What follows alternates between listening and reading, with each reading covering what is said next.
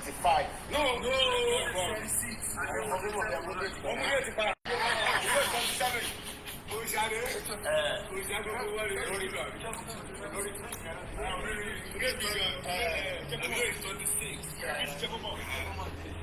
February 2025. Yeah. Ekiti náà pè mí orí ẹ̀yìn jẹ́ kó mọ̀ lẹ́yìn tó mọ̀.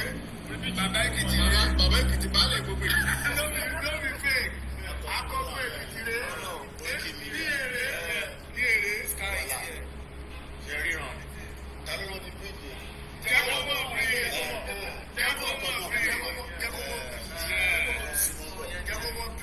No going back in your Yoruba nation is coming back. No going back. Lágbára nínú màá. Mo ṣàdúrà rẹ̀. Èkìtì náà pè mí.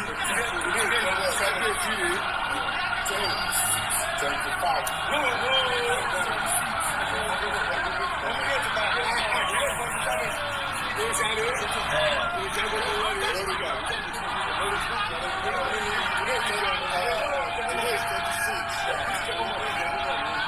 February 2025. Yeah. Ekiti náà pè mí orí ẹ̀yìn jẹ́ kó mọ̀ lẹ́yìn tó mọ̀. Bàbá Ekiti balẹ̀ gbogbo èyí. Lóbi fake.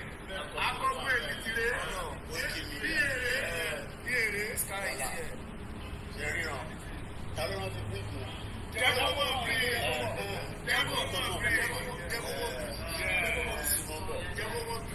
No going back in your Yoruba nation is coming back. No going back. Lágbára nínú màá.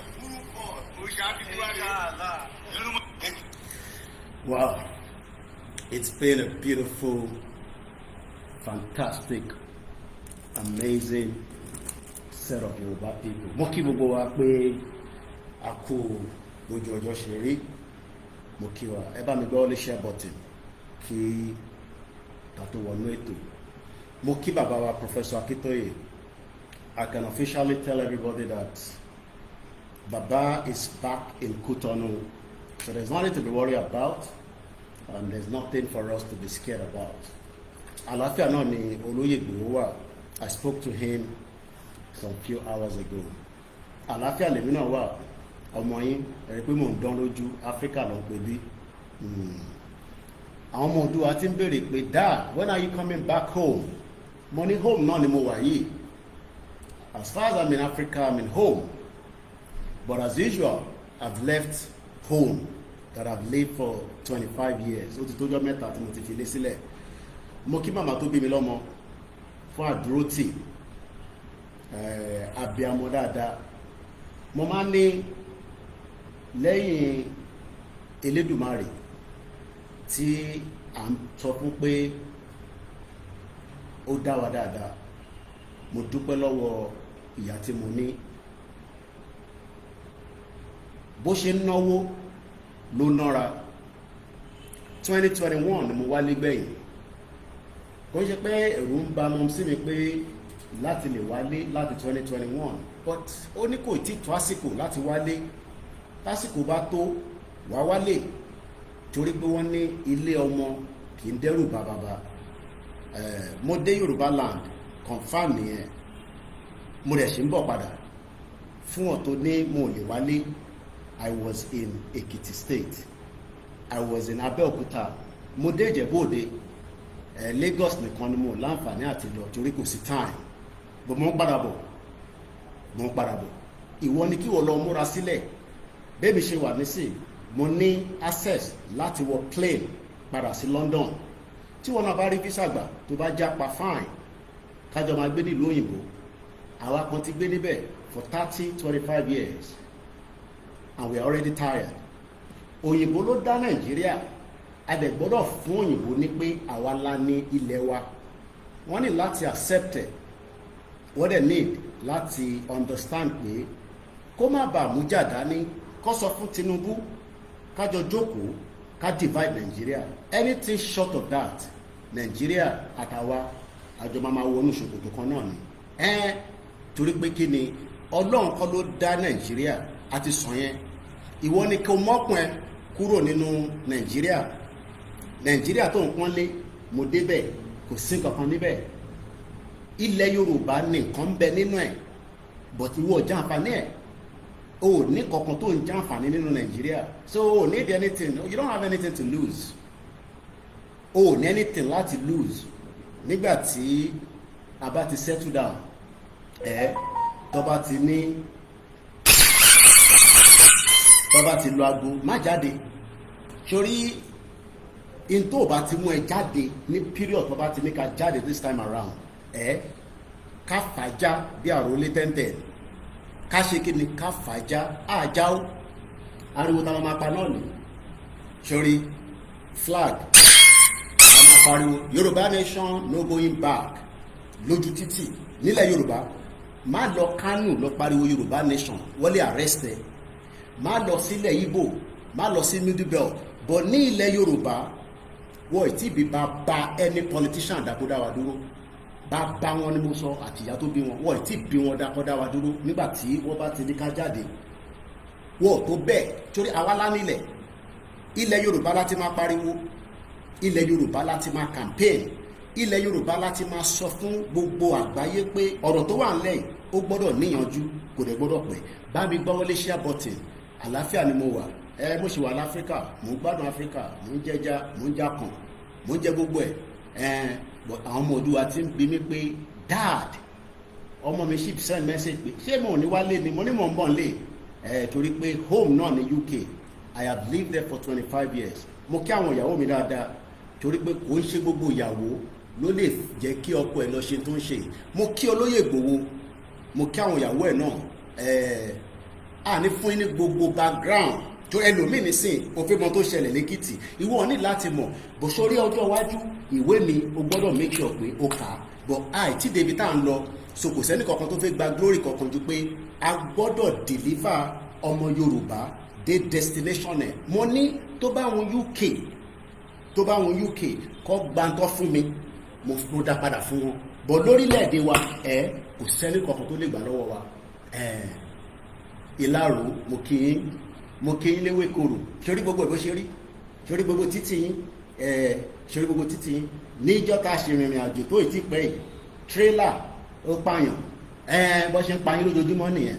Ìlú òfò, ìlú àdánù, ìyẹn ni wọ́n ṣì wọ́n sọ pé Nàìjíríà máa da, máa dún rẹ pẹ̀lú àwọn tó ń sọ pé Nàìjíríà máa da, olórí burúkú àtàyé làwọn politician. Sórí gbogbo ọba ṣe bẹ́ẹ̀ di òfò káàkiri, ó ti yé yín mọ̀ ní láti gbogbo ẹnu sọ̀rọ̀, ṣẹ́rí bẹ́ẹ̀ di òfò tí bàbá òfò, àwọn bàbá òfò àwọn ò ṣe bẹ́ẹ̀ dé yẹn nílùú wọn, ó ṣe jẹ́ kó lọ́ ti wá ṣe bẹ́ẹ̀ dé, wọ́n lè ṣe nílùú wọn torí pé wọ́n ò tọ́jú ìlú wọn dáadáa. Àwọn bàbá olórí burúkú, àwọn bàbá bomb bastard. Mo ní generation ilé àbáyé fan tó tán lẹ̀, mo ní ẹni tó fi kú ó fi pàdé ẹni tó fi pa, òun la wà lẹ́nu ẹ̀. Báwo lè share button, mo kẹ́yìn yan dáadáa, mo máa kọ́kọ́ kí yín fún àdúró tí bàbá Kítóyè ti dékú tọ́nu, ó ti dékú tọ́nu. Mo kí ẹ sister Elaine Káyọ̀dé mọ̀ láti dé Wales padà, ìyẹn la ṣe ń sọ fún ẹ̀yin tí ò tí lè japa. Sórí diaspora tó bá ń sọ fún ẹ pé Nàìjíríà máa da, àfi fún wọn ní èpè, bọ̀ èèyàn burúkú ni wọ́n. Kò sí ọmọ Yorùbá kan tó máa ń gbé ní abroad tó gbọ́dọ̀ sọ pé Nàìjíríà máa da. Èmi ò ní ṣépè fún yín o, bọ̀ aláìda èèyàn ní very wicked bastard. Ṣé mo bú yín ni? Mo ì tí bú yín, ọmọ àlè ní, torí pé tó bá mọ tó ń bẹ nílẹ̀ Yorùbá, mo ní release gbogbo tí mo rí nílẹ̀ Yorùbá fún yín. Mo mọ̀ pé ẹ fi mọ tí mo rí, mo ní sọ fún yín. Bọ̀ lórí ìrìn àjò yìí, mo ní ẹ̀rù kì í ba Kóìkì, ẹ̀rù ń ba Ìgbòho, ẹ̀rù ò ba bàbá Kítóyè, ẹ̀rù ò ba Ìyájagun, ẹ̀rù ò ba Ṣọlá kò gbọdọ̀ kú, Ẹ̀mọ̀lá, Gani Lágbàlá, George Akínọlá, àwọn gbogbo ọmọ Yorùbá ẹ dúró dáadáa, ẹ lọ múra dáadáa. Mo ní lọ ṣògùn, lọ dí ifá. Sórí àwọn wòlíì ti send message pé Kóìkì ẹ gbọ́dọ̀ jáde tán, in tó bá fẹ́ gbà àwa ń fi àdúrà ràn yín lọ́wọ́. Mo kí gbogbo àwọn sẹ̀lẹ̀, àwọn kérébù, ìyá kan wọ́n ló ti tójọ́ mẹ́ta táwọn ti gbúrò mi, wọ́n kàn rí voice note mi. Bàbá kan nínú mọ́tò lòun ti ń play voice note mi fáwọn àwọn èrò, wọ́n wá ń béèrè pé radio station wọn lélẹ̀, òun sọ fún wọn pé Koikimedia ni. Mo ní VM tí mò ń ṣe yẹn bá máa pín dáadáa, ẹ bá mi máa pín dáadáa kó lè débi tó yẹ kó dé, máa play fáwọn ará ilé ẹ etí wọn máa là. Àwọn ọmọ Yorùbá, Nàìjíríà ò lè ever work, olórí burúkú àtàyé làwọn foreigners tọkọ gbogbo sínú wàhálà. Ẹ sọ fún Tinubu pé a ní kankan tàbí fi bàjá, torí pé a lè jà, ọ̀lẹ ni wá, ọmọ ọkọ ni wá, kò sí tó ń bà wá lẹ́rù. Mo kí Expire, mo kí ogun ẹ̀ta ará Èkìtì, gbogbo wọn tó ń sọ pé báyìí ló ṣe lọ lẹ́kìtì báyìí kọ́ ló ṣe lọ bẹ́rí àlá lọ ṣe àtúnṣọ fún yín tẹ́lẹ̀ àtúnṣọ fún yín pé kò ṣe Yorùbá nation rally àwọn ọmọ olókùn ní báwọn bá ṣe fẹ́ nǹkan wọn ní kájọ báwọn ṣe bọ́tá bá ti lu ìlú aago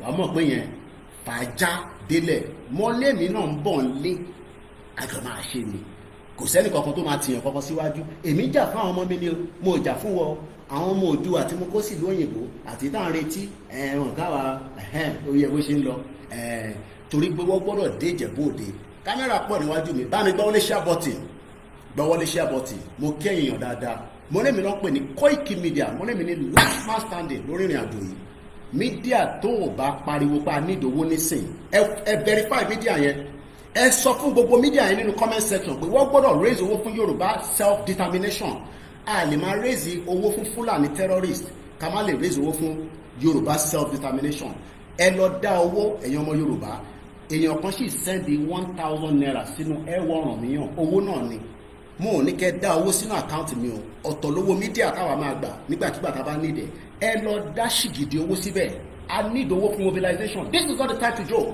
ẹ máa fi sínú comment section gbogbo mídíà tẹ́ bá lọ wò pé kí ló dé tí wọ́n sọ̀rọ̀ pé wọ́n need owó kí ló dé tí wọ́n sọ̀rọ̀ pé Yorùbá nation need owó nísìn this is the time we need money this is not the time to joke tá a bá fẹ́ kúrò nínú Nàìjíríà 2025 ó possible wọ́n kù sí ní àti ẹ lọ́wọ́ mo ní a máa ran bàbá Akíntóyè lọ́wọ́ ni a máa ran Ìgbòho lọ́wọ́ ni kọ́kọ́ gbọ́ ilé kó máa fi jẹ̀gbádùn mọ́ ń bọ̀ mọ́ ìtìdè.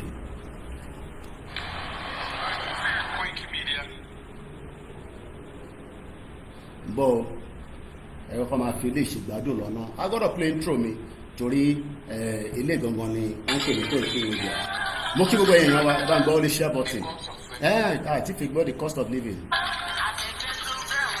afẹ́fẹ́ ìmọ̀ máa fẹ́ ni bá mi gbọ́ ilé share button wọ́n gbọ́ ilé share button mo kí gbogbo èèyàn wa.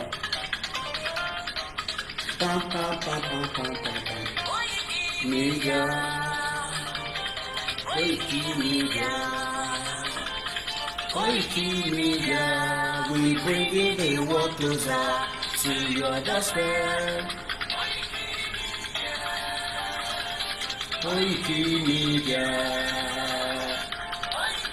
Bàbá mi Prophet John Ogundele mo kí dáadáa bàbá yẹn bá pè mí àdúrà ló máa kọ́kọ́ gbé síwájú ó ní ẹ máa lọ kò sí kankan tó máa kan yín lọ́nà ìwà àti Ìgbòho àti bàbá Akíntóyè àti gbogbo ẹni tẹ́jọ́ ṣe tẹ́ ń finú kan ṣe torí pé o ò lè máa finú kan ṣe bó bá sàṣìwà kò ní ràn wá torí pé inú kan la gbé dání ìyà jẹ Ìgbòho wàláì olówó ni olówó ni ìyà ò jẹ bàbá Akíntóyè bàbá 90 years òkè ló fẹ́ fi owó ṣe ìyà ò jẹ mí náà torí ọmọ olówó ni mí bẹ́ẹ̀ ni mo sọ ọmọ olówó gidi ni mí àwa ti rí owó rí tí wọ́n bá rí owó rí àwa ti rí owó rí owó ṣìgìdì owó àti rí èmi lọ ṣe interview ní l'Abuja ní 1998 láti lọ gba visa ṣèbí dropping lẹ́yìn ṣe nísìn mo kí bàbá mi Prophet John Ogundele láǹfààní àti rí yín lélẹ̀ tí mo wà àtúmọ̀ láǹfààní gbogbo ẹni tẹ́ ẹ fi rí mi tẹ́ rí mi ẹ fọkàn balẹ̀ january láti máa pàdé ìwọ ni kí wọ́n lọ múra dáadáa lọ dira lọ múra dáadáa gidi báyọ̀ ní àkọ́ fúnlẹ̀ àwa la ní ewé àti egbò pásítọ̀ ń lò wòlíì ń lò babaláwo ń lò má jẹ́ kẹ́ ní bọ́dì fúnlẹ̀ àwa lọ́lọ́run dá fún ewé àti egbò láti máa fi tọ́jú ara wa ni má fi ṣe jàǹbá má fi ṣe kà má fi ṣàṣeyàn ìwọ máa lò kó máa fi prepare mind ẹ torí Nàìjíríà 2025 ìta bá fẹ́ push a máa náwó àdèmáṣògùn àdèmáṣàdúrà ìwọ má dákẹ́ àdúrà mo ní Yorùbá nation kò ń sọ̀rọ̀ àwọn kan ní Yorùbá nation ṣe social media ni wọ́n ló rò bẹ́ẹ̀ ìwọ ló rò bẹ́ẹ̀ ní tí mo sọ ni pé ọ̀rọ̀ tó wà ń lẹ̀ a máa fà jáde lẹ́nu àfi táwọn olóṣèlú bá accept pé ká pín Nàìjíríà tó bá accept wọ́n máa sáré ọ̀tọ̀ ẹ̀yìn orí kún wọn bó ṣe rí ni ẹ̀yìn orí gbogbo wọn bí kún wọn ṣe rí bẹ́ẹ̀bẹ̀ẹ̀bẹ̀ tí tó bá gbọ́ gbàsà tó bá gbọ́ gbò lórí M1 wọ́n máa tú dànù ni àwọn bomb bastard àwọn olórí burúkú èèyàn ẹ sọ gbogbo adé tálákà ẹ sọ gbogbo adé olóṣì ẹ sọ gbogbo adé ibi tá à ń tọrọ jẹ lójoojúmọ́ àbí bẹ́ẹ̀ kọ́ èyí tí máa gbádùn ẹ̀ ń ṣe Instagram mo rá àwọn ọmọ Abacha lórí Bob D àwọn ọmọ Abacha Bob D post wọn the same Abacha àwọn gbádùn ní Paris, ìwọ máa lè bọ́n bastard, má jẹ́ kí n bú ẹlẹ́ni o. Àwọn ọmọ Abacha gbádùn ní Paris, wọ́n sọ fún wa pé kí la máa ṣe. Èbí nǹkan tẹ́ sọ fún wa ni ẹ̀yin fi owó tí bàbá yín jí nínú Nàìjíríà ẹ fi ń káàkiri gbogbo Paris lọ London lọ Canada lọ dis, ìyà ń jọmọ Yorùbá lórí ilẹ̀ wa. Àtàkì ní ìtàn bí ayò. Mo ní last card check up lọ́wọ́ tí Donald Trump ṣe fún Zelensky, ó sọ fún pé o lè wá disgrace wa l'Amẹ́ríkà, ìbáwá la gbówó fún ẹ fi owó wa, owó lẹ Yorùbá ẹ fi ń ṣe ọ́bìsì wa lójú àdùn. Owó tẹ jí nílẹ̀ Yorùbá ẹ wá fi ń ṣe ọ́bì fún wa. Ẹnu ẹni gbogbo àjọ wa bá gbọ́wọ́lé share button, mo bẹ̀ torí Ọlọ́run gbọ́wọ́lé lówó tó fẹ́ fún mi bá mi share program yìí, gbọ́wọ́lé share button àìtí ìbẹ̀rẹ̀ program.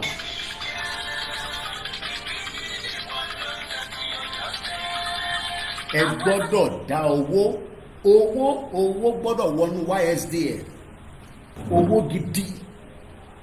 A lè máa dá 17 million, mo mọ iye tó dá fún Fúlàní terrorist tó kidnap ọmọ Afẹ́nifẹ́re, wọ́n ti fún mi ní reporting, but a mọ̀ wọn náà wọ́n need 100 million, but wọ́n kówó fún wọn, owó gẹ̀bẹ̀lẹ̀, wọ́n ra ìbọn, wọ́n ra ẹ̀pà, wọ́n ra sophisticated machine gun M2. Tàbí mo wo fíìmù kan tó bá ti lọ wo fíìmù kan tó ń pè ní counter attack lórí Netflix. Mo mọ̀ pé èèyàn kan máa ń láìkì tí bá ti sọ àwọn fíìmù yẹn, òun ni mo wò lánàá. Èmi láìkì fíìmù tó bá ti ń yìnbọn.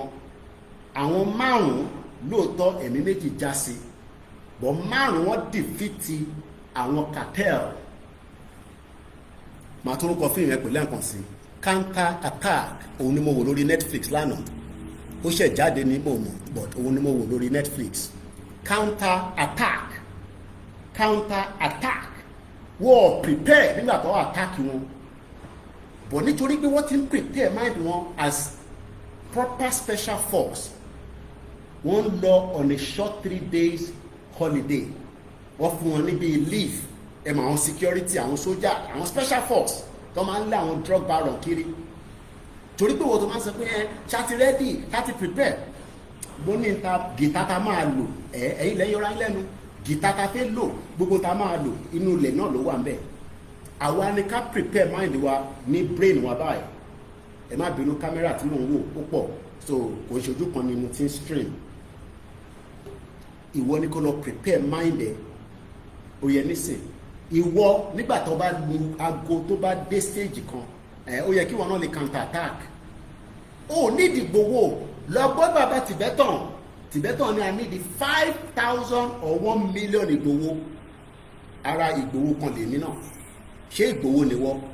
Ó kàn fẹ́ ló ṣe Ìgbòho. No, ó máa lọ prepare mind ẹni. Torí ìtànfà yìí, ó máa lé ju bá ṣe fà lọ yìí nígbà tó bá dé stage kan. But lọ prepare mind ẹ. Tẹ́ ẹ̀ báyìí tí wo movie yẹn, ìwọ tó ti gbórúkọ movie yẹn rí, wọ́n ń pè ní counter attack. 1, 2, 3, 4, 5. Àwọn 5 lóòótọ́ towards the end sniper àwọn kan kú, another one sacrifice ààrẹ nígbà tó fi fi ẹ̀yìn. Ó mọ̀ pé àwọn ọ̀dàlẹ̀ Yorùbá báyìí bá ṣe fi bẹ̀rẹ̀ rally báyìí nísìn, wọ́n ti ń lọ lẹ́yìn. Ó dá ìmọ̀lẹ́ máa gbà wọlé, kí ló máa ṣẹlẹ̀? Ṣé ní gbogbo yín yẹn counter attack la máa ṣe fún yín. Ọmọ tó ń pè ní counter attack, ìwọ tó bá ní Netflix ẹ lọ wò ó tàbá parí program yìí ni o. Counter attack, ìyàn kan náà ń wò, kò ní bàjẹ́ fún Fẹ́mi Adéyẹmí, ọmọ Yorùbá tàtà. Ó ní I watched the movie yesterday, kódà máa tuntun wò lénìí. Counter attack counter attack. Tó bá ti lọ wo movie yẹn, wà á ní understanding pé it is all in the mind. It is all àwọ̀ ọ̀já but a gbọ́dọ̀ prepare fún ìjà. Bẹ́ẹ̀ni ó ṣe rí gangan nìyẹn. COUNTER. Ẹ̀yin tẹ́ bá wà ní diaspora, tẹ́ bá ní Netflix, Prime, Amazon, àbí wọ́n tó wà Nàìjíríà tó bá mọ̀ bó ṣe lè download ẹ̀, mo bẹ̀ torí Ọlọ́run lọ́wọ́ fíìmù yẹn. Wà á mọ̀ pé kò ń ṣe mo ní Ìgbòho ló ní kọ́kọ́rọ́ lọ́wọ́, àwa gbọ́dọ̀ ràn lọ́wọ́ ni. Tó bá ti ní ká jáde 15 million ká jáde counter attack lọ́wọ́ fíìmù yẹn. You will understand that it is all in the mind. Nígbà tó ń lọ, wọ́n mú ṣìngbá dání, but they were able to protect. Kódà wọ́n defend the civilian méjì bá ṣe máa defend ilẹ̀ Yorùbá nìyẹn. sórí fíìmù yẹn sórí pé àwọn ọmọ méjì tó defend ìyá àtọmọ táwọn kàtẹ́ kó sínú ilé tó ń bá sùn wọ́n ti bá wọn sùn títí àṣà àwọn yẹn máa wá rescue wọn wọ́n dẹ̀ save àwọn méjèèjì yẹn bá ṣe máa save ilẹ̀ Yorùbá nìyẹn kò ń ṣiṣẹ́ Koiki nìkan bọ̀ mo sọ fún gbogbo ọmọ tó ń pariwo Yorùbá nation lọ́wọ́lọ́wọ́ nísìn ẹ sọ fún wọn wọ́n gbọ́dọ̀ máa pariwo gbà nídòwó èmi kọ́ mo ní kẹ́ dáwó sínú àkáǹtì mi o ẹ dá sínú YSDF ẹ gbọ́dọ̀ dá owó a máa ṣe poster a máa ṣe banner a máa ṣe this a máa ṣe that ṣé Tinubu ló máa fún yín lówó dey play wọ́n bá ọmọ ìtìdè.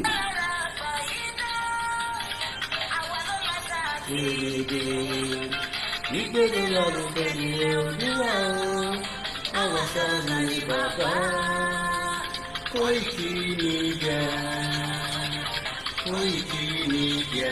ẹ bá ń gbọ́ orí ṣẹ́bọ̀ tí mo bẹ̀rẹ̀ yìí èmi náà ń ṣẹ́ lọ́wọ́ ẹ̀yin náà bá mi ṣẹ́ èdè ń gé lè wọ́n ní orí pam-pam pam-pam ọ̀dẹ̀ dem move closer because they go sabi. Dem never know wetin we carry for body or if dem move closer because they go sabi. ọ̀gbìn ọlọ́dà ẹyẹ ìyẹ̀wò ọlọ́dà àjò.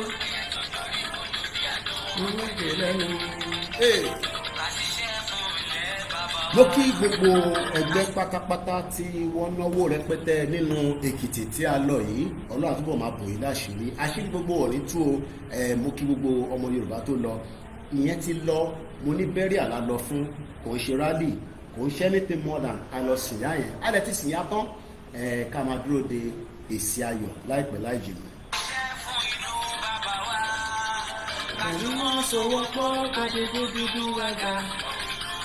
mo kí gbogbo ẹ̀yin àfáà mo kí gbogbo ẹ̀yin babaláwo mo kí gbogbo àwọn tí wọ́n ń ṣàdúrà lọ́tún lọ́sì mo kí ẹ̀yin tèmi tí ẹ ti ń wọlé lórí mixlr tó o bá lówó data mo lè help ẹ torí èmi kọ́ ni máa fún ẹ lówó máa lọ gbọ́ mi lórí mixlr a wà lórí Twitter Instagram nìkan là sí lórí ẹ̀wọ́ ti yọ wá kúrò a sí lórí TikTok àmọ́ bí aláìpẹ́ láì jìnà àwo bí a lè review ẹ̀ torí nígbà tó lóye wà lórí TikTok èmi náà gbọ́dọ̀ wà lórí TikTok nìyẹn àbí kí lẹ́ni mo wí mo kí gbogbo àwọn tí wọ́n ń ṣiṣẹ́ takuntakun ní underground ní background èyí tẹ́ rí àti tẹ́ rí gbogbo nǹkan kọ́ la máa wá sọ pé lórí social media Yorùbá nation kì í ṣe múvì àfọláyan tá a máa tẹ́bù gbogbo ẹ̀ bó ṣe ń lọ lélẹ́yìí o ó ṣe ń lọ lélẹ́yìí o òfin mọ̀ pé mo máa lọ sí Èkìtì náà ṣé tèmi bá sọ fún ẹ pé mò ń bọ̀ lẹ́kìtì ṣé ò ní lọ dènà dèní pọ́n bastard.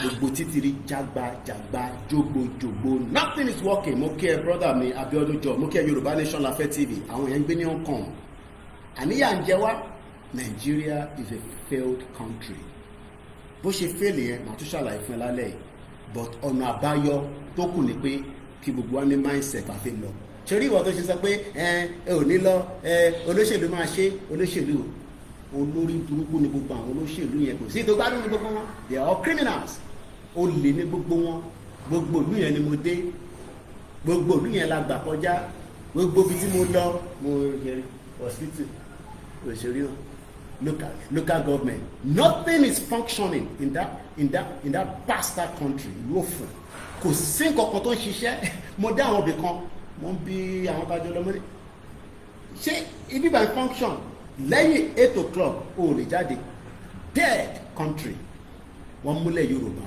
wọ́n sọ di aṣálẹ̀ mọ́ wa lọ́wọ́ ẹ̀ ní sórí rẹ̀ gbogbo ní pátápátá.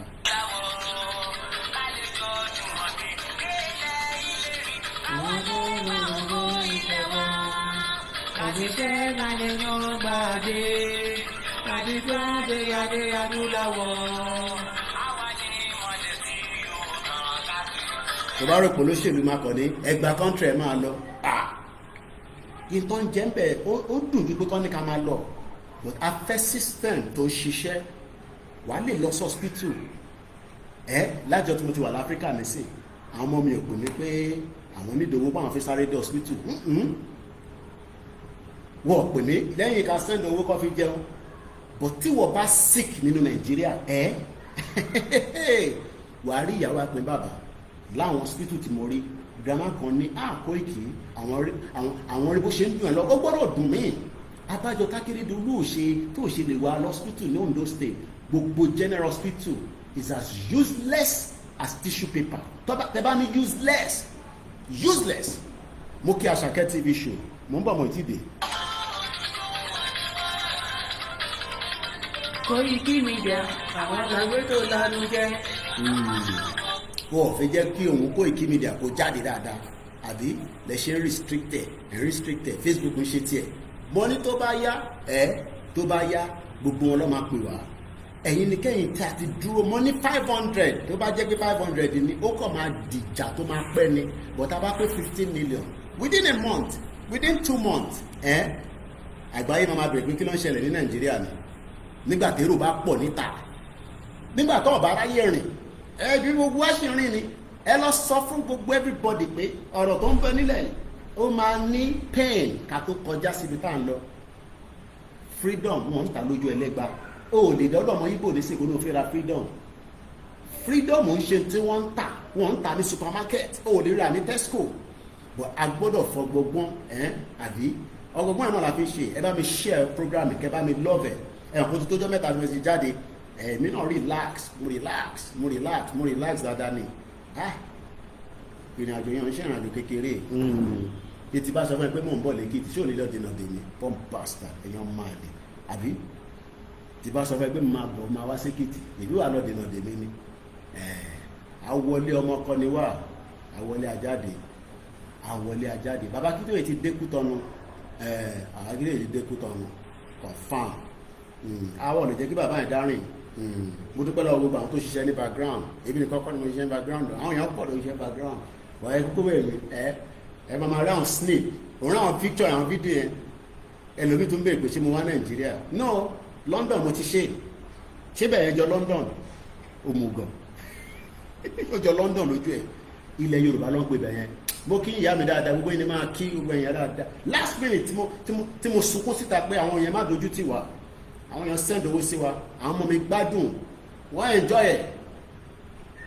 my staff will continue to enjoy my presence as their boss ìyà ò ní jẹ wọ́n torí iṣẹ́ takuntakun èyí ló ní tí n tapọ̀ láìpẹ́ pé a ní personal vehicle tó gbé wa lọ bá achata mọ́tò lọ tó gbé wọn lọ tó gbé wọn padà adúpẹ́ fọlọ́run and nobody can disrespect my staff kò sẹ́ni kankan tó gbọ́dọ̀ disrespect wọn torí pé iṣẹ́ takuntakun ló ń ṣe kò ń ṣe gbogbo èèyàn ló lè ṣe tó ń ṣe tó mo gbé òṣùbà fún wọn tẹ bá ń gbọ́ Koikimedia mo ní 25 ló wà níbẹ̀ àpọ̀fídí ẹ̀wọ̀n yìí ni ẹ ṣáà rí wa ṣe sin òkú yẹn a sin láti mọ́ṣúárì a sin dé kíní tó fi pè ní Koiki ẹ̀yin invest in us ẹ gbọ́ Koikimedia ní abúlé yín but ẹ̀yin àtẹ́lẹ̀ bá fẹ́ invest àbí ẹ dúró dé NTA àbí mò ń bọ̀ tó máa ń tẹ̀mí ẹ bí asáré kí á ń tẹ̀mí ẹ iṣẹ́ wa fúnlẹ̀ wá forílẹ̀ ibi wa kàgbéga falérí ìgbàgbọ́ wa ní pé gbàtí bẹ̀rù làbọ̀ mọ́ ká ṣiṣẹ́ ká jọlá ìṣọ̀kan àtòmìnira ní kẹjẹ ká máa lépa ìtẹ̀síwájú fọ́pọ̀ ire àtòhun tó dára ọmọ Oòduà dìde bọ́ sípò ẹ̀tọ́ rẹ ìwọ ni ìmọ́lẹ̀ ògo adúláwọ̀. bọ́ọ̀ sókè lẹ́ẹ̀kan sí.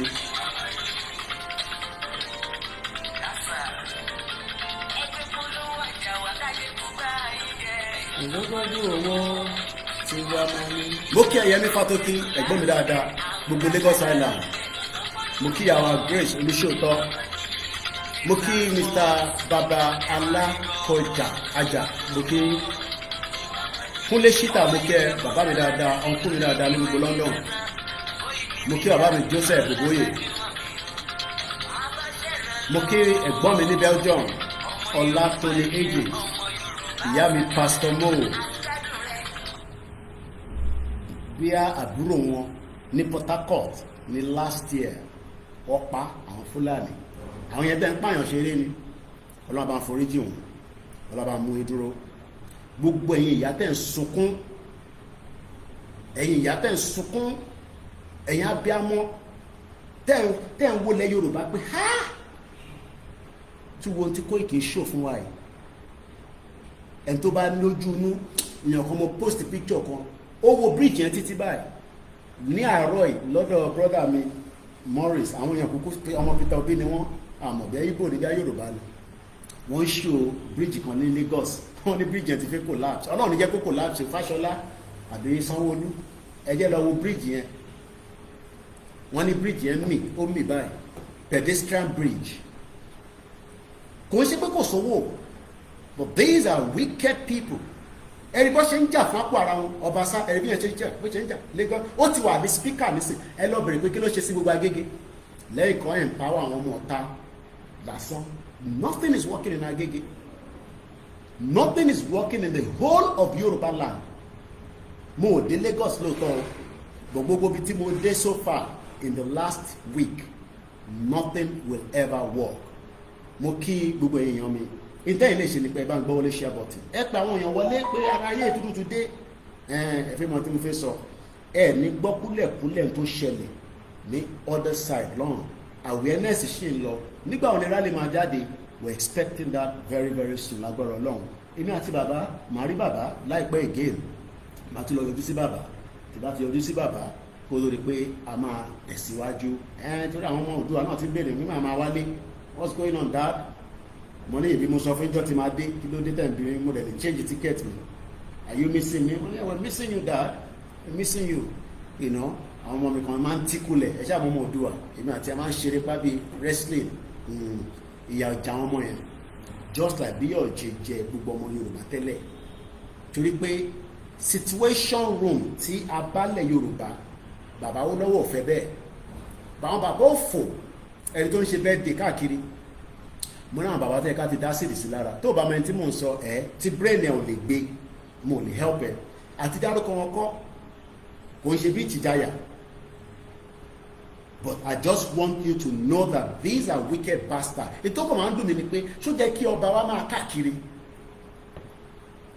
Wọ́n á squeeze ọba wa mọ́ round table chair. Jọ̀rọ̀ pé please àwọn bàbá burúkú. Kábíyèsí, Adépẹ́ lórí Ọọ̀ni of Ifẹ̀.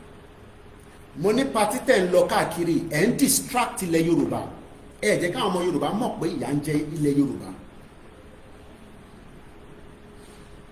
Odi ní kábíyèsí lọ pàtí káàkiri ẹ níbẹ̀ ẹ lè fi ọ̀pá yín ránṣẹ́ sí wọn náà ẹ fi ọ̀pá ránṣẹ́ ṣé palace yẹn ṣé kankan wà ní palace tó ń gé kábíyèsí jẹ ni and please do not blog me anyhow máa flag yín dáhùn yín tẹ́ bá ń lo show mi torí èmi àti kábíyèsí àní ìjà mo kàn béèrè pé ṣé nǹkan kan wà ní palace tó ń jẹ́ pé kábíyèsí gbọ́dọ̀ jáde síta torí èmi ò rí kábíyèsí tiwa king wa tó bá yẹ pé lọ ń ṣí wọ́n ṣomi síbì kan ní ẹ lọ yes that is okay but pàtí tẹ̀ ń lọ yẹn ti pọ̀ jù pàtí tẹ̀ ń lọ yẹn ó ti pọ̀ jù it's too much it's a distraction because mo rí gbogbo Ọ̀ṣun state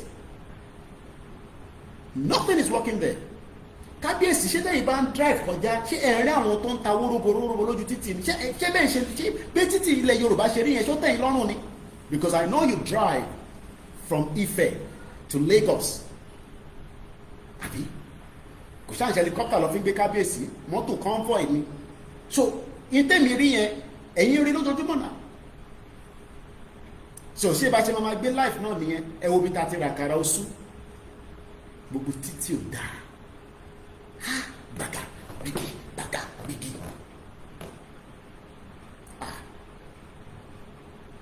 something is wrong in Yoruba land tẹ́ ẹ bá tẹ̀ support Yoruba nation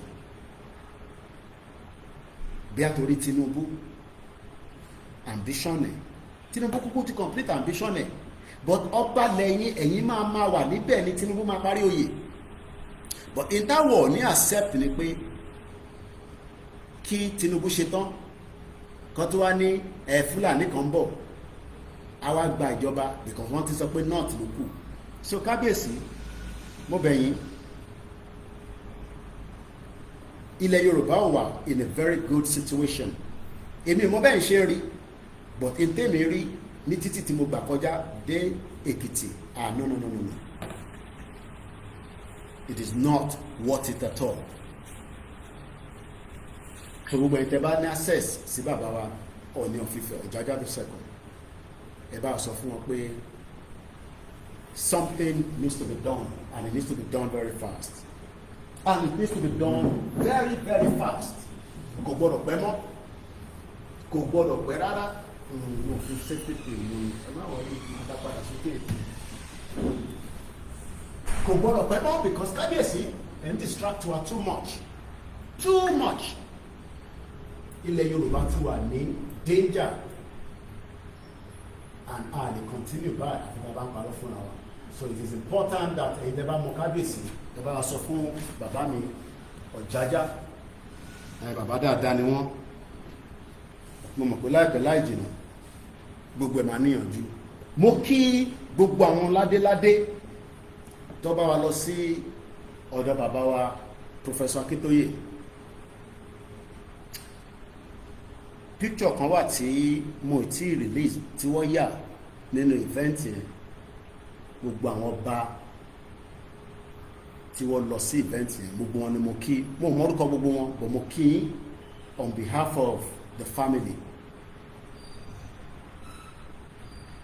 àwọn ọba yẹn mọ̀ pé bàbá Akintoye ó ní kọ̀ọ̀kan tó gbé sórí tó fi rescue ọmọ Yorùbá but ọ̀dàlẹ̀ ti pọ̀ jù àwọn tí wọ́n fẹ́ nǹkan dáadáa kó ṣẹlẹ̀ sí ìran Yorùbá àwọn ìkà tí wọ́n mọ̀ pé ìyà ń jẹ pálásì míì èèyàn ọmọ Yorùbá pálásì kábíyèsí mi kò sí ná wọn ní jẹnẹrétọ̀ tó bá ti múná lọ́wọ́ ti mú lọ náà nìyẹn everywhere becomes dark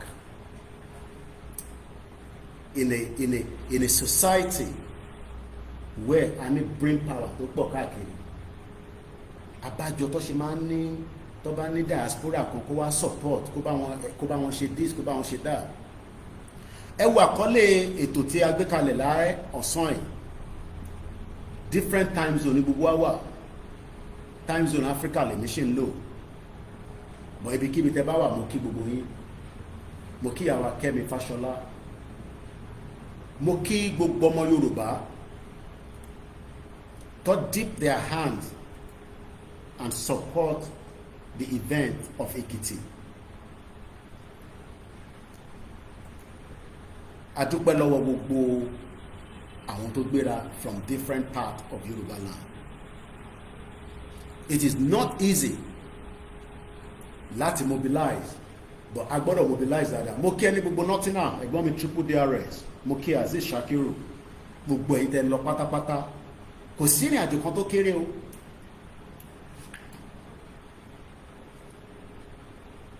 Sẹ́yìn diaspora mo bẹ̀ yín. Ẹ̀yin ni máa kọ́kọ́ wá bẹ̀ nírọ̀lẹ́. A gbọ́dọ̀ rescue àwọn èèyàn wa. Àwọn èèyàn wa wà in danger. They are ready. But we need to empower them a lot. Ìwọ tó ní o ti gba country, èmi ò rí kankan tó jọ bẹ́ẹ̀ o. Farabalẹ̀ kó gbọ́ mi dáadáa o. A lot of things are classified tí mo lè fi síta, but níbi tí mo dé tí mo tún confirm nígbà tí mo wálé kò sí nǹkan kan tó jẹ́ pé ti gba country o. Má yẹ kẹ́ni kankan fún ẹ ní fàbú. A máa gba Yorùbá nation, ọmọ Yorùbá ní gbogbo wa, but pé ti gba country ẹ. Money work tó bẹ́ẹ̀ gbogbo wọn, ìrìn àjò tí mo rìn yẹn, ẹni káwọn wá rìn kọ́ wá sọ fún pé ti gba country. Kọ́ point local government tí country yẹn ti ń ṣiṣẹ́, because mo béèrè lọ́wọ́ àwọn èèyàn pé ṣá ti gba Yorùbá nation, wọn náà ti gbà wọn níbo àwọn ń gbọ́ pé bàbá Akíntóyè àti Ìgbòho wọn ń gbìyànjú pé kílẹ̀ Yorùbá kó dá dúró. Mo ní ẹ gbọ́ pé Yorùbá ti wà independent, wọ́n ní kò síbi kankan táwọn ti gbọ́. So gbogbo yẹn illusion ni, mo lè sọ pé mo confirm yẹn. Mo kí bàbá mi ẹ̀gbọ́n mi dáadáa Òkìkí Ọlámilékan, mo kí bàbá Búsàrẹ̀. Ẹ jẹ́ kí n kí ẹ̀yin èèyàn wa ká tó máa record, because tí bá ti bẹ̀rẹ̀ sí record kọ bàbá mi kan ní àwọn ń play audio mi nínú mọ́tò fáwọn àwọn tí ó dà pé bí a transport business ló ń ṣe. Wọ́n náà wọ́n wá ń béèrè pé radio station wọn lélẹ̀, àwọn wá nínú ilé ìṣe radio station náà Koikimedia ni o pé Koikimedia ni o kò ń ṣe radio station ní ìtí bọ̀bọ̀ yìí sọ yìí ọ̀rọ̀ tó mọ́gbọ́n wá ní problem tá ní ni pé àti penetrate but rally wa ó máa open a lot of doors. Mo kí bàbá mi láàárọ̀ ogun, mo kí gbogbo èèyàn tẹ́ wá on behalf of the family, mo kí ẹ Dennis, gbogbo ẹ̀yin tẹ́ wò náà online, gbogbo yín la kí o pátápátá.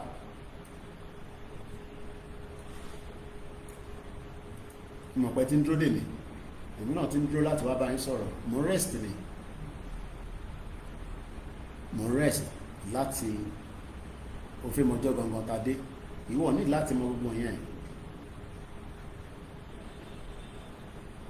In tó kọlù confam mi pé bàbá Akíntóyè wá sí òkú ìyàwó wọn, mo tẹ̀lé wọn wá,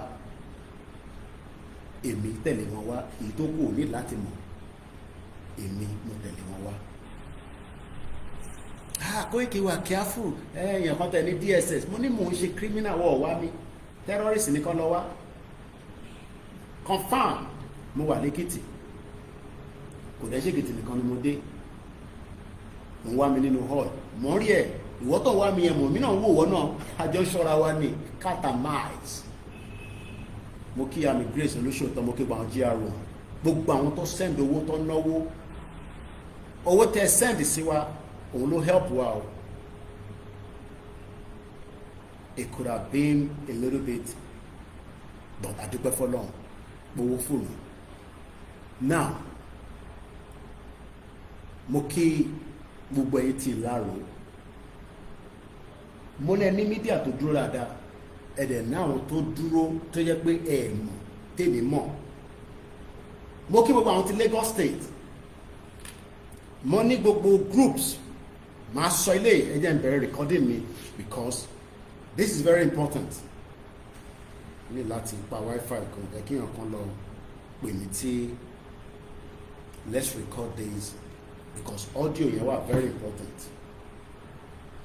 Ẹ̀rọ káwà bàbá ìlú òyìnbó, ìyá bàbá ìlú òyìnbó lẹ máa ń pè wá, ẹ̀fẹ́ ká wálé kákọ̀ máa send pounds pali.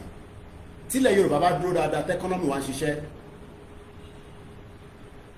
èèyàn kan ní I was also playing your voice notes in one security office like that and they asked which radio station is this. Ẹ̀yin ṣá ẹ máa bá mi play tẹ́ bá lè Bluetooth, ṣebí Bluetooth speaker lè máa sọ, ṣé mo gbà brother mi gbogbo Ifọ̀, má bínú pé mo lè yọjú sí gbogbo yín, ohun mi gbé káàkiri but inú rally láti máa rí yẹn ṣe. I'm sure gbogbo yín understand pé èmi náà gbọ́dọ̀ wá èmi náà ti di èèyàn tí àdúpẹ́ fọ́lọ́run. I'm sure pé ìwọ náà lè expect pé kì í ní ọ̀yá ẹ wá bá mi níbí báyìí o. I'm sure you all understand that security wise it is very important, but it's very important pé bàbá dé Èkìtì, ìyẹn Professor Akíntóyè wọ́n dẹ̀ ti padà sí Kútọ́nù, èmi àti bàbá sọ̀rọ̀ pẹ̀lẹ́ mọ̀lá lánàá, ẹ̀dẹ̀ ti rí picture èmi àti bàbá àtolóyè Ìgbòho. That's all I can say. I can't give too much. Nǹkan tí mo wá sọ awareness the nation create, Koiki kí ló ṣẹlẹ̀ nǹkan kan gbogbo yẹn ìtì bá fi pé ẹ ní láti gbọ́ màá sọ síta, but in tí mo fẹ́ mú jáde nírọ̀lẹ́ tó ń confuse a lot of people. Mo kí gbogbo alẹ́ nǹkan sí lórí ètò Koikimedia náà la tó wà ní ìrọ̀lẹ́ èní ní ọjọ́ kẹta nínú oṣù kẹta ọdún 2025. Yorùbá mi ti ń da díẹ̀díẹ̀, ọ̀pọ̀lọpọ̀ olóyè Ìgbòho tó túṣẹ̀ tó dé pé coordinator mo ní kó máa sọ ìbò sí mi, wọn gbọ́ ìbò tó ń sọ ẹ̀. Ọ̀pọ̀lọpọ̀ àwọn èèyàn wa ẹ̀ mix up group pẹ̀lú YSDM.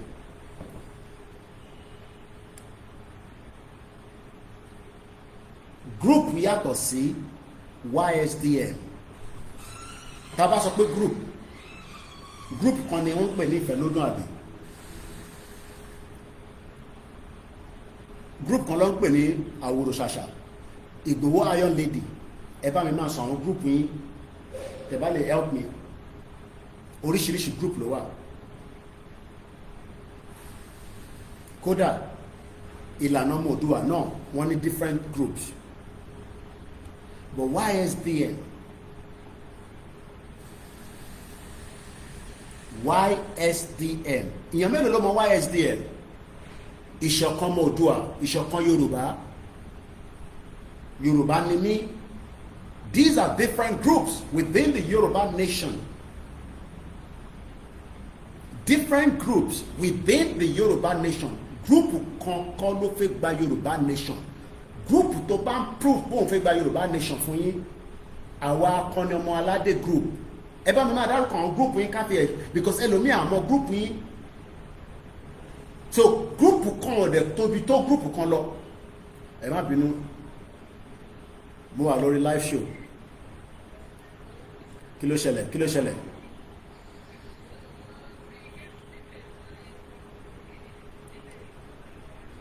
Kí ló wá ṣe?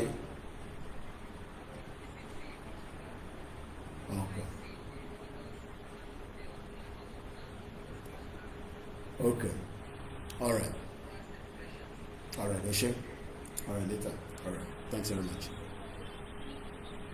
Oníkíní ẹ. On staff menu. So many groups are there and they are doing fantastic.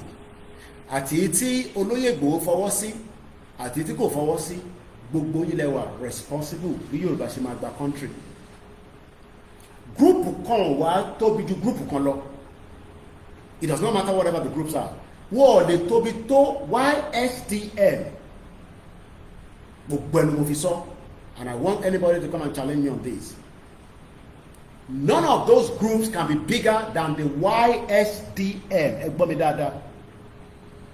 None of the groups, it does not matter àti tó lóye ní kọ́ lọ dálẹ̀ ní o àti tí wọ́n dálẹ̀ ní o kódà ìwọ náà lè dá group tiẹ̀ sílẹ̀ lálẹ́ yìí.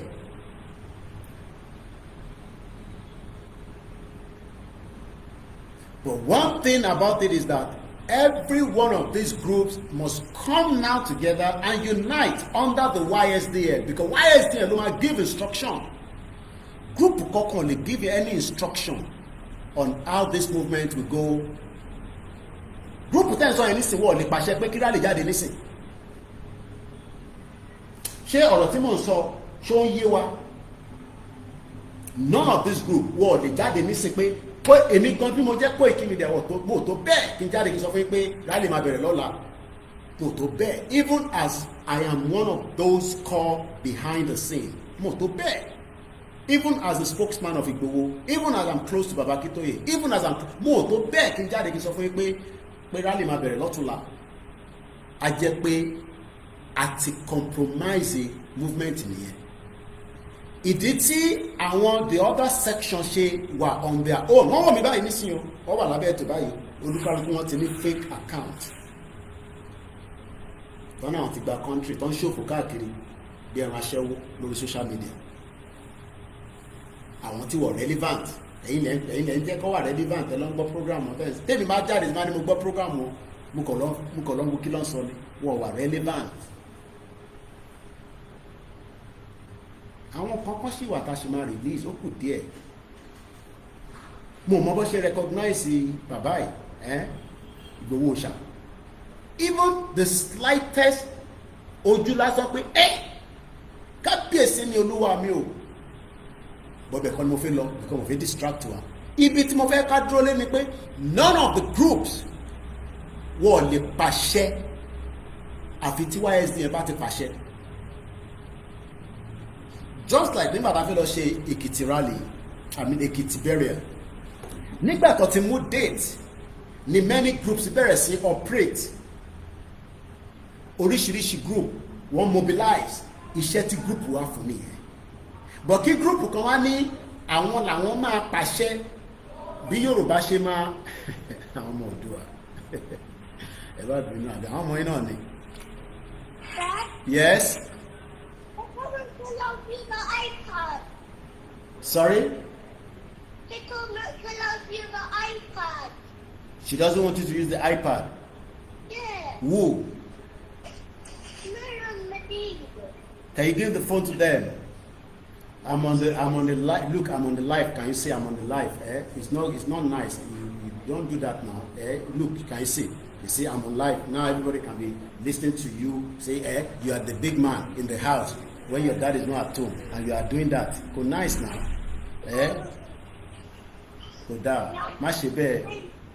Ṣé mọ̀ pé ìgbà tí wọ́n náà wà ní kékeré bó ṣe máa ń ṣe nìyẹn? Tàbí gbé fún ẹ nísìnyí ìwọ náà wá ń ṣe ọ̀hún ṣàgbàlagbà. How was school today? You okay? Bam from iPad. Hello, Mr. K. How was school today? What did you eat in the school? Egbo. What did you eat in the school today? Math, English, geography, and science. Repeat that again. What did you do in the school? Geography, science, math, and English. What did you eat in the school today? We ate chicken and rice. All right, I love you. I'll be sure. Where's Memuna? Bye. What happened? Why kilo shele?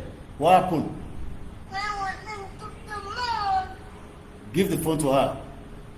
But your mom is at work. How are you going to talk to your mom? Kilo shele, Miriam. Why are you doing that for? They're not listening to us. I'm not telling them to take away the iPad. So. All right, give them the iPad. I'm busy now. I don't want them to be calling me. I'm in the live program now.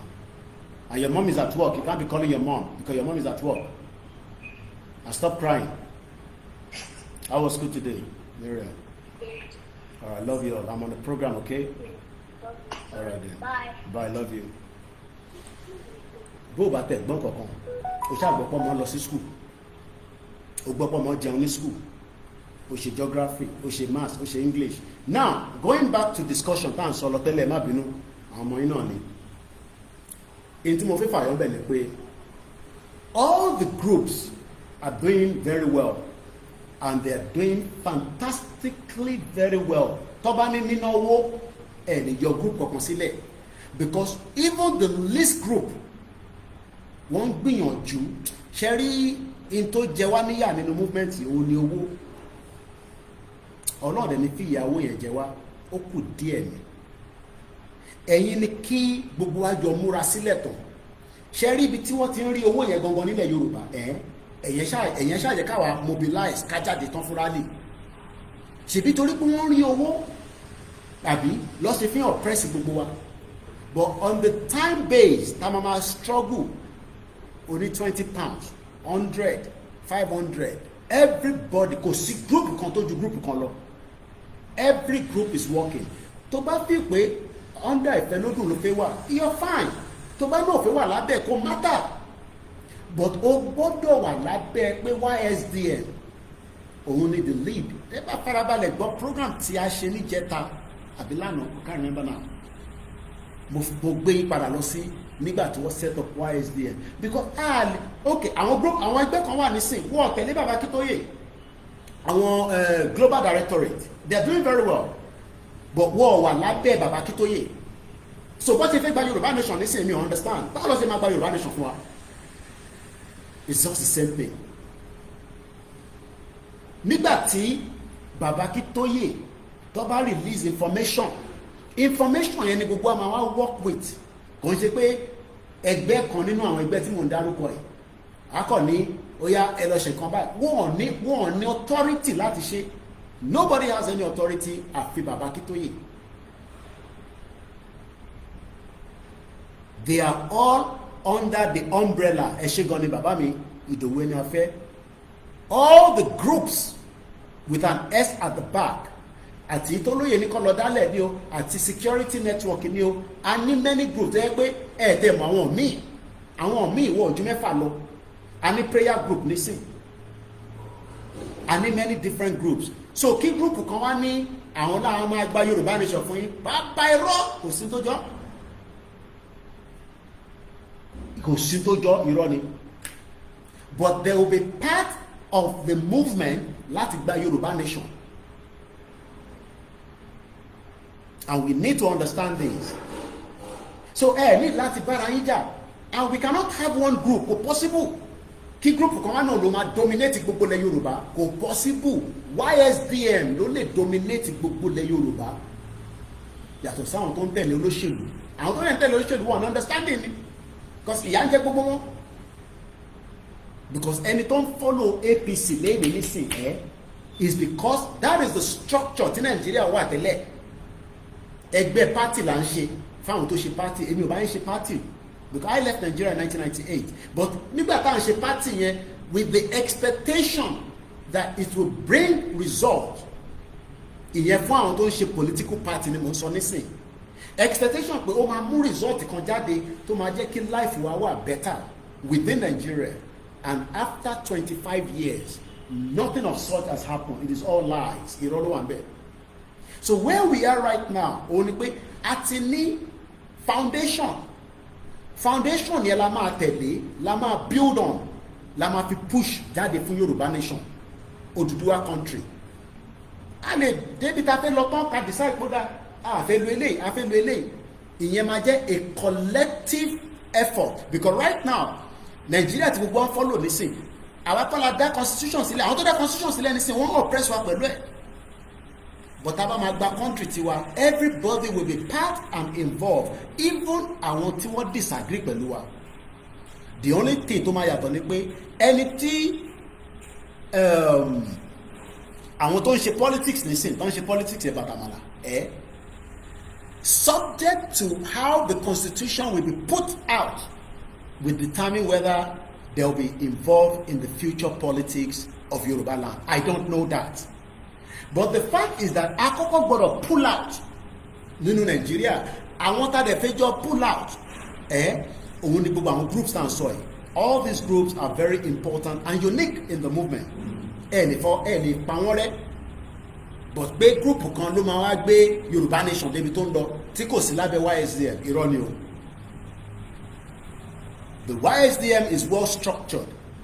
Wọ́n need owó, wọ́n need expertise, wọ́n need pé ká lọ support wọn, but we must be ready to work within each of these groups. Náà dárúkọ yìí, mo kí bàbá mi ọba Ògbóni.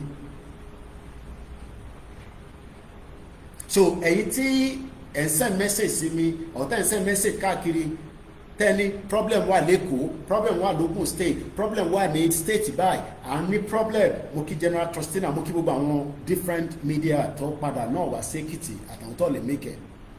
Let us get it clear. We are all going to do the job láti lè jẹ́ kí iṣẹ́ bàbá Akíntóyè jáde àti Ìgbòho. Ìgbòho lè wà ní Kwara tó wà ní Èkó as a person, but Ìgbòho lè wà ní Kwara as having representative of Ìfẹ́lódùn. Ìgbòho lè wà ní Kwara under the YSDM of Awurushasha, Ìgbòho Iron Lady, and many groups of such. And all these units will then come together. Olómawa dodindi. Olómawa help Yorùbá nation láti lè jáde. Ọ̀nà wo la fẹ́ fi jáde? Many people have asked this question in the last 4 years. Báwo la ṣe máa achieve Yorùbá nation? First, without bloodshed. Is it possible to have a country out of a country? Ṣé Nàìjíríà kọ́ máa láàpẹ́ ká gba country wa tí wọ́n kọ́ máa ní country yín lélẹ́yìí ẹgbẹ́ máa lọ? Is that possible? Ṣé the current structure tẹ́ ń wò ní Nàìjíríà nísìn ṣé ó láàpẹ́ ká divide Nàìjíríà? Constitution Nàìjíríà ò sí referendum, kò ní referendum clause.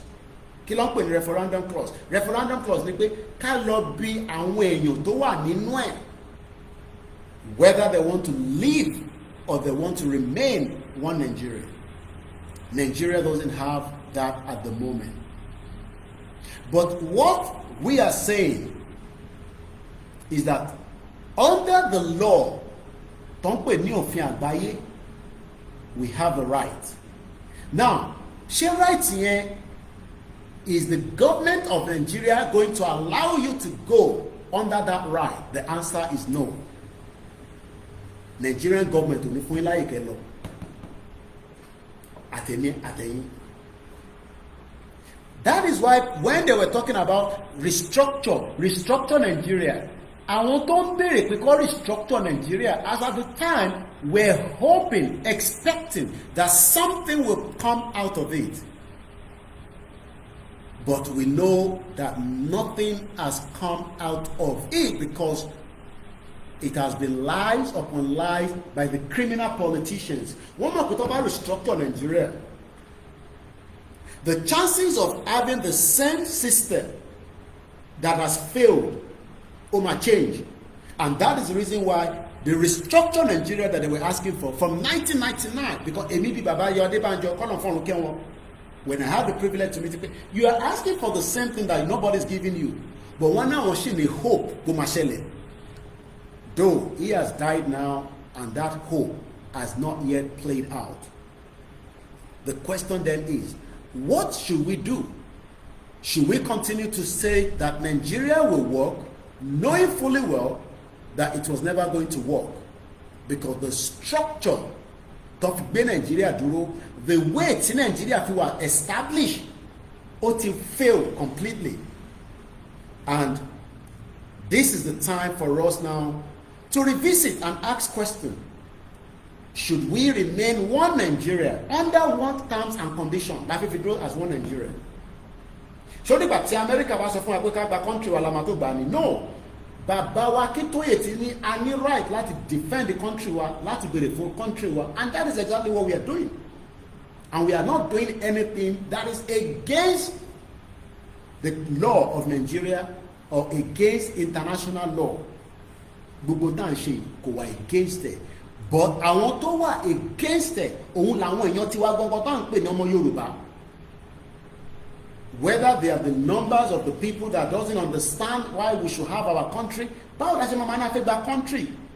Tàdá sọ pé country ta wà náà kò ń ṣe original country wa, and yet many of our people disagree with us. It's because they cannot see more than beyond their nose. Àwa ta wá náà fẹ́ gbà yẹn, a máa wá ní many different channels of different people tó máa play different role.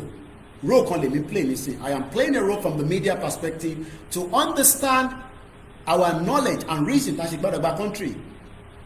Our groups me, iṣẹ́ tí wọ́n ní kọ́ strategize. Our group, but every group must work with Baba Akintoye. But most of them do not want to work with Baba Akintoye. The question is, báwo ló ṣe fẹ́ gba Yorùbá nation? Gbogbo àwọn groups on that layer. Iba Gani Adams not only groups don't put in Yoruba one voice. The question is, how are they going to get Yoruba nation for us? Tí gbogbo ọba wà under one leadership. But what ọ̀fẹ́ wà lábẹ́ leadership Baba Akintoye. Problem tá ní nìyẹn in the last 4 years. Olúkàlùkù fẹ́ dá group tí wọ́n sílẹ̀. There's nothing wrong. But ẹ gbọ́dọ̀ wà lábẹ́ Baba Akintoye. Àwa jọ push ẹ̀. Kádà kúkú débi tá ń lọ. In tó ń pè ní government ni pé many government tá ń rí lẹ́nì tó ń ṣiṣẹ́. Kò ń ṣe prime minister wa nìkan ló ń ṣiṣẹ́ ní UK. Prime minister wa wà níbẹ̀ as a representative. As a representative of the people, but the people will feel the government from the local. In tó affect mi ní borough mi nísìn, in tó affect me is the structure of the country. So ìwọ tó ní tabagba country, báwo la ṣe máa progress? A máa progress because number one, understanding ìwà máa yàtọ̀ sí ti Nàìjíríà tá à ń bá bọ̀. Ìyẹn la ṣe máa ń lo ìntí Baba Akintoye fún wa yẹn. A kàn fi yẹn as a template, and that template is a very strong template. The guidelines to prosperity is a good template. Àlàáfíà l'Áfíríkà wà, kódà hit yẹn mò ń gbádùn ẹ̀, but mo tún dà pé ó máa tún padà sótútù láìpẹ́ kọ́nà kó ṣàánú wa. Ó ní fídíò kan tí mo fẹ́ play ni tí mo ṣe ń wa látẹ̀kàn mo ìtì rí. So what we are trying to explain to our people is that mo kí bàbá mi, brother mi, ẹ̀gbọ́n mi, Dr. Fakpomunda. I'm going to use one of his videos tí mo gbọ́ recently, and I want us to listen. You cannot restructure Nigeria anymore. Nigeria now needs to be officially divided so that many countries, the Yoruba country, the Arewa country, the Biafra country, the Middle Belt, can then go their separate ways, and we can have the borders, and we can then have a path. What kind of path? The path that says we can still travel within this country as people that have lived together with less restriction, but the rules and regulation of each of the country will be abided and respected. That is the difference between what we are saying. But the current structure of Nigeria, Nigeria will work, Nigeria will work. That structure itself is a failure. Let's listen to Dr. Fakpomuda. Nigeria has been balkanized into pieces because we had lots of money in the 70s. But I want to against them. To live in one house, say no, I want to live separately now because there is cheap oil money. So 36 regions were created. 774 sub-regions were created. That's the nomenclature. So we have 36 regions, we have 74 sub-regions. We can't maintain them anymore. There's no money to do something. The reason tí a ṣe lè maintain wọn mú kí wọn staff mi lẹ́ẹ̀kan sí fún iṣẹ́ takuntakun tẹ́ ṣe fún Alekiti. The reason tá a ṣe lè maintain it, I was at different local government, at least the little time I spent nígbà tí mo wálé. The reason why your local government is not functioning and you cannot hold them accountable is because the system that has been created under Nigeria has failed that local government. And that is exactly what Dr. Fakpomuda is saying here. So the time they got to restructure Nigeria, or too late. Nigeria should have been restructured about 15 years ago. That restructure can no longer take us further anymore. Several or different groups are okay, as you always reference to the pyramid. All the groups have to report and be under one umbrella, one authority.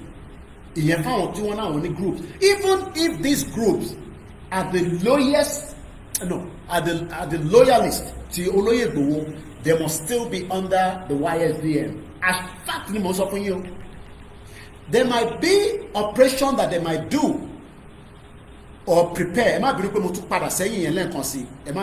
apologize, I to move away from that section.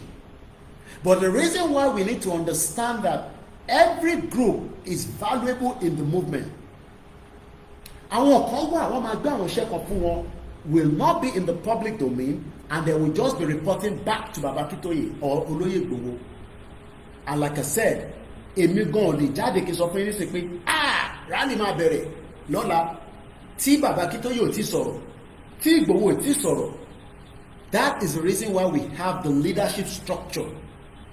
But problem kan ni pé everybody wants to be leader. No, lè ní leader púpọ̀. We have people that are working. Àwọn kan wà débi pé bú wọn rárá, and they are doing a very fantastic job. So I'll come back to that again on the groups. We are not bringing any groups down, but everybody, because when people are saying structure, we have structures. There is structure across the network of you. CBT or Yoruba nation structure, even up to those that are in the north, to Jamo Yoruba.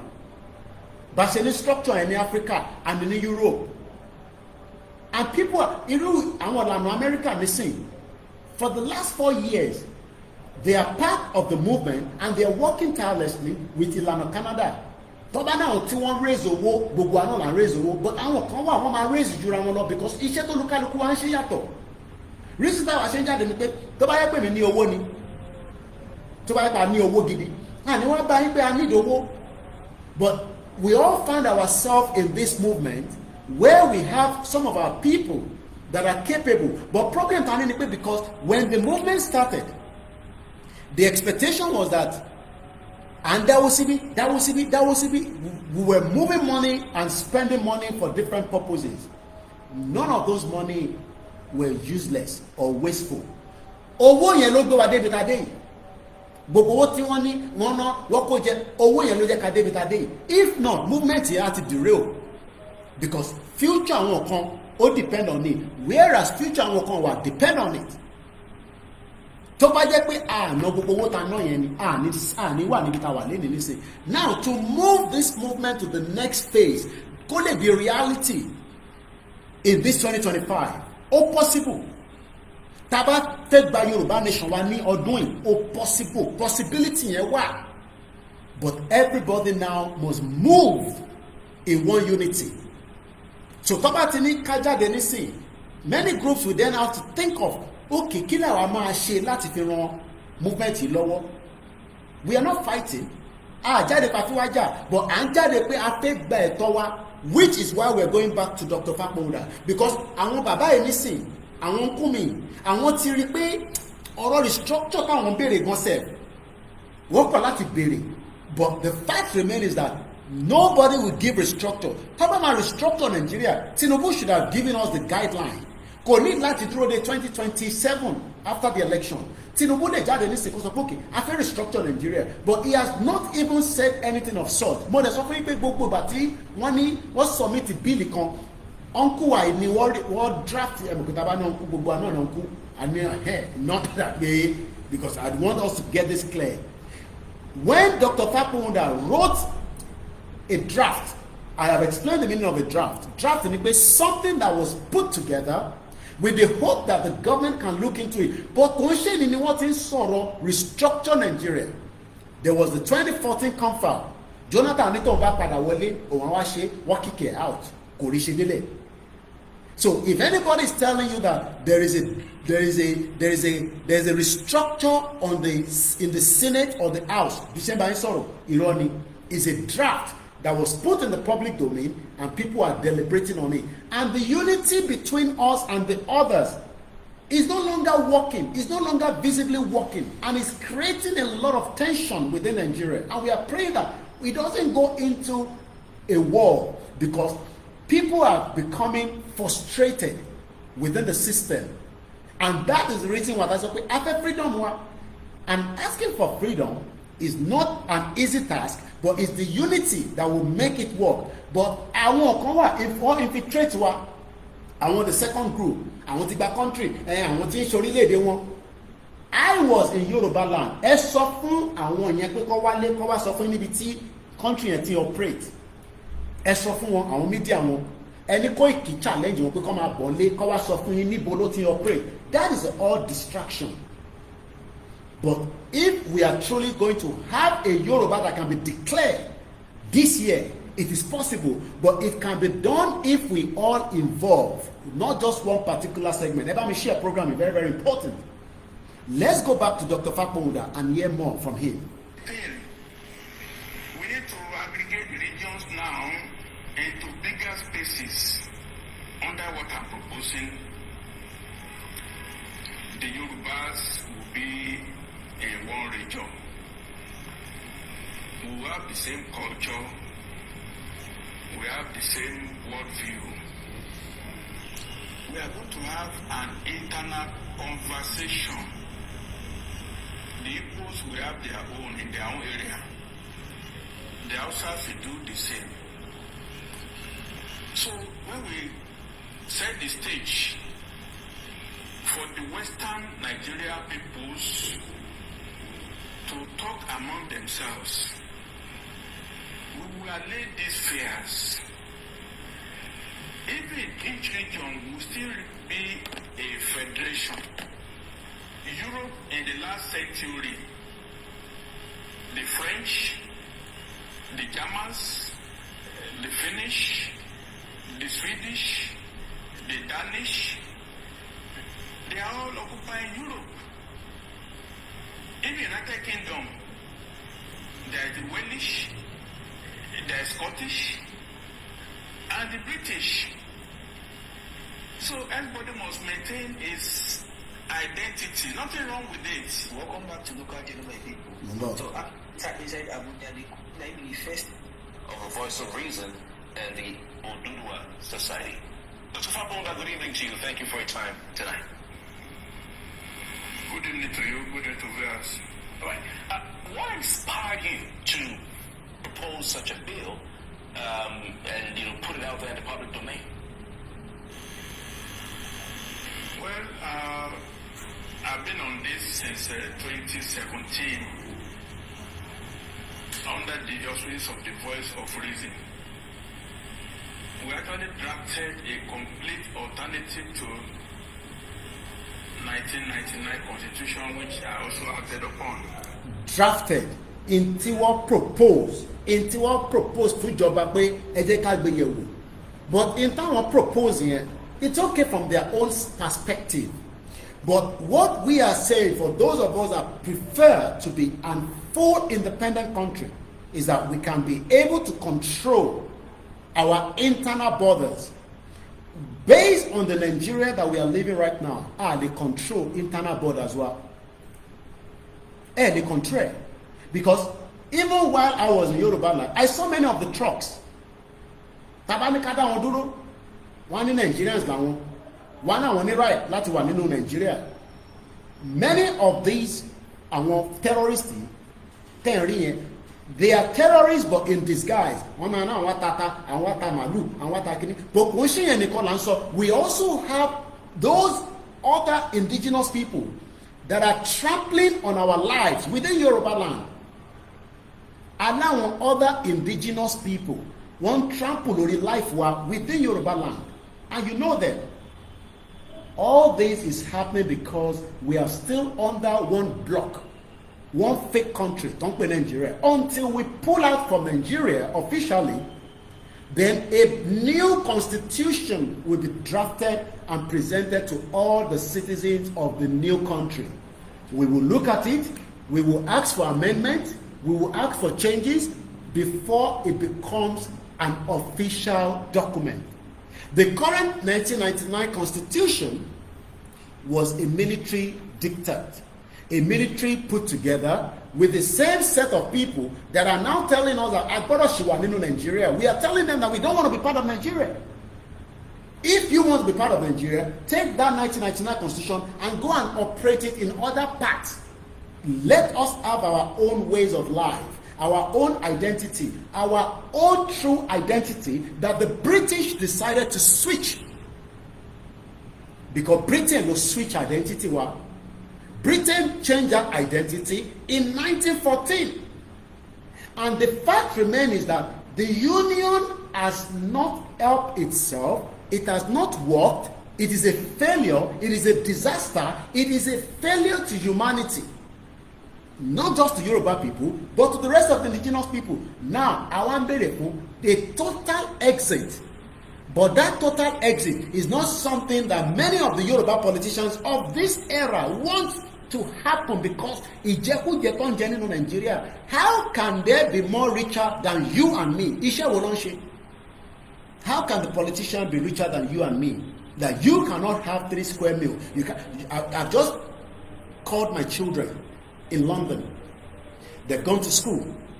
They've studied in a conducive environment. Kò sẹ́ni tó náà wọ́n. Only school kan tí kan náà ọmọ mi tí ó jẹ́ staff wa a kò fẹ́ expose it too much ni. Tẹ́ bá rí bó ṣe ná ọmọ yẹn lẹ́kìtì ń bẹ̀. Wọ́n ná ọmọ kékeré. All this will not be tolerated in Yoruba country. Any right láti ná ọmọ kankan. There is other ways that we can advise and treat our children. You have had my children had a good study in a good environment within the local government. Why ní school tó ṣiṣẹ́ within Osun State, in Ekiti State? Kí ló dé tá ní public school tó ṣiṣẹ́ just as Baba Awolowo wanted it during the Western region? What failed? It's because Nigeria is a disaster that was used to destroy Yoruba land. And people like Obasanjo were part of the game, because Obasanjo is a stooge to the Fulanis. The same with the rest of the politicians, whether they are Bisi Akonde, whether they are Bode George. I saw Bode George, they are all in their old age. I want to die. I saw Bode George with Bob D. Gbogbo wọn ti jayé tiwọn. Àwa nísìn la gbọ́dọ̀ sọ fún wọn pé it is either we all accept to be a Yoruba country or there will not be Nigeria. Economy is a fact. Tẹ́ ẹ bá gbà ká gba Yoruba nation, then there will not be a Nigeria. Ìyẹn Mujadani is either we have a Yoruba country or kò ní sí Nigeria mọ́. Economy and that means ogun là ń sọ yẹn. Àwọn ò dẹ̀ fẹ́ ogun torí pé bàbá Akíntóyè ní a máa gba country wa without a war. But there's 2 things. Those that have been asking for restructure never got that restructure. What failed one? Baba Adébánjọ died at 96 Do you know how long he was been shouting for restructure, even though we know Afenifere is so much divided? I met him not more than 5 times. Personally, a lot of things I discussed and asked him will still be confidential. But the major thing I asked him is that, really structure they are still hoping.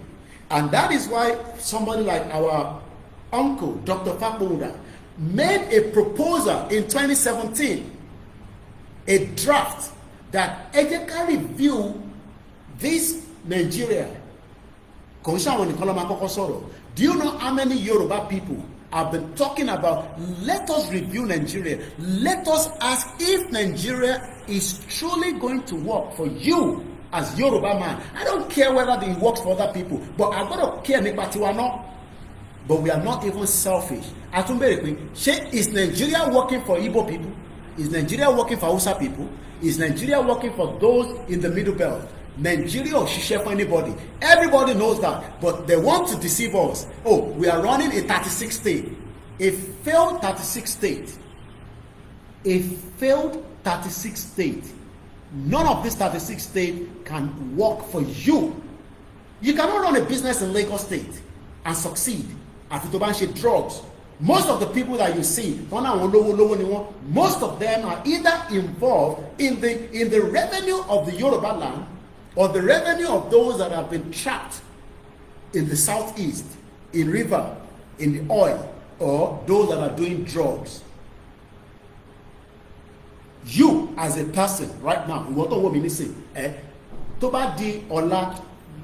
start writing a business plan and say, I will set up a business in Yoruba land tomorrow or next month. Oh, let's set it up, because the current structure of Nigeria will make that business to destabilize. That was part of the program I did yesterday, that the Yoruba land that I saw within the last couple of days has been destroyed. The whole economic structure of Yoruba land. The way Tibaba, Professor Dabaolowo, how he wanted to build a Yoruba land that is working during the Western region has been collapsed by people that are working on behalf of the foreign countries like Britain, America, France. They have all done their time. They are all in their 80s, in their 90s, and they are still telling us that we need to remember that we are still one family. We are not one family. We don't know any one of them. We want to have our own independent structure country, not under Nigeria anymore. Nigeria will not exist, but both any existing, we must push the boundary. We must push everything within our blood to say that Nigeria is not about the Igbo alone. It's not about me. It's about you and the rest of the 60 million Yoruba people that have been trapped by the British country that created Nigeria, because Nigeria is the business center for Britain. And that's why David Lammy is telling us. David Lammy to be telling me and you that Nigeria will be a better place in 2075. I don't think David Lammy knows what he's talking about. I have just come out from Yoruba land, and I don't think Britain knows what they have done in the lives of millions of Yoruba people. And this is the reason why we are saying that enough is enough. Let us ask President Bola Tinubu to divide Nigeria before it is too late. Since then, I've been doing research, I've been doing studies on how Nigeria can change. And you see, they have been doing studies how Nigeria can change. How do you want to change something that the foundation is fraud? How do you expect that the foundation of what was put together, not for the unity of anybody, is a trade center that Britain took advantage of? And that advantage has affected millions of our people, and this advantage must stop. But the only way it can stop is the push by the Yoruba people. Push it. then it's not going to happen. We will just continue to lament. It is not just the Fulani that we want to go out of Nigeria. I keep saying it. It is far more than that.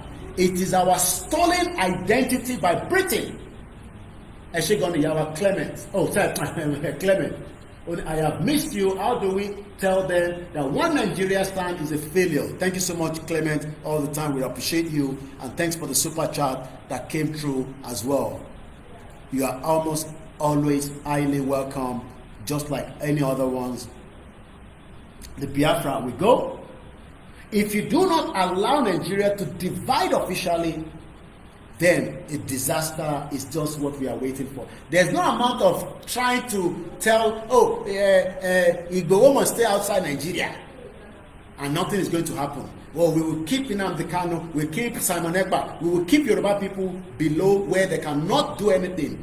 The voice of the people is now coming out through all the channels, through all the media, the voice note, the groups. Like I said, this is where the groups is very, very important. All these groups must continue to advocate that Nigeria must be divided. That is the first task. Then under which leadership? Under the leadership of Baba Akintoye. It's not under the leadership of Tinubu, because Tinubu is a Nigerianness. Just like Obasanjo says, his Yoruba-ness is not valuable, even though ilẹ̀ Yorùbá ló ti ṣe gbogbo ọrọ̀ ajé tó wà lọ́wọ́ ẹ̀ nísìn. Gbogbo tí Obasanjo fi dèèyàn lẹ́nu ilẹ̀ Yorùbá ni. And many more of them like that, whether we call their name out or we don't call their name out. The reason why we call him out all the time is because he says Nigerianness is better for him than Yoruba-ness.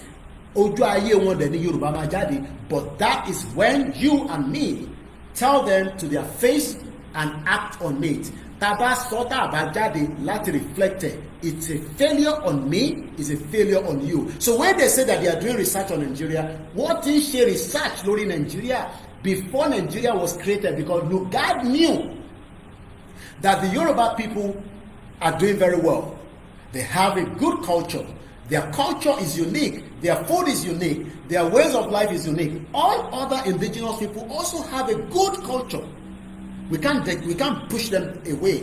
But I am talking about Yorubanism. Now, the fact is that, do we sit back and continue to do research on Nigeria? The research on Nigeria died in 2014. Nigeria died officially in 2014 after the amalgamation. Now, why is it taking everybody to understand that this dead country, we need to allow the people inside to go their separate ways so that no, let us continue to run Nigeria and be doing research on Nigeria. Even though Dr. Fatmouda, behind the back, I know that is what they want. They want a true Yoruba independent country, because restructure táwọn kan sọ̀rọ̀ lé lórí, wọ́n mọ̀ pé kò sẹ́ni kankan tó máa fún restructure. President Bola Ahmed Tinubu kò ní fún yín ní restructure. I have said it clearly that Tinubu is not going to give us Yoruba nation and he's not going to do a restructure. The question is, kí ni agenda Tinubu? What is he planning? That he has to wait for 2027. That 2027 is 2 years from now. If we fail to go and do what we need to do now, taba fail láti ṣe tó yẹ ká ṣe again. Tá ń sọ pé àti ṣe tẹ́lẹ̀ wọ́n dàrú. This is not the time for bigotry. This is not the time ká máa máa yọ̀rọ̀ sọ. This is the time that gbogbo Yorùbá gbọ́dọ̀ jáde under one voice as we started. Ti gba country, ẹ̀yin tẹ́ bá náà ti gba country, it's okay. Tá a bá débi tán dé tán, everybody will still be participating in this new country. Yoruba must leave Nigeria, because àwọn tó rí vision pé Yorùbá gbọ́dọ̀ dúró, wọ́n ṣí ọ̀rọ̀ sọ. Whether you, whether the pastor, the imam, every one of us can say that in tó ń dá ìran ìdúró òun ni pé àgbáyé wọ́n fi jẹ́ kí ìran Yorùbá ní àṣeyọrí. Tí bá dẹ̀ ní àgbáyé, mo ti kó gbogbo wọn papọ̀. Ẹ má rò pé àwọn Ìgbò nìkan ni wọ́n fi jẹ́ ká ṣàṣeyọrí. Àwọn àgbáyé ò fi jẹ́ ká ṣàṣeyọrí. How can they be dictating to the Yoruba people? Ó dìgbà tó bá dé Germany, tó bá dé France, tó bá dé America, tó bá dé Canada ló máa tó ṣoríire. Kí ló dé ká lè ṣoríire nílẹ̀ Yorùbá? Some of you have hectares of land that is becoming is not that is not valuable. Asset kan nìyẹn.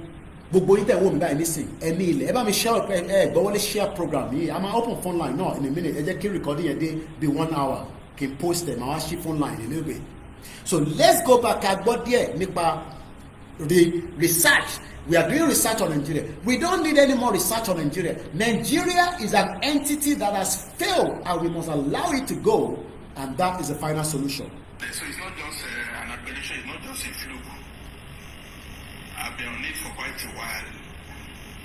And once again, we appreciate people like this, Dr. Fakbonda, and many of them. Dawn Society, you know, how many of you know Dawn? Many different groups that are doing different things, but gbogbo one more that in tó ń dá Nàìjíríà dúró, in tó ń dá Yorùbá dúró, òun ni pé Nàìjíríà ta wà nú ẹ̀, because a lè pàṣẹ.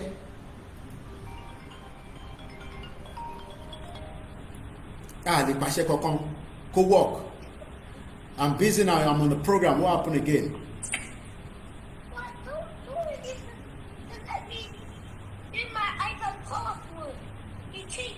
Who?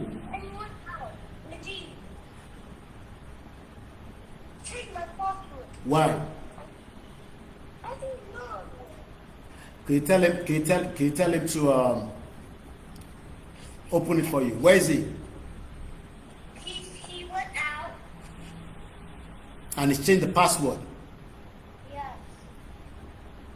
Can you tell your sister to call him and give you the password? Give the phone to your sister.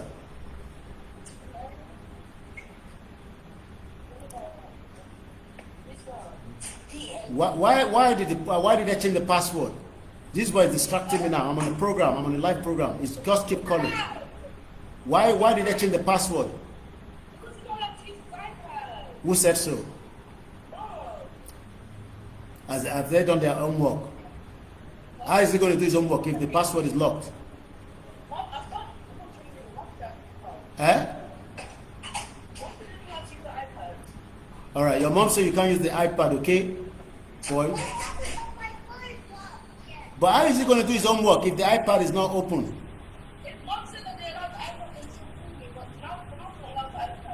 So they're not going to do their homework. All right, so you leave it then. When your mom come back, maybe your mom will let you do your homework, okay? Yeah, when your mom come back from work. Your mom will soon be back from work, okay? All right, I love you. All right, bye. So, Bishen Solo, Lenkon. We have many different Yoruba organizations that when they push Wasi a future Yoruba, they are one like Dawn. You know, Dawn, the Dawn Commission, DAWN. The reason why their agenda or their plan to bring the Southwest to be the beacon of the world is because Nigeria is restricting them. Many of them are technocrats, many of them are intelligent, many of them are brilliant, but could they work because Nigeria mama affect because number one, there's little that your governor can do without the federal. Someone know the passion is seen. Go through federal, even regardless of whether Tinubu is the president. Because this someone who ban official in Lagos State, listen. And one Igbo man won't back, Awusa man won't back, Middle Belt man won't back. All this is affecting the economy and the future of the Yoruba people. They were in a country that mama think of others. We don't have to worry about the others. I think we're in a country that think about. I want someone to think about the Yoruba first before any other person. I want you to be able to have quality life, just like my children are having that same quality life in the United Kingdom. But the present Nigeria is the reason why you can't have the good welfare. But that is plan of Babawolowo until it was destroyed by the same people that are telling us to keep quiet today. So the Dawn Commission is the dedicated technocratic institution for sustainable development of the Southwest region. That's a lie. That's a pit of lie that can never happen. So Tebari was structure It's a good structure, but when they work in the present Nigeria, they are doing very well. But in terms of to produce and give us the future, okay, now, by now we should have planned to have a good road network that connect the whole of the Southwest, from Oyo to Ogun State, to Lagos to Osun, to Ekiti to Ondo, to Okun in Kogi and Kwara. But the reason why all this is not working is because we will be thinking about others. It cannot happen because Nigeria is still holding us backwards. And they know that Nigeria is holding us backward. But the IMF, I want to show the World Bank, the bomb bastard, I want 419. They are part and parcel of the problem. Let me quickly see if I send this out. And I want us to listen to this. I hope I did send it, because sometimes when I see something, I send the link to my WhatsApp group. I hope I did. There was something I listened to, and as usual, you will understand that. The agenda to destroy Yoruba people is from the West. They are now using the Yoruba people to destroy it further. Agenda pe Nigeria tenri yen ki Yoruba to wa nu e o ma struggle as people. And the more that about struggle within the 60 million, how do you help Benin Republic? How do you help Sierra Leone? How do you help Ghana? How do you help Togo? In terms of Africa, Nigeria is as useless as tissue paper, controlled by the West with the IMF and the World Bank and the globalists. And we need the main agenda, and we need to prove it to them on the street when the rally is called. We need to shut it down when it is not expected from them. We've got to shut it down. We need to shut it down, and it has to be done in 2025. And it can be done if we are truly fully ready. And I know we are ready. Mumbo. If I can't find it, I will go back and bring that particular one. But let's go back to Dr. Fatmoda. But before I go back to that, let me keep you on the Dawn Commission. Brilliant, good people there, but they cannot achieve jack shit. Well, they achieve nothing for Yoruba people because we are still within Nigeria. By now, we are getting cocoa house across the whole of Yoruba land. As you say, cocoa house Kolani. As you mama reflect, our Kokoda TV sílẹ̀ when Elon Musk is sending people to the space. Our as you say, our Kokoda established TV. All that is in the past. We should be talking about the present future. We should not be saying our Kokoda and sílẹ̀ when we should be talking about where are we right now. Common water kò yọ nínú ilé ẹlòmíì bí ṣe bá ń sọ̀rọ̀ báyìí. Wọ́n wò mí báyìí nísìnyí. Omi, common omi. Ẹ lè ṣí tap kẹ́ run omi láti inú kitchen yìí. Many people are struggling. And that is the future you want in Nigeria. That future is dead. So let's go back again to Dawn Commission. The Dawn Commission is the dedicated technocrat institution for the sustainable development of the Southwest region. Dawn Commission was set up by the government of the Southwest state of Nigeria as the institutional and program management body to midwife their regional integration agenda. It is therefore the dedicated coordinating agency fully empowered by the government to ensure the delivery of the composite development aspiration of the region. There will never be any composite development of Yoruba land. Inside Nigeria, outside Nigeria, yes. Kilodeti don't produce anything. Kilodeti will work. They cannot work because Bobo plant about the West will always say, no, you can't do this now. No, you can't afford to do this now. You can leave this for next time. You can wait for another 3 years. Oh, no. And what they're now doing is they will use our own people, just like Abiola was used. Abiola was used against Yoruba people, whether we like it or not. Wọ́n lo MK Abiola against the Yoruba people because agenda àtàwọn olówó gbé jáde ó jẹ́ kí Abiola endorse it. We saw the result. Òun náà fara jẹ ìyà yẹn because he was killed by Babangida, and 32 years after wọ́n wá tí wọ́n sọ fáwọn pé ká má bínú pé ká lọ establish library fún Babangida. Wọ́n lè establish library fún l'Abuja But we got to shut it down from that bridge all the way down to Yoruba land. We got to disconnect everything. We got to disconnect ourselves from them because they are not valuable in our life. Àwọn tá à ń sọ yìí, they are the biggest disaster to Yoruba people, and we got to disconnect them. We cannot disconnect tabakon pariwo lórí social media nìkan. We got to disconnect from every means láti affect àwọn náà. Báwọn ṣe affect life àwọn náà gbọ́dọ̀ wà affected.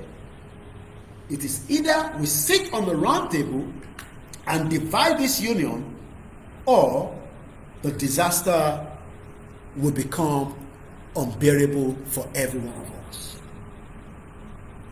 This disaster will become unbearable. We have been talking. The time for action must be prepared in our mind. And remember, support Koikimedia. As the account details is being posted out, is still an independent media that needs all your support. So when we are talking about the Nigeria that needs to divide, the Nigeria that needs to go, and some Yoruba people disagree with us, the question we should ask them is, kí ni gain àwọn nínú Nigeria? Ṣáwọn nìkan làwọn fẹ́ rí gain? We must allow Nigeria to divide. Let's listen a little bit more to Dr. Fapomuda at the first hour of the program, and then we move. No, did I say the first hour? It's almost 2 hours already, but my recording is already the first hour. Let's listen to this. Time is right for us to change. So I just put some documents together for discussion, for the public to be informed about what is possible. It happens to be now that President Tinubu is on the throne, and we just have to bring ideas forward in the public space. Nothing is about conspiracy, nothing about underhand table at all. Did you foresee this document that you put out in the public domain going viral as it has now with everybody? Regardless of whether the document went viral or not is not the issue anymore. Limafi Nigeria should research. Nigeria is no longer visibly working. And that is why we sent a letter to President Bola Tinubu telling him point blank that the Yoruba people in 60 million needs to go out of Nigeria, and we need to do that as quickly as possible. Tinubu might not buy into it, but we will tell him again and again that allow Nigeria to divide is for the interest of every one of us. Yoruba nation, Aketoye, Igbowo, right, Tinubu, seek exit from Nigeria. Most of us, Yoruba, have no confidence in the restructuring that Dr. Fapomuda is talking about. Most of us are tired of using Nigeria as a research center by the Bill Gates of today, by the WHO, where America has left already. All these are criminal organizations that have bastardized our lives. All these are criminal organizations that have been used from the IMF, that have used our land to live their own life. There was a book that I was, Economic Hitman. How many of you have read that book? Economic Hitman, Confession of an Economic Hitman. You may not know Tikawe, by John Perkins. That is the guy I was looking for on Instagram earlier. His name is John Perkins. John Perkins. Economic Hitman. I saw one of the clip. Economic hitman are highly paid professionals who cheat countries like Nigeria around the globe out of trillions of dollars. Mo ní bíbá ilé international platform yìí bó bá ṣe ń gbọ́ Yorùbá nation màmá link ẹ̀ mọ́ why we need to go now. Ìdí tí ayé ẹ̀ ṣe wà restricted is not because èèyàn kan ṣe oògùn fún ẹ àbí wọ́n ṣe jàǹbá fún ẹ. It is called the economic hitman. Ẹgbẹ́ arákùnrin mo ti rí fídíò that yìí. country, as well as our own corporations, but do not help the majority of the people at all. And yet they, the whole country, is left holding a huge debt. And it's such a huge debt they can't possibly repay it. So at some point, the economic hitmen go back and say, you owe us a lot of money, you can't repay your debts, so give us a pound of flesh. When I failed to bring them around, to get them to accept these loans, to get them to put their countries into servitude, then I knew that standing right behind me were what we call the jackals. And these are people who overthrow governments or assassinate their leaders. And both Jaime Roldos of Ecuador and Omar Torrijos of Panama were assassinated by CIA-sponsored jackals because I failed to corrupt them. We work many different ways, but perhaps the most common is that we will identify a third world country that has resources our corporations covet, like oil, and then arrange a huge loan to that country from the World Bank or one of its sisters. However, the money never goes to the country. It goes to our own corporations, infrastructure projects, power plants, highways, parks, things that benefit a few rich people, country, as well as our own corporations. Àwọn Dangote, Not help the majority àwọn Tẹ̀mẹ́lẹ́mẹ́lú, àwọn Ọ̀tẹ́dọ́lá, few people. is left holding a huge debt, and it's Gbèsè àwa lórí gbogbo wa. possibly repay it. Àwa máa bá So fi at tẹ̀sán some gbèsè point, padà. the economic hitman go Economic back and say, hitman. you owe us a lot of money, Ẹ jẹ wá bí owó tó pọ̀. so give us a pound of flesh. Tẹ́ ẹ̀ bá fún wa lówó yẹn, a máa lo àwọn jackals bíi Abiola, bíi Babangida, bíi Ọbásanjọ́, bíi Yar'Adua, bíi Yakubu Gowon, Abdulsalam, jackals. These are people who overthrow government. Àwọn tó overthrow government Assassinate their leaders. and tó máa assassinate àwọn leaders wọn. You can see why Dawn cannot work. You can see why Tashenjia, àwọn jackals. Abiola was one of the jackals. MK Abiola was one of the jackals. And many of them, wọ́n ṣì wà láyé báyìí. Àwọn rí wọn as people, but they are jackals that are working for criminal globalists. Láti jẹ́ kí ayé wa kó wà upside down. If you can read that book, or you can lay your hands on it, I'm told is worth reading. The Economic Hitman. Let's read the prefix. Economic hitmen are highly paid professionals. You will see them in the suit. Tabasha election, I will see court and will she. Nothing is going to come out of it, but they get paid. They are part and part of the system of the society. While your life is miserable, their life is good. Few percent of them.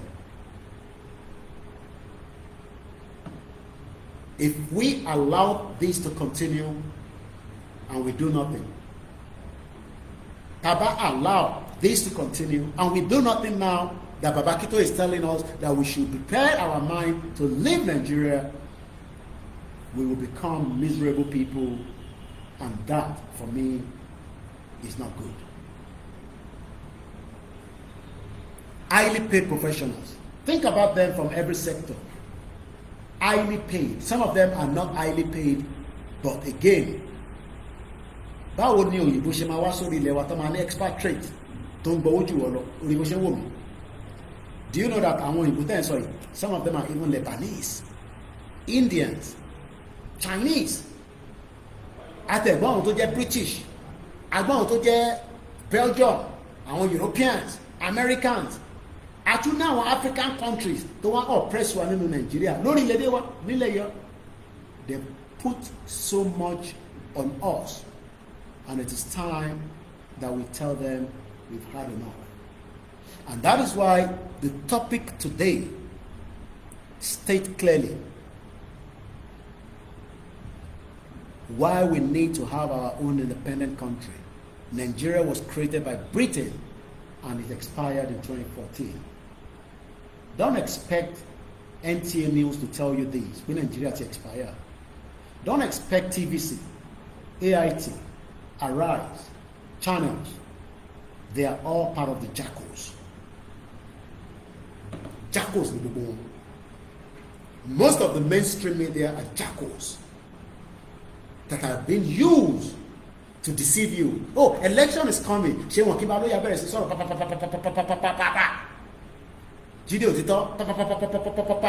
They are all jackals, criminals that have converted Yoruba land into their own, and we must stop that now. Tobama affect you, who affect you. If we need to shut it down, we shut it down for months and months and months, and let the government do its worst. The worst case scenario will be whatever they want to do, and the worst case scenario is that things will become unbearable for anybody within the system.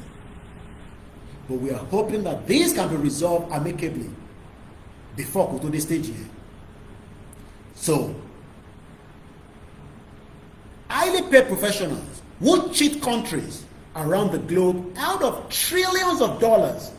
Do you know how much Nigeria has lost since 1960? How many of you know the value of what we have lost? Cheat us as citizens.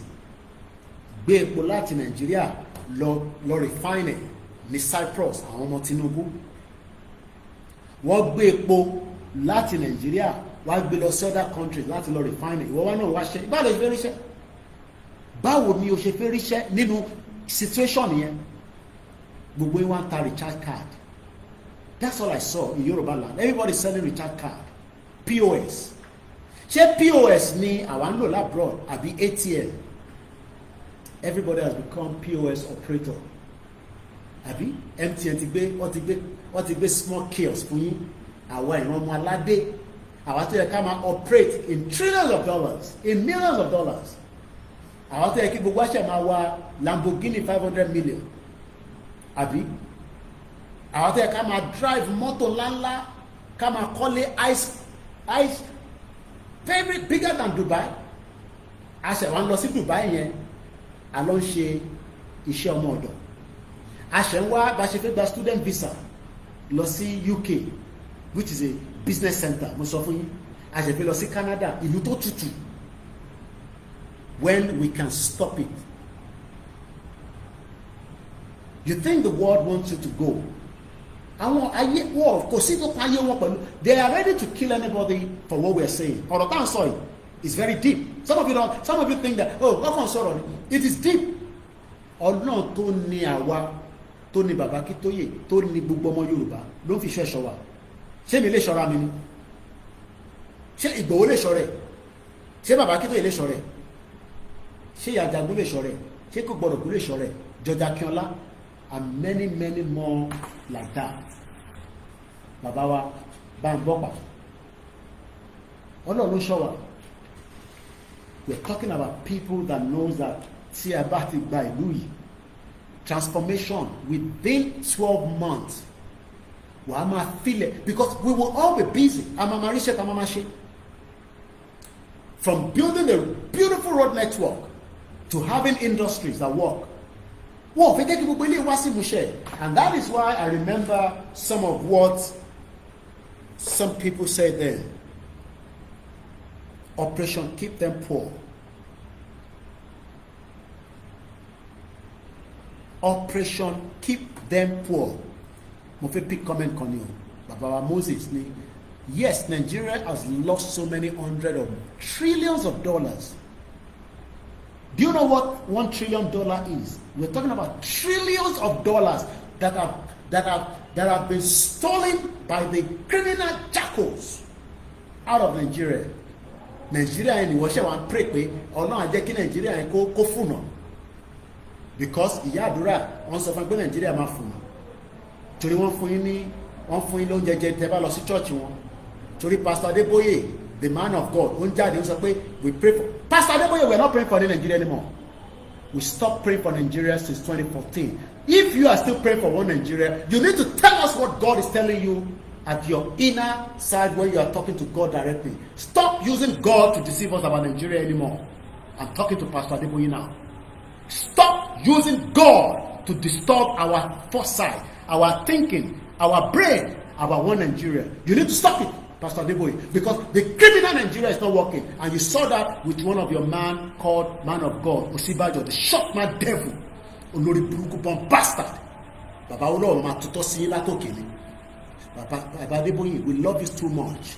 Stop using God to disturb our brain, because ẹ̀yin nìkan kọ́ lẹ̀ ń rí Ọlọ́run.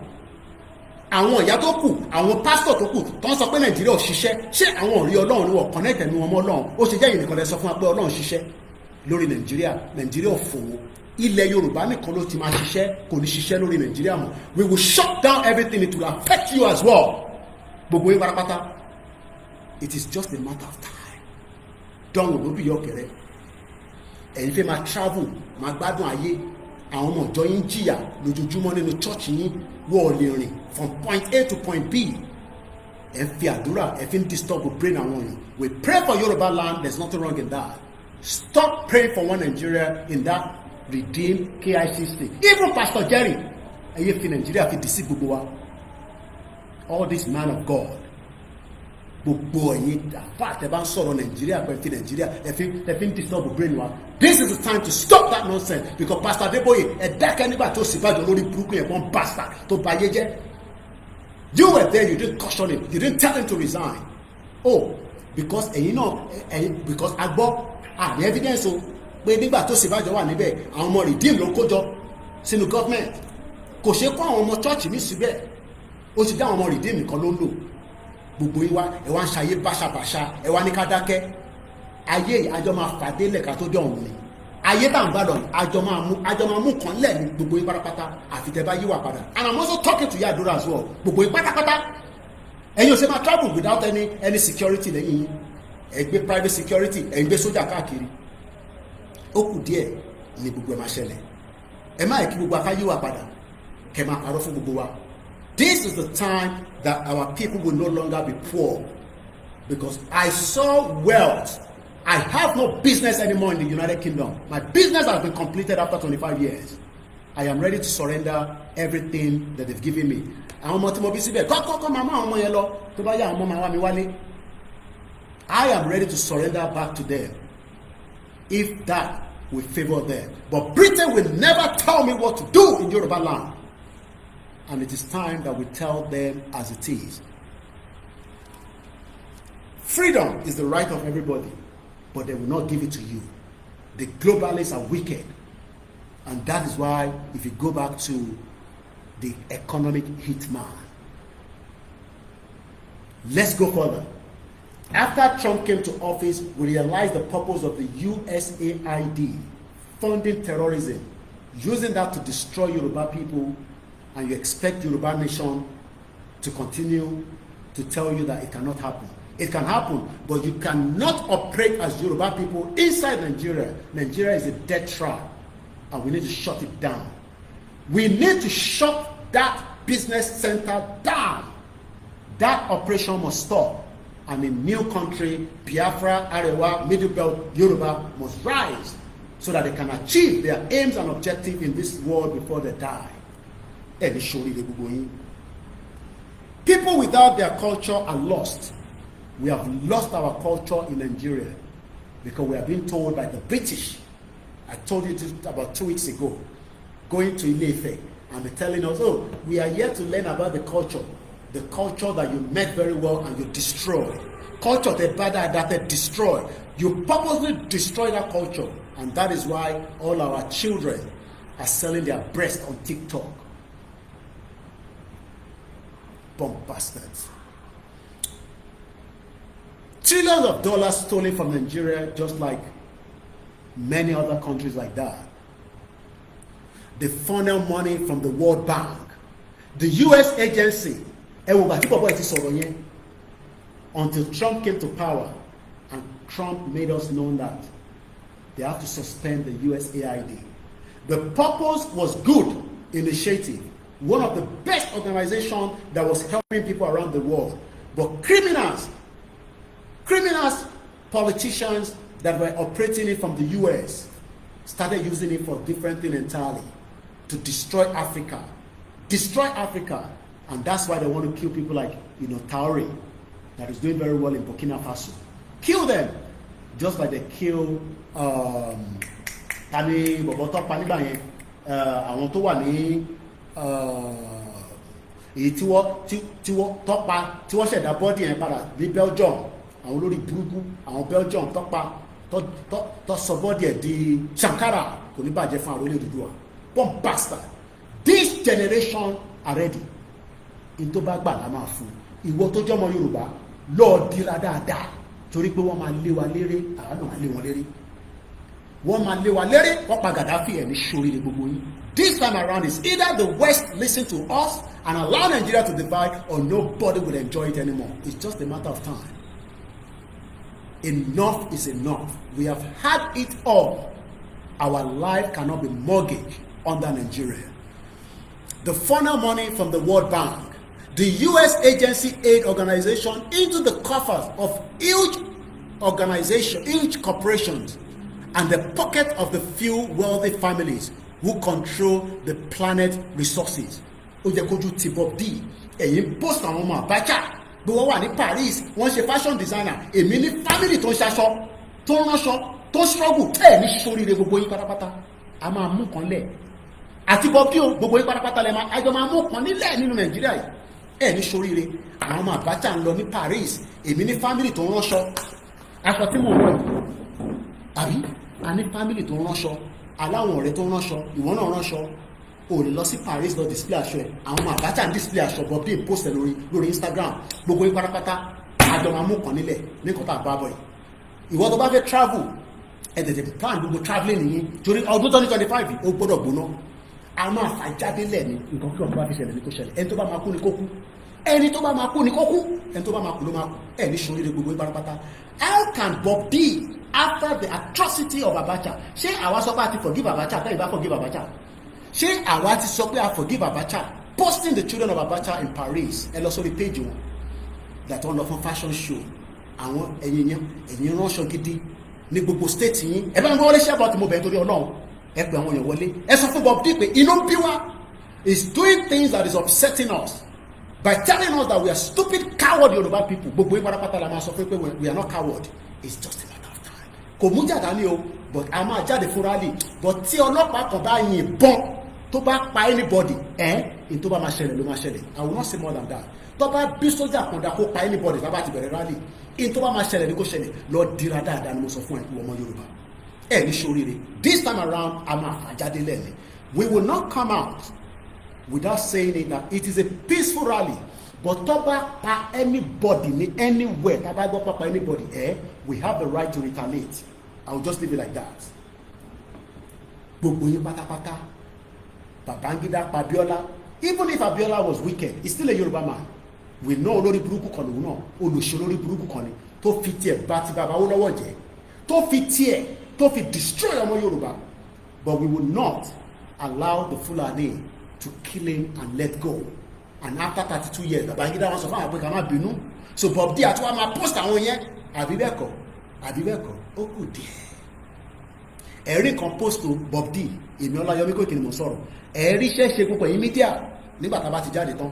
Iṣẹ́ tẹ́fẹ́ ṣe tẹ́ẹ̀rí yẹn, ẹ máa rí. Gbogbo alámà ṣe bẹ́ẹ̀ wá jáde níṣẹ́ post wa. Bàbá Akíntóyè wọ́n ṣe bẹ́ríà.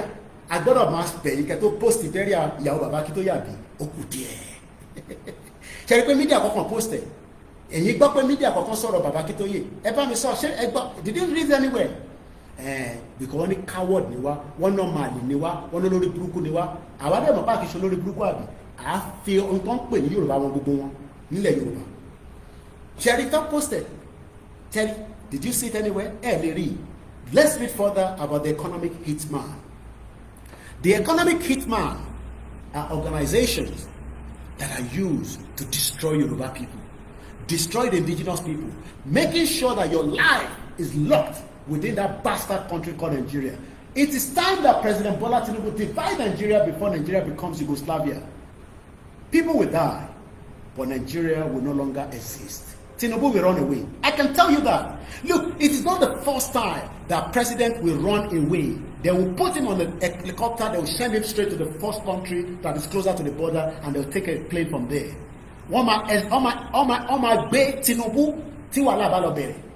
It has been done before. Let me take you back to Bangladesh.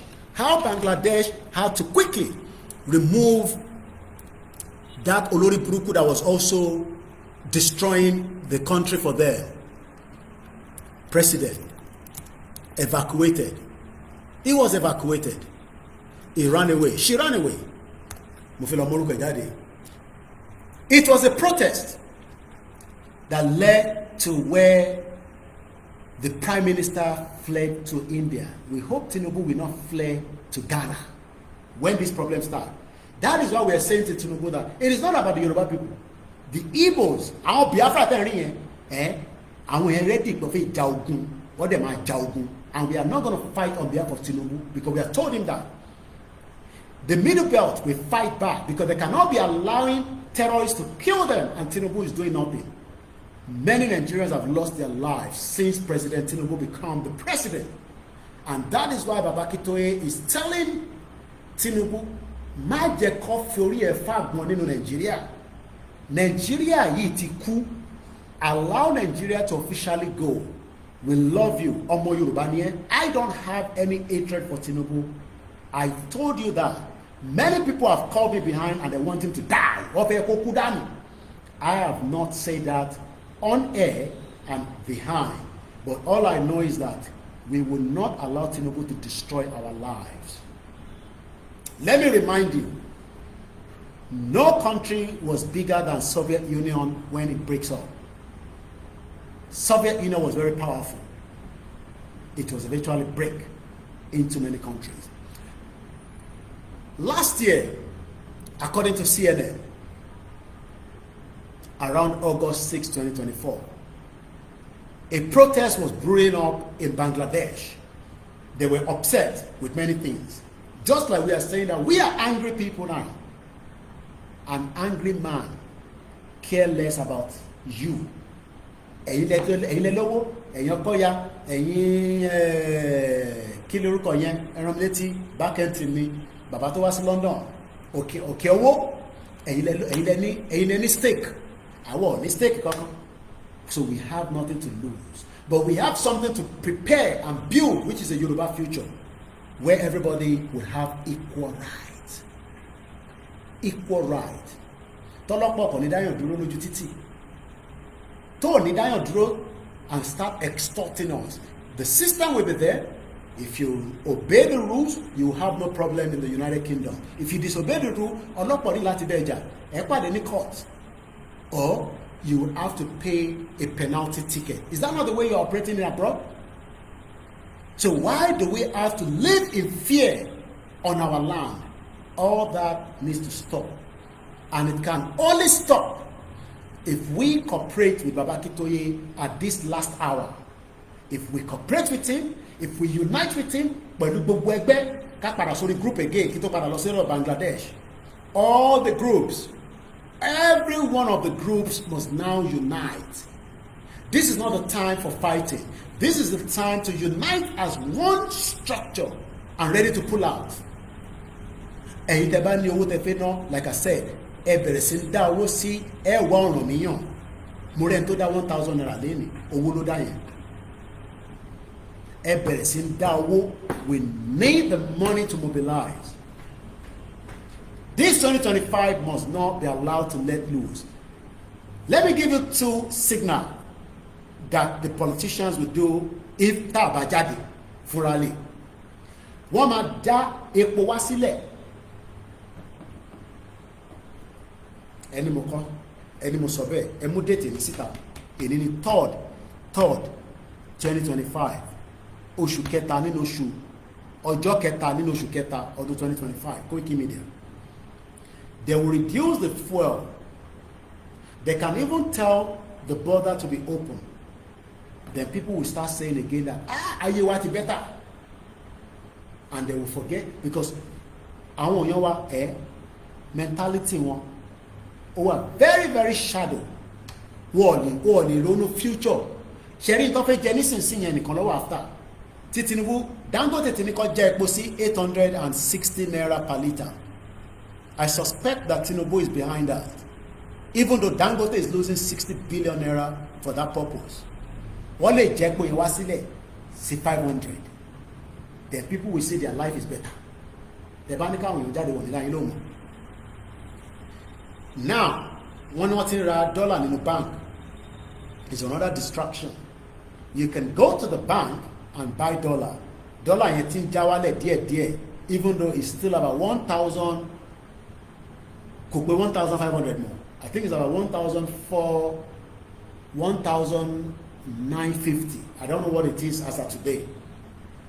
Why am I saying this? The strategy that Tinubu wants to use to gain the minds of the people, ó mọ̀ pé àwọn ti fail. Expectation àwọn èèyàn ni pé tí Tinubu bá débẹ̀, their life will be very better. Báwo ló ṣe máa ta rice níbi kan ní 40-something thousand, tọ́dẹ̀ máa ta nílẹ̀ Yorùbá ní almost 90,000. Kò ṣe pọ́ sọ fún mi, mo witness ẹ̀ ni. Between the border, wọ́n tà rẹ̀ sí ní 48,000 naira. Tó bá dẹ̀ ti cross nínú Nàìjíríà, wọ́n tà ní 90,000. Ṣé àwọn pé tí Tinubu bá ní kó ṣí border, wá flood gbogbo oúnjẹ wọlé díẹ̀. Ara tún dé àwọn èèyàn. Tẹ́ bá sọ fáwọn èèyàn pé Yorùbá nation, wọ́n ní kẹ́ fuck off. Ẹ má bínú fún language yẹn. Wá ní Yorùbá nation, wọ́n ní èèyàn àti gbowó táriwo tẹ́ ń pa yẹn. Because oúnjẹ tó fi jẹ nísinsìnyí yẹn nìkan ló ń rò. Wọ́n ti gbàgbé pé oúnjẹ yẹn nìkan kọ́ là ń sọ̀rọ̀ ẹ̀.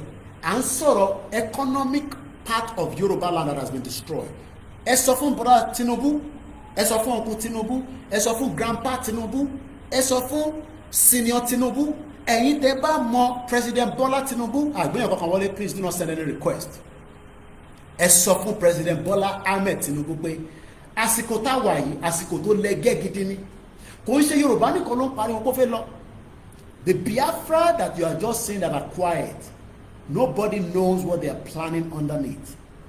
The middle belt that are asking for you for their country, kò sẹ́ni kankan tó mọ tán plan. The Hausas are pushing back the Fulani. Ogun lè lọ ṣẹlẹ̀ látòkè yẹn.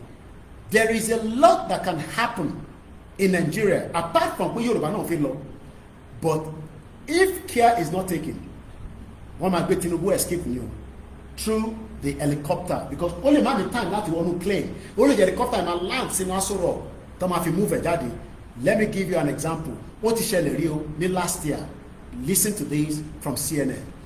Bangladesh Prime Minister fled FLEES ó sá lọ to India as anti-government protester stormed our residency. We are not going to storm Abuja because we have no business in Abuja. We have no business in the north.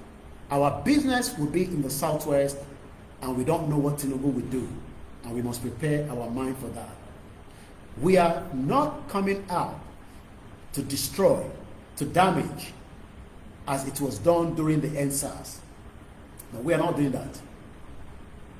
Àwọn jáde fún yẹn, pé tàbá jáde àfi máa jó nǹkan. No. A máa jáde, a máa wà níta, à ń béèrè fẹ́tọ̀ wa. In tó bá wà mú gọ́ọ̀mẹ̀ntì, á pè bàbá Akíntóyè, wọ́n á jọ gbéra lọ sí neutral ground, not even Benin Republic, neutral ground.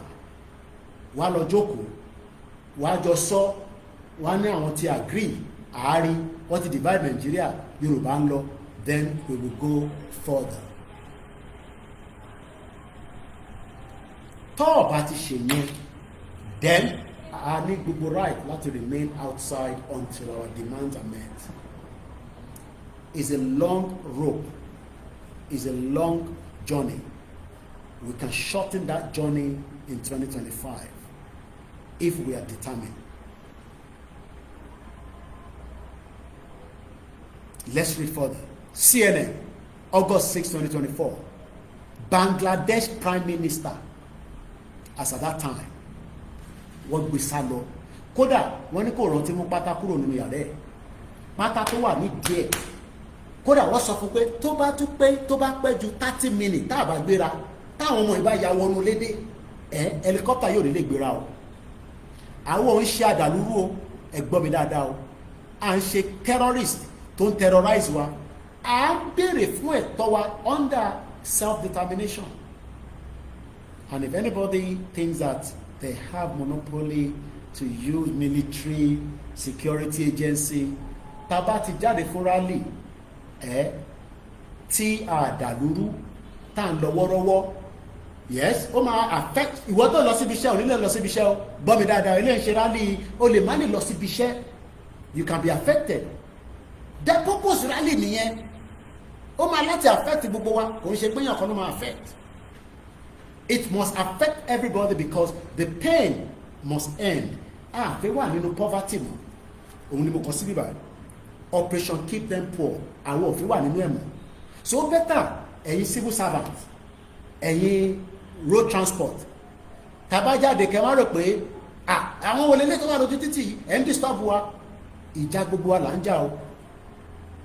Ìwọ wà affected púpọ̀ nù yín tẹ̀ ń sanwó school ọmọ, èmi ò sanwó school ọmọ labroad láti jọ́ tí mo ti báyìí nísìnyí yàtọ̀ sí pé kí n send owó oúnjẹ sí ìyàwó mi ní London ní ìtàn fi ń bó wa láṣìírí náà ní ẹ̀bùn mi láṣìírí ká lè ro oúnjẹ fún wọn so that kọ́ máa wà pain pé mo wà ní bíbà àwọn ọ̀rọ̀ oúnjẹ jẹ owó school kì í san but níjọ́ Saturday mo pè ìyàwó mi mo níbo ló wà ó náà wà ní Marks and Spencer mo ní kí ló kàn mo mọ̀ pé ó máa ń lọ sí Marks and Spencer tó bá dọwọ́ 7 o'clock o lè bá àwọn Marks and Spencer is a very good brand ó ti wà tipẹ́ quality food tó bá di 7 wọ́n máa ń ta àwọn oúnjẹ wọn half price discount èmi dẹ̀ pé yẹn ló lọ ṣe ni ó ní ọmọ ẹ náà ni mo ní kí ló tún ṣe oníṣòkòtò tó wọ̀ lọ sí school onírọ̀ ló máa ní because sometimes jẹ́ ká bá sọ̀rọ̀ ní àwọn ẹ̀mọ́ rẹ̀ kò bí a máa ń dẹnu sanwó school abroad but à ń sanwó ṣòkòtò à ń sanwó bàtà à ń sanwó bag à sanwó oúnjẹ ló bá send the picture yẹn sí mi ẹ wo picture ọmọ yín ẹ wo ṣòkòtò àwọn táwọn ọmọ ẹbí máa ń fi gbolẹ̀ ni ṣẹ̀rí ṣòkòtò ṣẹ̀rí ṣòkòtò ṣẹ̀rí ṣòkòtò school ẹ̀ èyí tẹ̀ wọ́n mi. So this is the trouser of my son ṣẹ̀rí ṣòkòtò so ó láti lọ rà mí ìwádìí ti dọ̀rọ̀ èmi ní èmi lówó ẹ̀rọ náà wọ́n ti bèèrè owó lọ́wọ́ mi but bíìlì ni òun bá mi páìlẹ̀ jọ so kí ni mo fẹ́ fàyọ bẹ́ẹ̀ ni pé ẹ̀yin tí ẹ wà nínú ilẹ̀ Yorùbá nísìn ìyà kan náà ló jọ ń jẹ gbogbo wa lóòótọ́ tá bá jáde fún rally ó gbọ́dọ̀ affect gbogbo wa náà ni ká lè jọ débi tá a fẹ́ lọ ká lè bá ní system tó ń ṣiṣẹ́ mo dábẹ́kúta useless abájọ tí bàbá yẹn ò lè lọ ṣe patí ẹ̀ nínú Abẹ́òkúta tó gbé lọ sẹ́kọ̀ọ́ kò sí títì the whole road network is rubbish. So Bangladesh Prime Minister tó gbé sá lọ nígbàtí ó ń yabọ̀ ẹmọ tán pè ní ó yabọ̀ ìyẹn láti sọ pé a níbi 15 million àsìkò tí gbogbo ẹgbẹ́ gbọ́dọ̀ máa lọ mobilize délé tówó bá dẹ̀ wá wà dáadáa nínú kọfà YSDL wà á wò pókè bí a 2 million wá fún yín níbẹ̀ yẹn 1 million níbẹ̀ yẹn 500,000 but tá a bá lówó a náà fẹ́ gba country irọ́ là ń pa o a lè máa dá owó fún terrorist ká máa struggle bá àwọn owó tó bá di bí a kí wíkì tó end a máa ṣe program èmi kọ́ la máa dáwọ́ yẹn fún a máa béèrè pé ṣó ti dá owó sínú YSDL nínú ọdún yìí ẹ bá wa lọ dáwọ́ síbẹ̀ wọ́n need owó tó pọ̀ lọ need a lè gba Yorùbá nation tó bá ní owó ọ̀nà méjì ni tá a bá ti rówó a jẹ́ pé a máa fà díẹ̀ ó máa kù díẹ̀ tá bá ní more people tó bá jáde fún rally Nigeria can shut down before the end of this year within 6 months gbogbo tá à ń fẹ́ adébẹ̀ tá a bá pọ̀ àdragẹ̀ for 2 years yes owó mi bó ṣe máa rí nìyẹn because èrò ló lè help situation tó wà nílẹ̀ tẹ́rò bá ti jáde forget gbogbo nonsense táwọn kan náà ti gba country I am not talking about those bastards àwọn olórí burúkú ọmọ alẹ́ Yorùbá ni wọ́n gbogbo wọn pátápátá ẹ sọ pé èmi mo sọ bẹ́ẹ̀ táwọn bá tó bẹ́ẹ̀ ẹni káwọn wá sílé èmi ṣáà ti wá sílé nísìn ẹni káwọn náà wá sílé at least mo ti dé Togo, mo dé Cote d'Ivoire and other places that I cannot mention. Mo dẹ̀ ti wá sí ẹrù pé mo ní wá sílẹ̀ Yorùbá ni mo wà torí ọmọ ọkọ ni mí mo ń ṣọmọ àlè. Chinese ò lè wà lórí ilẹ̀ mi ní Ìjẹ̀bú Òde kẹwàá máa sọ fún mi pé kémi wà níta mo pààyàn ni. Yes, in tí mo ń ṣe government lè máa like it. Problem government ni ẹ government ni kó bá bàbá Akíntóyè sọ̀rọ̀ kájọ yanjú ọ̀rọ̀ tó wà nílẹ̀ yìí káwa portion tiwa kúrò nínú Nàìjíríà kí Nàìjíríà dá wà. But ẹ sọ fún Tinubu pé táwọn Igbo tàwùsá ìyẹn la ṣe ń sọ fún ìtẹ́má nìyẹn ẹ fi Igbo sílẹ̀ a lè fi Igbo sílẹ̀ lọ́rùn wọ́n fẹ́ lọ ẹ jẹ́ ká push wọn kọ́ lọ ẹ jẹ́ ká frustrate wọn kọ́ frustrate Bọ́lá Tinubu kó lọ kọ́ fi lọ because ẹ lè dájà ìjà yẹn nìkan bẹ́ẹ̀ ni mo sọ fún yín tí àwa méjèèjì tá bá gbé gbóná fún government simultaneously tí South is ń gbóná tílẹ̀ Yorùbá ò tutù then how do you think the country will be operating? But ẹ bá ní ẹ fi Biafra sílẹ̀ ẹ má connect pẹ̀lú Biafra Koiki ẹ má dá sọ̀rọ̀ Biafra it's okay but ó máa pẹ́ ká tó gba Yorùbá nation díẹ̀ o especially táwọn èèyàn bá jáde tá bá pè fún rally tẹ́ ẹ bá jáde tá bá pè fún rally tí 500 people bá wà níta mo ní ẹ lọ wo counter attack another word tí màmá lò nísìnyí yẹn lórí show yìí tó bá ní Netflix lọ Google ẹ̀ counter attack la máa ṣe fún yín mo lè sọ jù bẹ́ẹ̀ lọ counter attack òun la máa padà ṣe fíìmù kan ló ń pè bẹ́ẹ̀ lórí Netflix lọ wò counter attack but tá a bá pọ̀ a need the counter attack because àti protect ara wa within the structure of our coming out only take 6 months ṣe fi pé tá a bá pọ̀ níta 15 million Nigeria lè exist for after 6 months everywhere paralyzed yes ṣèbí bí kan náà ti ń rí owó tí wọ́n fi operate Nigeria tó bá rí owó fi operate Nigeria then káwọ́ bí Nigeria fi ṣe bó ṣe fi operate again international community will have no choice ẹ jẹ́ ká follow story ká tó wá open phone line Dhaka in Bangladesh CNN kò síbi tó sí lágbára Ọlọ́run Koikimedia náà máa wà káàkiri gbogbo ilẹ̀ Yorùbá láìpẹ́ láì jìnnà gbogbo ilẹ̀ Yorùbá pátá láti máa operate officially.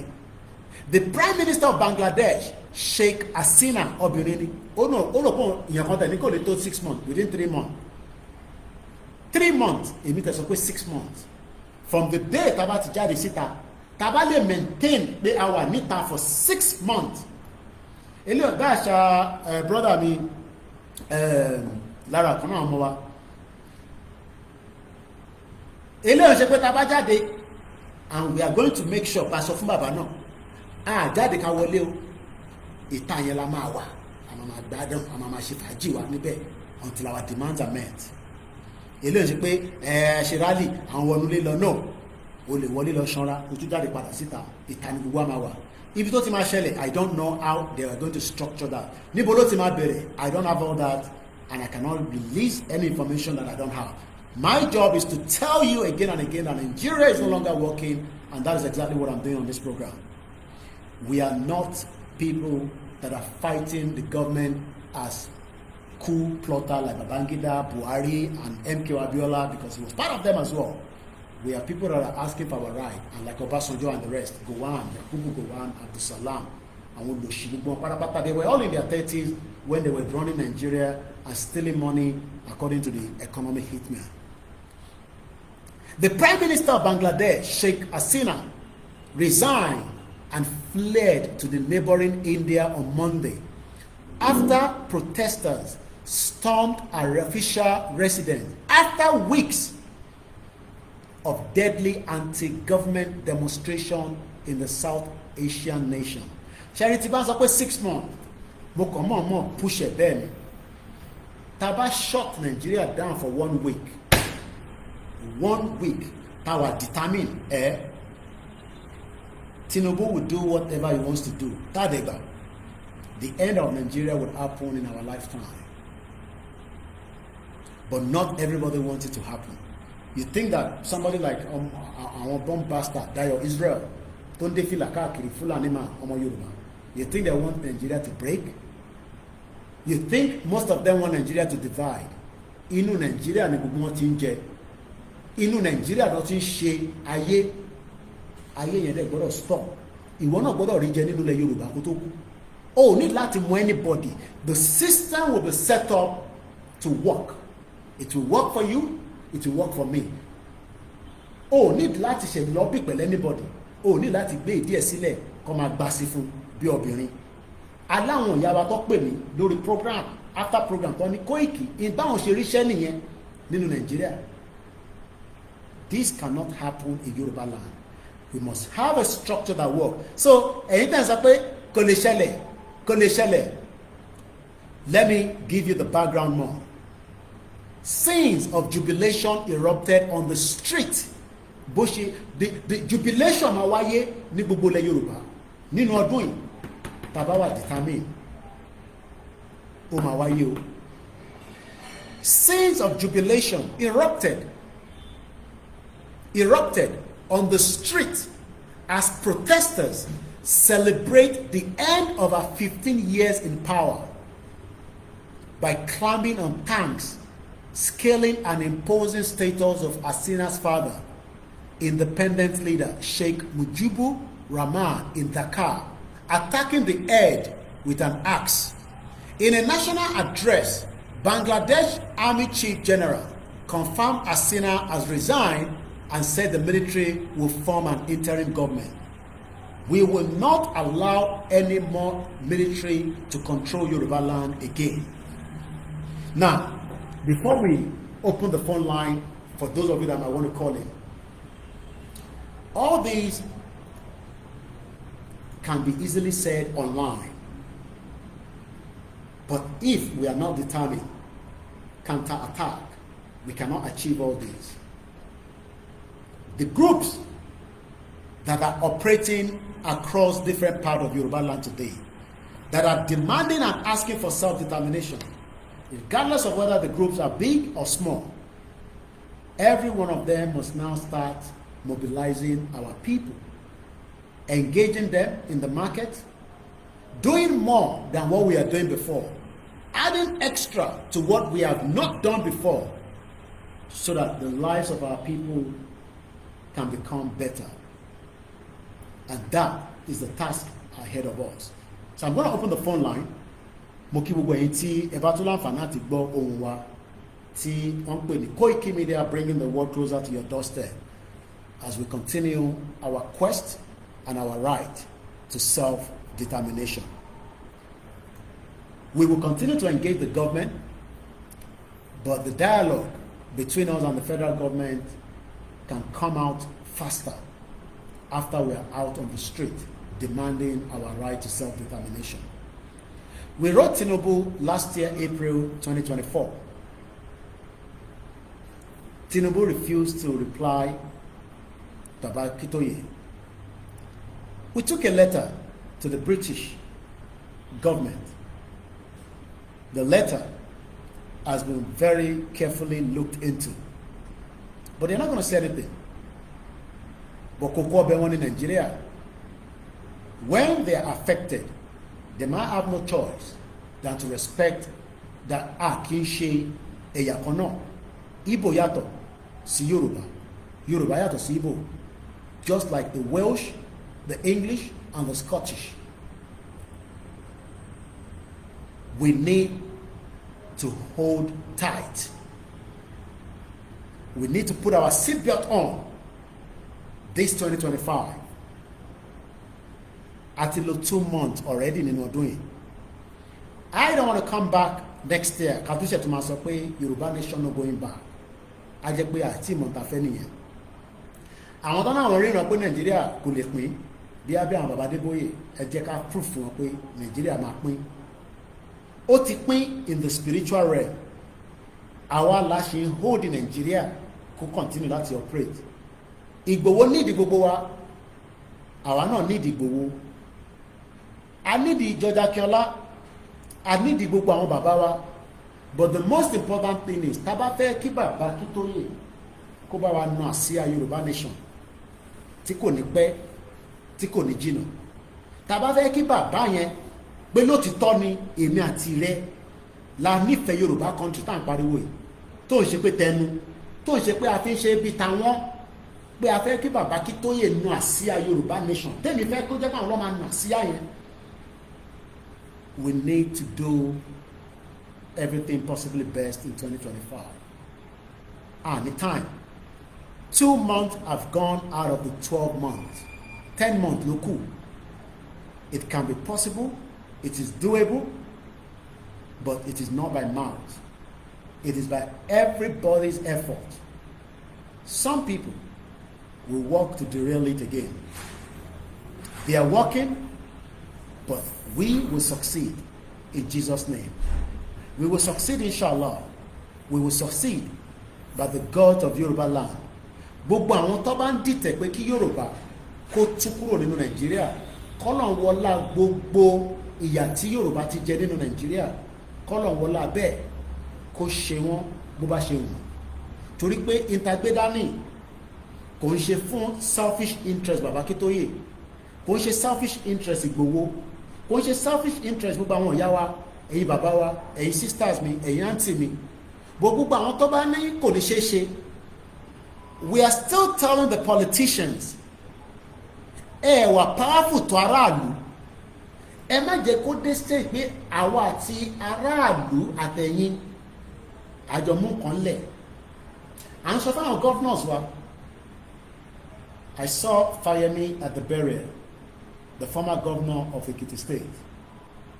Gbogbo ẹ̀yin ex-governor, ẹ̀yin present governor, ẹ̀yin deputy, ẹ̀yin vice, ẹ jẹ́ ká divide Nigeria.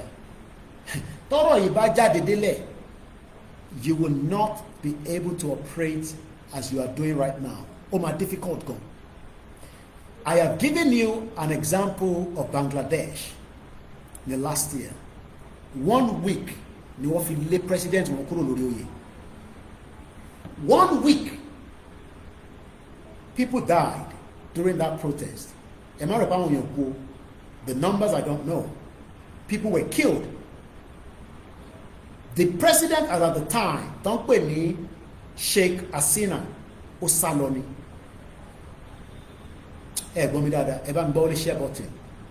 We have the numbers watching. Pàwọ́ lórí Koikimedia. I am not making any money on the YouTube. I am not making any money. So tẹ́ bá rò pé tàbá ní kẹ́ bá wa share. It's not because of anything. It's because we want the message to go very, very far. We have 10 months to decide our lives again. Olóṣèlú náà máa jáde. Their campaign will start this year. There's no doubt about it. I have seen posters of Seyi Tinubu wants to be, I don't know, the governor. Ẹ sọ fún Seyi Tinubu pé we love him and we love him, we love him. Nobody has the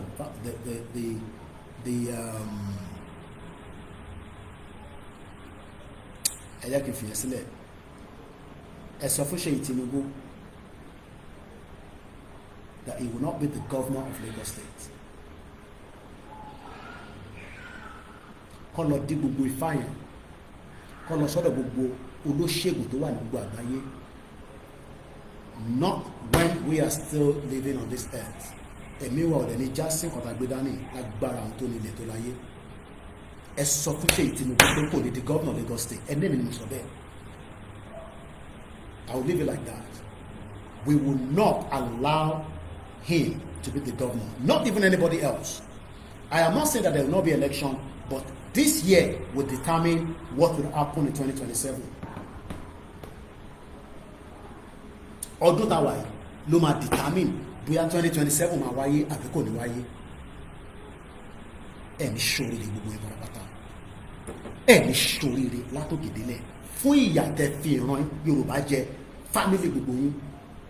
They should destroy ayé gbogbo ọmọ Yorùbá tó kàwé. How can people have 2 degrees ìyà dẹ̀ ń jẹ wọ́n?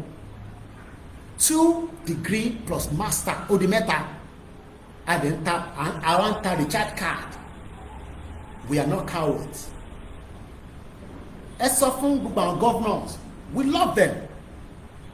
This is not the generation that is joking. This generation are bitter. Money, if we are 500, we will counter-attack. Ẹ̀yin tí ọmọ Yorùbá, mo kí ẹ, brother mi, wà ṣọ̀pọ̀lọpọ̀ ọdún láyé must be. Ẹ̀yin ọmọ Yorùbá, ẹ jẹ́ ká sowọ́pọ̀, ká jàjàgbara ìdílé.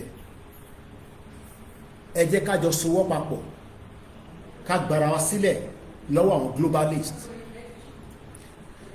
A ti gbọ́ tí arákùnrin yẹn sọ lẹ́ẹ̀kan nínú Confession of the Hitman. Their job is to destroy people. Their job is to destroy we the Yorubas. Ìran Yorùbá has to be the one on the top, not the British, not the Americans, not the Germans. They are not intelligent more than us. But once suppress one, what is suppress one, and we need to stop it. Ẹ sọ fún Sanwó-Olú.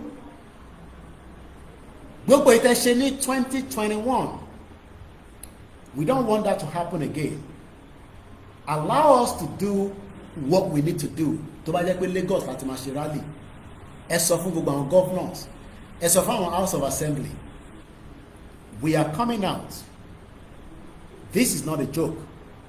The Yoruba people are determined to take our freedom from Nigeria that was created by the white man called Lugard on behalf of Britain in 1914. That has expired. That expiration has now been confirmed by many people. We will not be allowed to be using Nigeria to defraud Yoruba people anymore. The end of Nigeria would happen, and it is going to happen, even if it's going to be painful. My name is OLAYOMI KOIKI, known as Koikimedia, and I hope the message is clear and very clear. I am speaking on behalf of millions of Yoruba people. I am not speaking on behalf of myself. The Yoruba people say they are tired and do not want to have any relationship to do with Nigeria. My job is to create the awareness. My job is to remind the Yoruba people that the reason why your life is miserable is because Nigeria was used to destroy our true identity.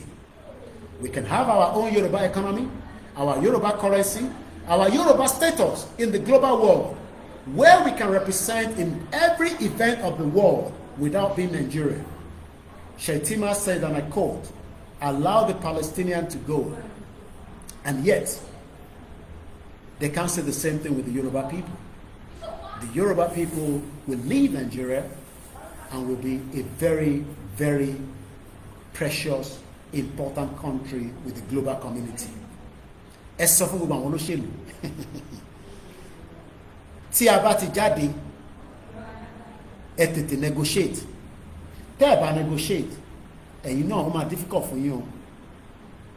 Èmi kọ́ ni mò ń sọ, àwọn ọmọ Yorùbá ló ń rán mi iṣẹ́ o, pé kí wọ́n sọ bẹ́ẹ̀ o. It will be very difficult.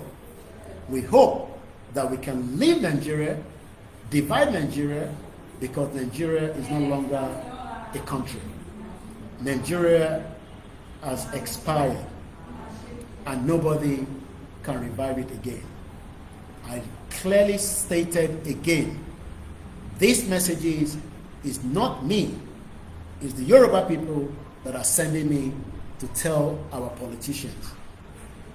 This is not the time to be discussing 2027 campaign.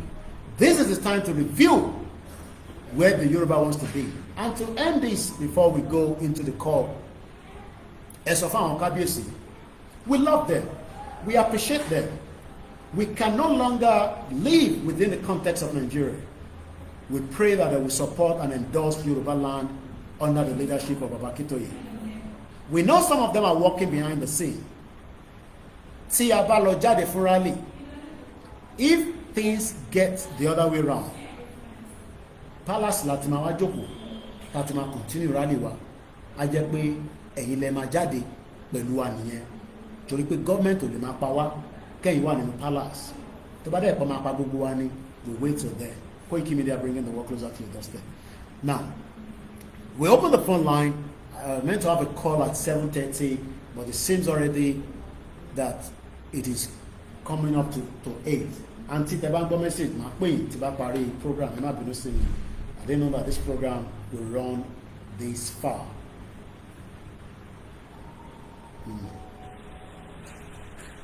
Ẹ má bínú. Àwọn ọmọ yìí ló send their parent kìíní school lélẹ̀. Gbogbo ta fẹ́ náà lélẹ̀. Ẹ tó bá fẹ́ pè, the line is open and you can call in and let's hear your view and tell me, you know,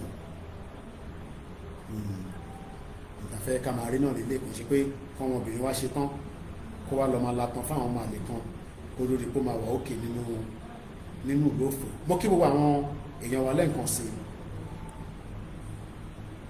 mo kí yín o pé àṣeyọrí lájọ máa ṣe àní ṣàṣetì.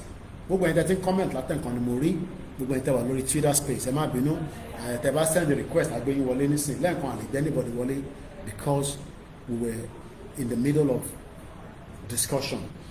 But abarẹ́ni tó fẹ́ dá sí ọ̀rọ̀ tó wà nílẹ̀. I'm sharing my audio as I do all the time. Ẹ̀yin náà bá mi share, ẹ bá mi send it sáwọn èèyàn wa kí wọ́n lè ṣe kíni, kí wọ́n lè láǹfààní.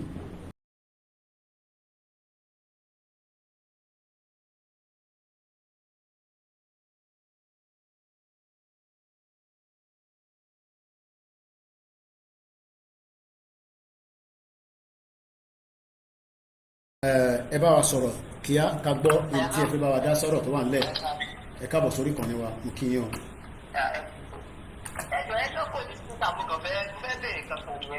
Ó máa ń difficult báyìí o, tàbá yọkọ̀ ó yìí máa penetrate díẹ̀díẹ̀ náà, mo ń gbọ́ yín mà. Oh better, yes.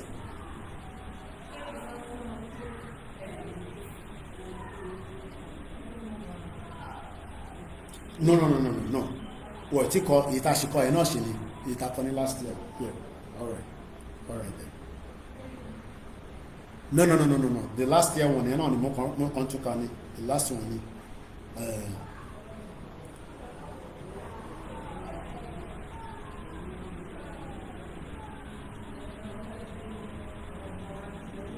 Oyemi.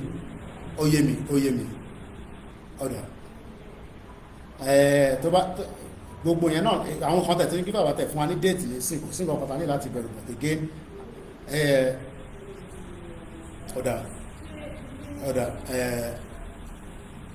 I'm sure bàbá has just returned to Kútọ̀nù. Ẹ jẹ́ ká kí bàbá kọ́ kò tí sinmi náà anyway, so but kí bàbá bá ti rest there then we take it from there. So bàbá fún wa ní àná so èmi máa rí bàbá kó tó di pé àwa máa tẹ̀síwájú. Ẹ ṣé gan ni mo dúpẹ́ gbogbo ẹni tó bá ń wá, ẹ ṣé gan ni mo dúpẹ́. Oyemi.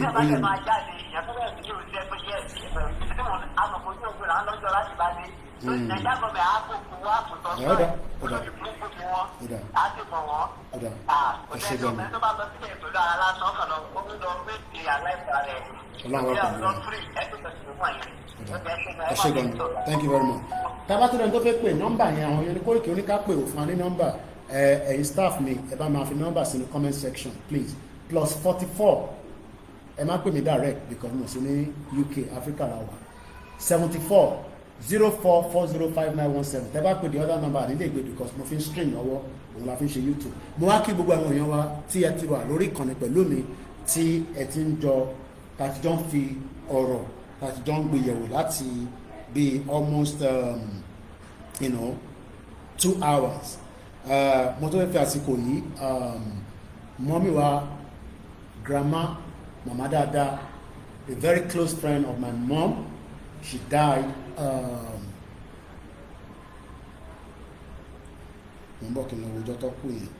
so ẹ̀yin tí ẹ lè mọ̀ kó ṣùgbọ́n ló máa mọ̀ wọ́n, but it's important that I just say because she's one of my mom's closest friend and she passed away. Let me quickly read this out. Kọ́lọ̀ kó bá mi tẹ́wọ̀n sáfẹ́fẹ́ rẹ̀ a máa ń pè wọ́n ní Mama Kudus. Àdúpẹ́ fọ́lọ̀ kọ́lọ̀ máa dúró tàn mọ́.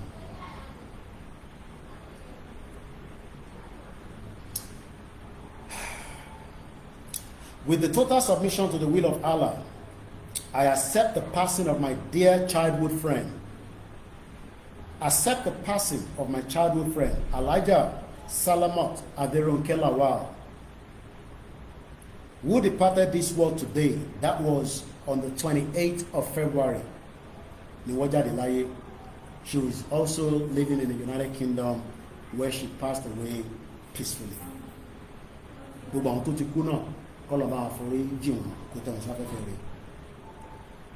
What a day to leave this transient and imperfect world. Our journey of friendship began in 1964 at Ahmadiyya Grammar School, Eleyele, Ibadan. 61 years of compassion. 61 years.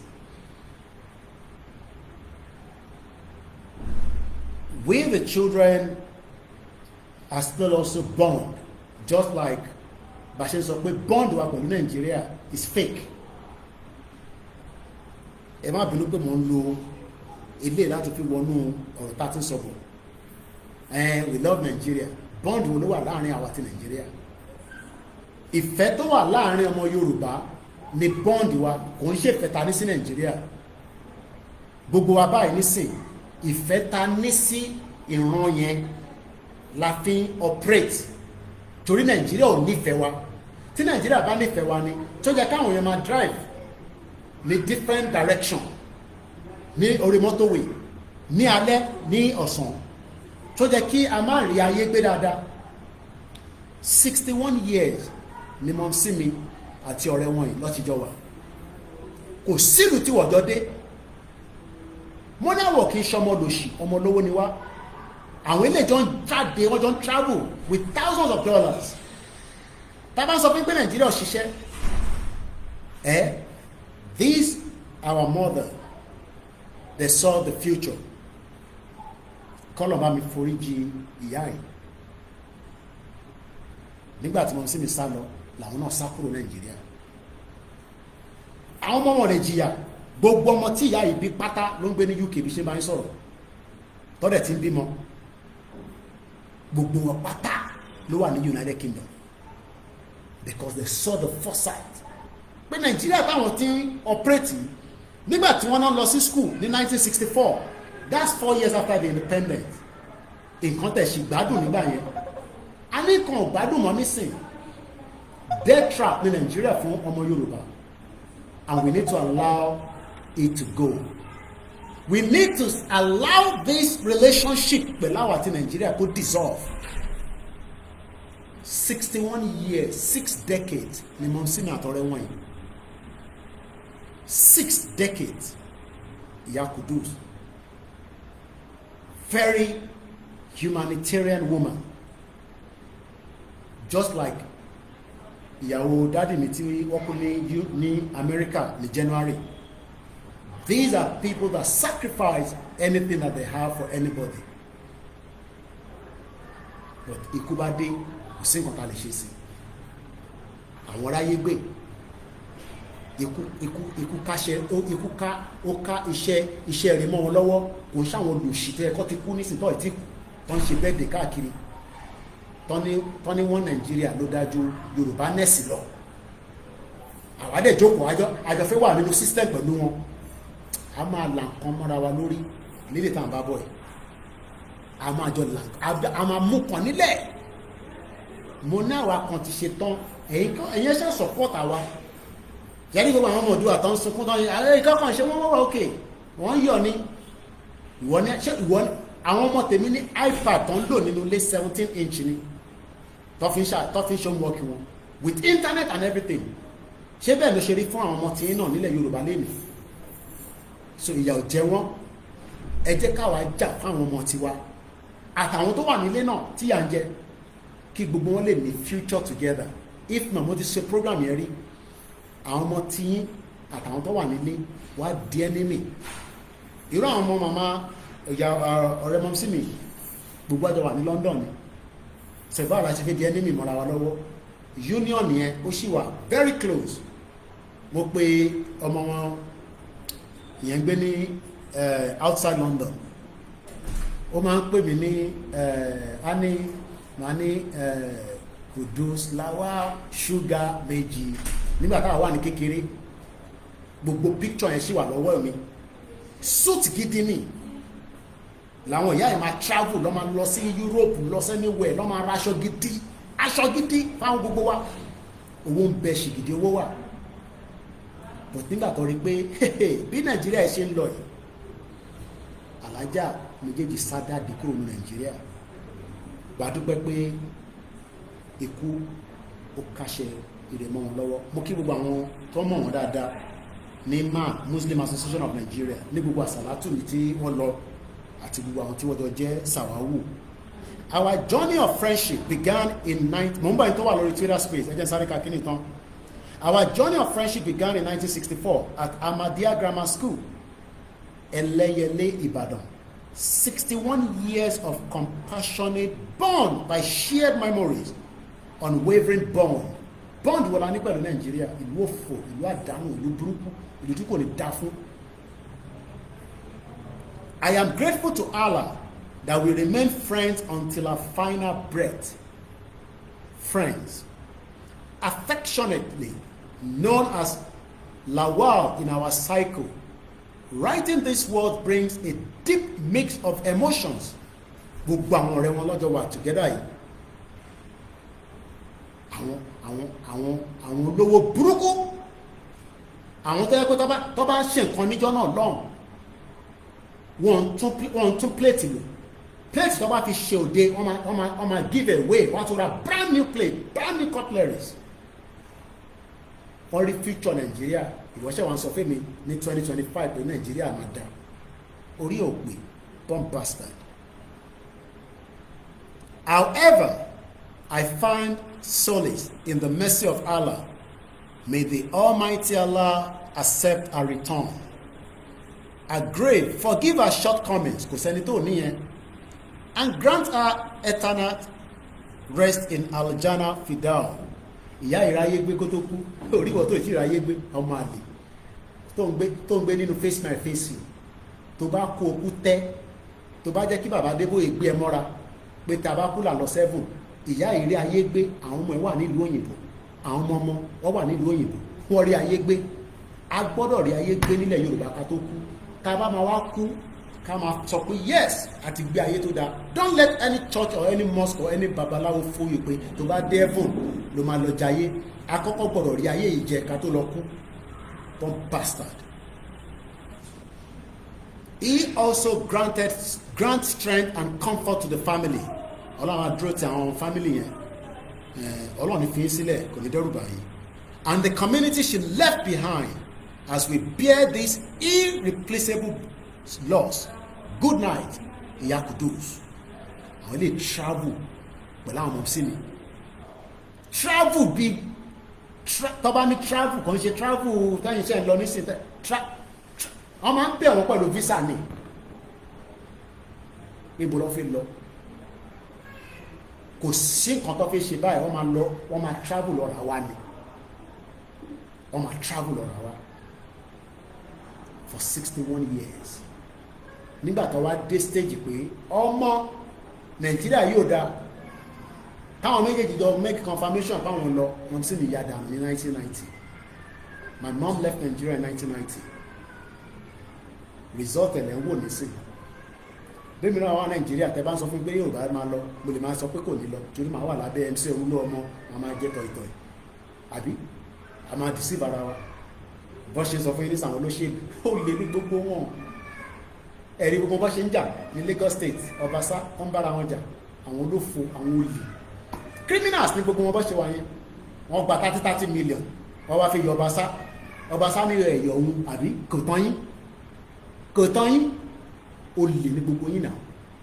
Mo gbọ́ tí èèyàn kan sọ lórí Twitter mo máa ń true it is ó ní $500 million ní Àpábí ò tọ́jú sínú ilé ó tọ́jú díẹ̀ sí Uyo ó tọ́jú díẹ̀ sí Àbújá.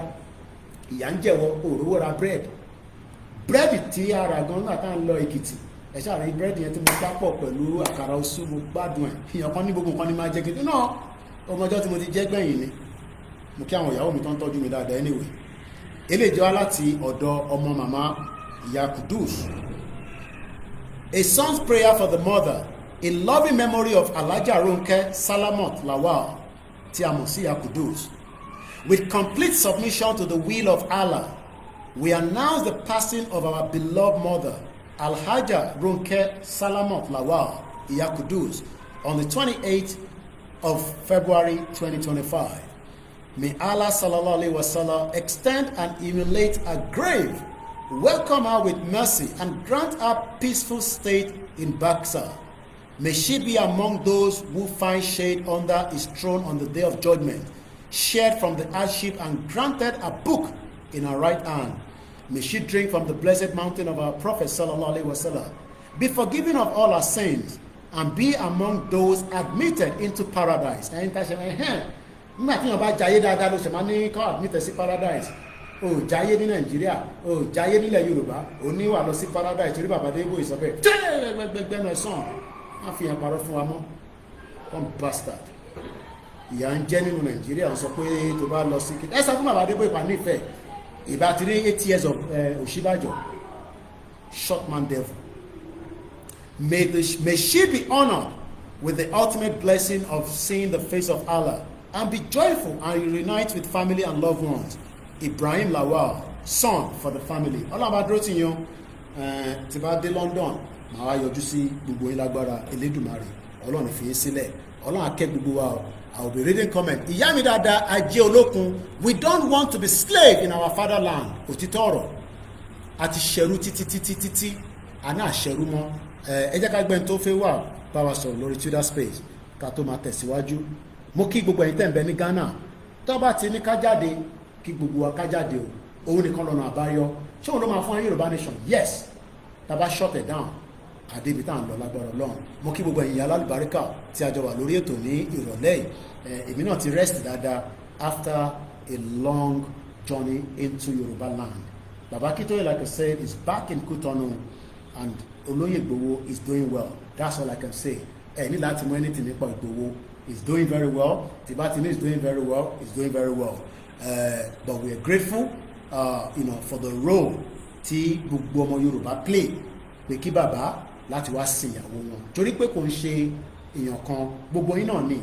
Gbogbo ẹ̀yin tẹ́ raṣọ, gbogbo ẹ̀yin tẹ́ lọ, ẹ̀yin tẹ́ bínú, wọ́n jẹ́ kẹ́ wọlé. Kò mátà, ẹ má fi hàn ṣe bínú. A máa débi tá à ń lọ lágbára Ọlọ́run. Ẹ bá gbọ́ sókè ọmọ akin ní kíákíá. Torí ètò yẹn ó ti kọjá 3 hours. Bó ti tójọ́ mẹ́ta tá ti yọjú síra wa. Mo kí gbogbo ẹ̀yin tẹ́jọ́ wà lórí Facebook. Ẹ̀yin tẹ́ ń wò mí tí ẹ̀ comment mo kí yín. Ẹ̀yin tẹ́ comment mo kí yín. Mo máa ní kọ́ bá ń fa account number mi síta. Ẹ ṣáà fún mi lówó welcome back from Yorùbá land. Àbẹ́ẹ̀ni sanwó fún mi ni. Pé ọmọ ọkọ. Ìyàn kan rí yín ní. Ẹkùn ni bọ̀bọ̀ ìmẹ̀. Ìyàn kan send comment kan. Màá kà fún yín. Ọmọ akin má bínú sí mi brother mi. Mo screenshot comment yẹn. Ọlá yín náà ni, àdúrà yín ni. Ẹ̀yin náà lẹ́ni máa tẹ̀ bẹ́ẹ̀ lẹ́ni ká máa tẹ̀síwájú pé kò séwu. Kọ́mẹ́ǹtì yìí wá láti Mr. Adisa Soyobo. Wọ́n ní Koiki, my man you be Ajé. Wọ́n ní kò ní wálé. Eléyìí wálé o, confam. Ẹ̀yin náà ẹ máa dé ìlú òyìnbó. Wọ́n ẹ jẹ́ ká gbalẹ̀ Yorùbá. Ká wá máa fi passport Yorùbá ká fi lọ sí ìlú òyìnbó. British citizen wọ́n jayé ju kíló dálẹ̀ lọ. Wọ́n máa ń káàkiri bí ẹṣin oníwò límọ̀ ni. Mo ń wo fíìmù kan, má bínú ọmọ akẹ́lẹ́ nǹkan sí. Anaconda, wọ́n ní fíìmù yẹn ti pẹ́.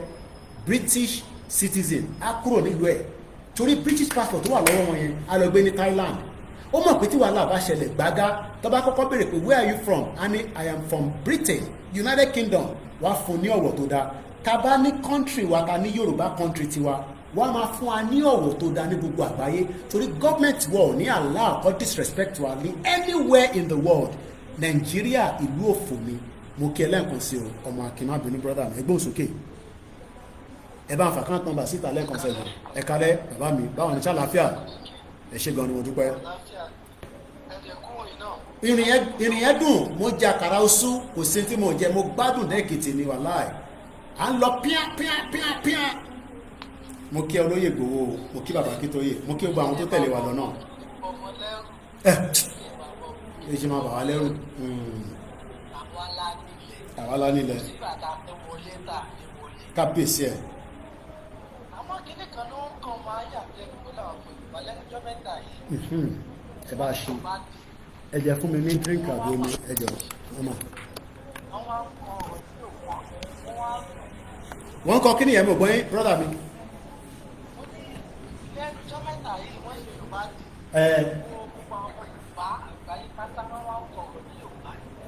inú wọn wá ń dùn ẹgbà. mama.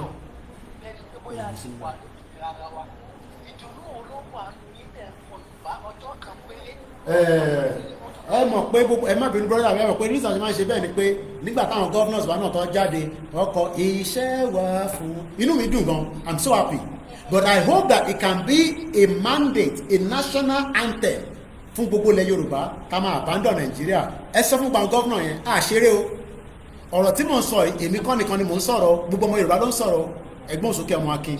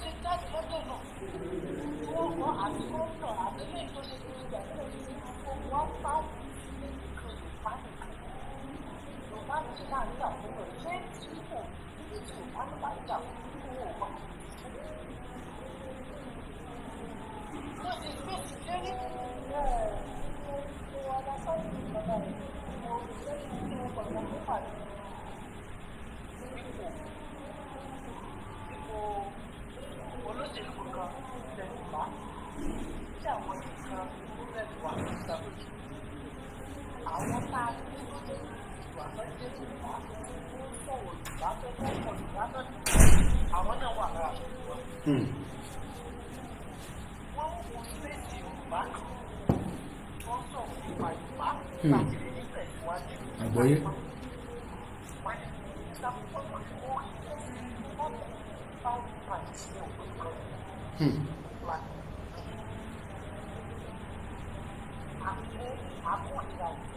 Ẹ má bínú pé ọdún yẹn lóògùn ọdẹ ẹ lẹ́nu bí mo ń gbọ́ yín brọ́dà mi. Bọ̀ kí ló dé tí a ṣe kórìíra òtítọ́ brọ́dà mi kí ló dé tí a mú kí ẹ bàbá bébì ìkan náà staff mi ìyàwó ẹ̀ bímọ bàbá bébì.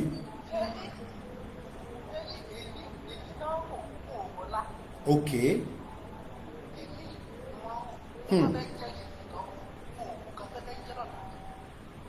Kí ni wọ́n ń pè ní ọ̀la? Tá bá sọ pé ọ̀la kí nìkan tá à ń pè ní ọ̀la? Ẹ donate owó fún ẹjọ́ anídòwó ẹ̀yin èèyàn wa. Ok.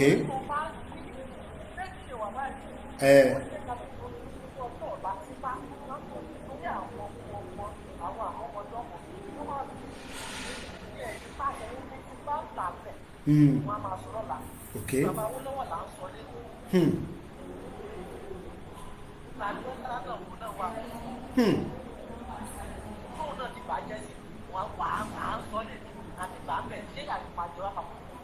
Àgbọ́yé.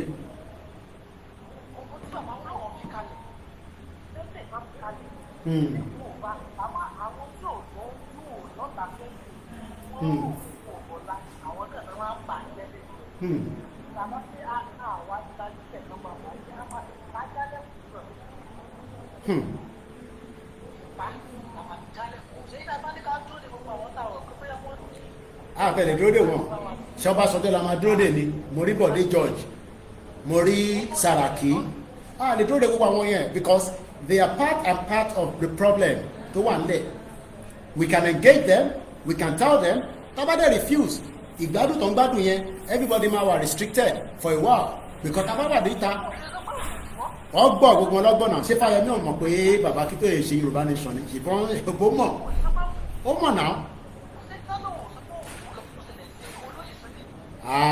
ọmọ kan fi kọ lóye Ìgbòho náà mo ti ní kọ́ bá ń gbẹ́jà dédé wá gbẹ́jà dédé. a máa dárúkọ wọn kò sí bá máa ṣe fún wọn. àwọn èdè ìdílé lè wọn kí lè kó sí èdè lára wọn láti ṣe èdè ìdílé pátápátá ni wọn ẹ̀dẹ̀ máa fi bóyá palẹ̀ ní wọn pé ọmọ ìgbà yìí ló lè ṣe iṣẹ́ ìgbà wọn gbé iṣẹ́ ìgbà nílẹ̀ ọ̀kan wọn sọ òtítọ́ wọn ló bá wọn sọ òtítọ́ àwọn àjálẹ̀ ẹ ṣe gan ni.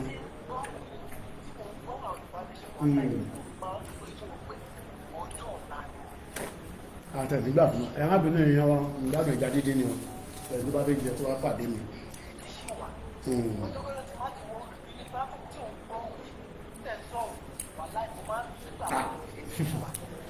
tó confirm Ìgbòho nírètí sí wà tó confirm bàbá Akíntóyè nírètí sí wà tó kò jẹ́ kẹ́rù bá anybody nínú wa bẹ́ẹ̀ ni.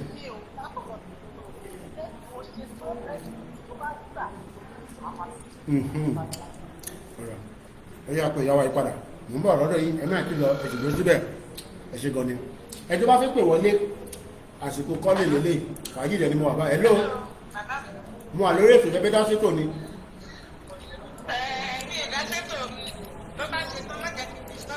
ọ̀rọ̀ màá pè ní báyìí tán ọ̀rọ̀ mọ̀ ẹ bá fẹ́ pè àti parí program fàájì ni mo kẹ́ brọ́dà mi Abíọ́dún George ẹ tó bá fẹ́ pè wọlé nọ́mbà wà ẹ pè wọlé kájọ máa engage if otherwise láti máa jọ ṣe fàájì ni àjẹ́ ń ṣe òkú ìyá wa lórí studio tiwa báyìí pẹ̀lẹ́já dédé àti àtomi ẹ̀rọ kí mi ò kí mọ tí kò jẹ́ pé ìkọ̀kan mi kọ̀ láìkọ̀ tí múmu ni mo kí ọgbọ̀n èèyàn wa ìlọ́pọ̀ kan wá rẹ̀ wọ́n ń débọ́ ni àwọn ará ní síyá àgbẹ̀ wọ́n mọ̀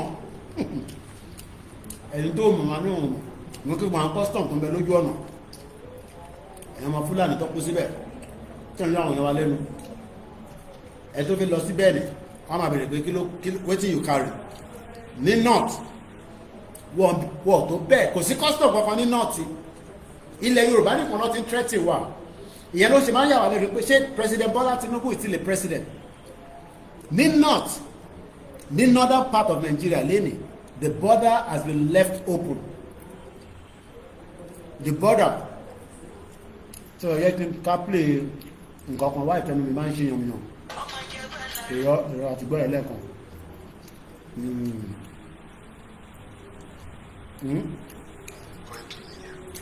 Èkìtì ló ń pè bí Èkìtì ló ń pè bí live and direct everywhere darkness Èkìtì ló ń pè bí bá customary court of appeal àbúwá ní orí níbẹ̀ mo kí ẹlẹ́ẹ̀kan sí Ìgbòho ṣá wàláì màmá gbọ́n sókè ẹ̀yẹ́ ká máa play àwọn fídíò kọ̀ọ̀kan kí máa jẹ́ ìdáná ok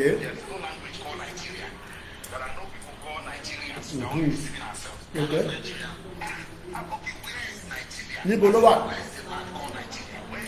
níbo ní ilẹ̀ Nàìjíríà wà mo kí ẹ Sodiq mo kí wọn Koikimedia team dísìmà mo kí brọ́dà mi gbogbo ìmẹ̀lẹ̀ pátá ni mo rí mo kí èèyàn wá o ní gbogbo African country tẹ́wà àní ṣìṣe àní ṣẹ̀ṣẹ̀ gbé àdẹ̀ní sọ̀rọ̀ tó máa bí àwọn ayé nú èyí tá a máa sọ ẹ máa accept ẹ̀ ni torí pé òtítọ́ la gbé dání wo ìyà jẹ mí ẹja lélẹ̀ mo ti jẹ wàrà kò ń ṣe wàrà Fúlàní mo jẹ ọ̀pẹ́ àwọn ní ṣe Fúlàní ló ní wàrà ọ̀rọ̀ Fúlàní nìkan ló ń ṣe wàrà mo jẹja mo gbádùn àbí à ń ṣe bẹ́ẹ̀dẹ̀ bàbá àbí bẹ́ẹ̀rẹ̀ àyà nation à ń ṣe bíbà yìí kí ni náà ń lè Nàìjíríà kò ní language èmi ò dorí ẹja o kí o máa ń dorí ẹja mo kí ẹ Sodiq ẹ kú iṣẹ́ pray for one Nigeria mo bá ìpín ìsọ̀rọ̀ ní nígbà tí mo wà ní London mo kí bàbá mi ológun olúwa náà wálé láti Amẹ́ríkà mo náà 30 ní diaspora tó wálé mo kí ìyá ìwé mo kí olórí Èkó mo kí Kentos mo kí ọmọ bá mo kí gbogbo ẹ̀yin ìfẹ́ lódùn gbogbo ẹni mo kí èmi náà fẹ́ tó dé London padà mo má wọlé títí next month màá rìn dé London padà agbára Ọlọ́run ó ti ń gbádùn Áfíríkà báyìí àwọn èèyàn ní Koiki tó fi padà lọ sí London ni èmi ti takú sí bàbá Akíntóyè lọ́rùn èèyàn àti bàbá Akíntóyè kájọ máa gbádùn kú tọ́ ni kí mi dẹ́ máa lọ sí African country ní tó kù màá máa dé London padà gbóhùn sókè brother mi lẹ́ẹ̀kan sí pray for Nigeria yé Nigeria ní country ni mo kí brother mi àti kárí program ọ̀sẹ̀ tó bá fẹ́ jókòó nísìn àjọ ń ṣe fàájì ni ẹ bá pè wọlé fine if not àjọ máa ṣe fàájì lọ mo kú síṣẹ́ tí mò ń ṣe ẹkú ti ní mò níṣẹ́ ilẹ̀ Yorùbá dùn mọ́ lọ́rùn Ìgbòho ṣà Ìgbòho general actor tó ń ṣe actor orí social media ẹ gbọ́dọ̀ kàwé mi lọ́jọ́ wájú Ọlọ́run general actor ní Ìgbòho Ọlọ́run fi Ìgbòho kẹwàá a gbọ́dọ̀ lose opportunity tó wà lọ́wọ́ yìí ẹ jẹ́ lọ wá fídíò tí bàbá Tibetan fi sọ pé tó bá pa bá rí wọ́n kọ́ ẹ̀ pé mo mọ ibi tó wà nínú fídíò wọ́n ṣẹ̀ṣẹ̀ fídíò yẹn ni wọ́n náà ní di 5,000 Ìgbòho mo ní bàbá ní 50 million Ìgbòho gbogbo àwọn tó wà nílẹ̀ Yorùbá tí Ìgbòho bá sọ pé Benison general actor everywhere máa jáde rí ó láwọn kan tó pàdé wa àwọn ọmọ Yorùbá àtàtà nínú ọ̀rọ̀ pé máa tó láwọn fídíò yẹn lórí social media bí àwọn èèyàn tẹ̀ ní íńtánẹ́ẹ̀tì wọ́n ti fìyà jẹ àwọn èèyàn wọn lórí burúkú láwọn politician wọ́n lè rí wa ní Koikimedia mo níbẹ̀ ni ilẹ̀ wá ṣe ládùúgbò wa àwa náà ni àwa kìí There is no land called Nigeria. There is no language called Nigeria. There are no terrorist ní ìlàjì lórí ilẹ̀ wa ẹ̀ríkà ẹ̀rọ fẹ́ máa lórí bàbá kílé ni ìwẹ̀ náà where is Nigeria ibo nílẹ̀ Nigeria wà What is the Nigerian language? Nigeria language Nations that have been forced together mo kí grandpa Tèmídáyọ̀ So anybody who goes there and stays to say, you are one Nigeria àwọn Ọbásanjọ́ nìyẹn Ọbásanjọ́ ló máa ní pray for one Nigeria àtòsíbàjọ́ that Nigeria àwọn olè sat down to agree if they want to be Nigeria. àwọn olè àwọn criminal we are not one Nigeria kọ́ one Nigeria ni ó yá ẹ ká tó lọ wá fídíò mi Fẹlá kí ló sọ bíbá no Why does it look like rich people like this now? One day you must ask them, oh, you must ask them you must ask. àti bèrè When the time is ready, we go ask.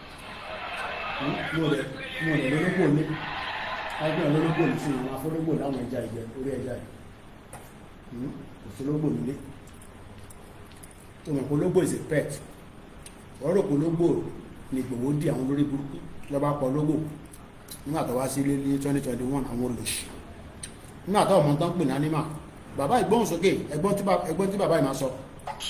To be part of a discussion about the poor getting 60,000 naira. bẹ̀rẹ̀ láti bẹ̀rẹ̀ bàbá yìí ń bọ̀ ẹbẹ̀rẹ̀ láti bẹ̀rẹ̀ bàbá yìí. I said anyone who ends up, I have been sick of this controversy. kí ló I tẹ̀lé have sí been sick of this controversy over living wage or minimum wage. irọ́ ni And I believe that something is seriously to wrong Koikimedia. with the heads ìlà ìkẹlẹ̀ of many of our leaders.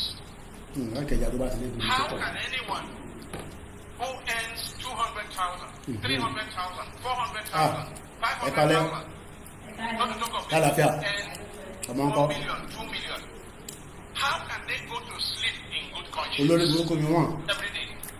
How can they go to sleep in good wọ́n ní conscience? conscience kankan Come out to sit down in a boardroom minimum wage wọ́n rí san discuss anybody issues of sustainability ìlú òkú or otherwise of paying 60,000 to the poorest of workers. ìmọ̀ràn ilé san títí dáa How can we go to bed and sleep all wọ́n máa sin olórí burúkú ni wọ́n àpábíò gbogbo obìnrin náà ló ti bá sùn tọ̀ olórí burúkú àpábíò lè ilé ìṣẹ̀lẹ̀ tó yíyàn kan pè wọ́n ni àpábíò lè criminal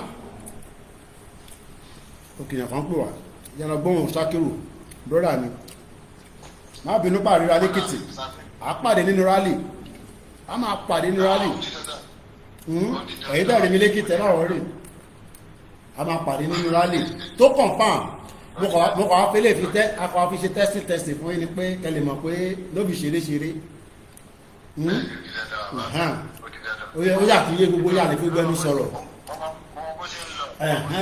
lè fi gbẹ́nu sọ̀rọ̀ ṣùkà rà dé mọ́bẹ̀ ẹ̀lọ́ wọn múra fún rálì gbóhùn sókè brọ́dà mi kò ní bàjẹ́ fún yín ṣé dáadáa lè délé padà.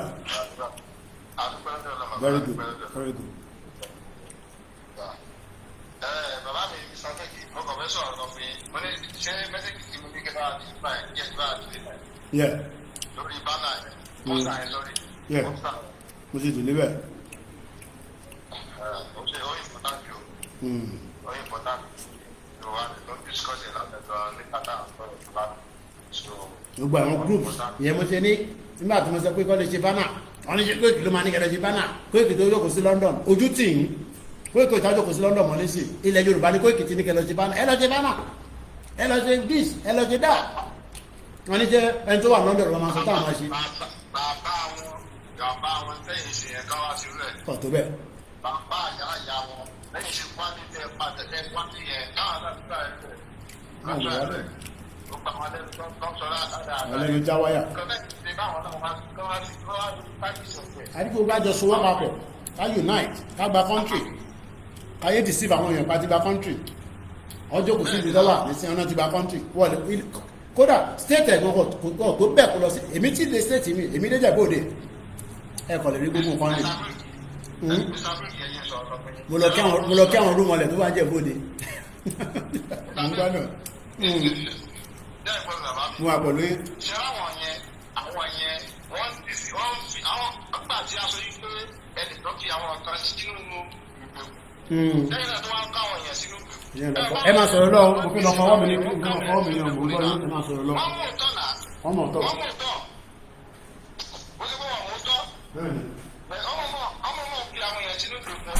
ẹ ti mú tọ́ ẹ wá lè sojú lọ́rọ̀ báwọn yẹn ẹ wá ń parọ́ báwọn yẹn wípé ẹ ti wà lórí láì. ẹgbẹ́ ìsúlẹ̀ ti kankan ẹ parọ́ báwọn èèyàn ẹ̀yin tẹ̀lé tí mo tọ́ ẹ padà ẹ wá jọ́ ìlú wa bíwájú máa dé ẹ wá bá wa kájọ ṣe àwọn onítọ̀kùnrin yà mọ̀ pé ojú tí gbogbo yín ní òjìkẹ́lẹ́ mọ̀ kájí pẹ́ ní òjìkẹ́lẹ́ mọ̀ kájí ẹ ṣe máa gbé wáyà kẹta. àwọn ti gba country wọ́n kàn disọ brother mi Ṣákírù tó wá ṣẹlẹ̀ ní pé gbogbo àwọn ọmọ Yorùbá tó wà nílé èmi ò rí bí kankan tán ní Yorùbá country tí exist now so àwọn tó wà nílé tán náà ti gba country yẹn níbo làwọn ti rí yẹn Ọlọ́run ìta ló ní o.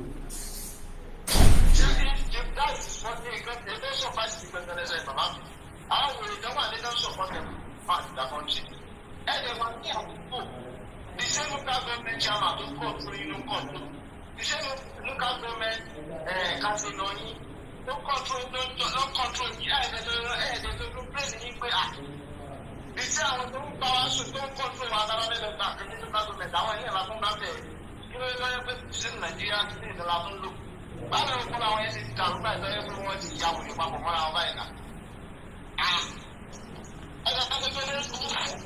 àwọn tó wà ní ẹ̀ka ẹ̀ka lójú kò sí àwọn tó wà ní ìlànà káṣí ẹ̀fọ́ àwọn àtúntà káṣí ẹ̀fọ́ àwọn orí ìkànnì tó ń lọ. àwọn ọ̀tẹ̀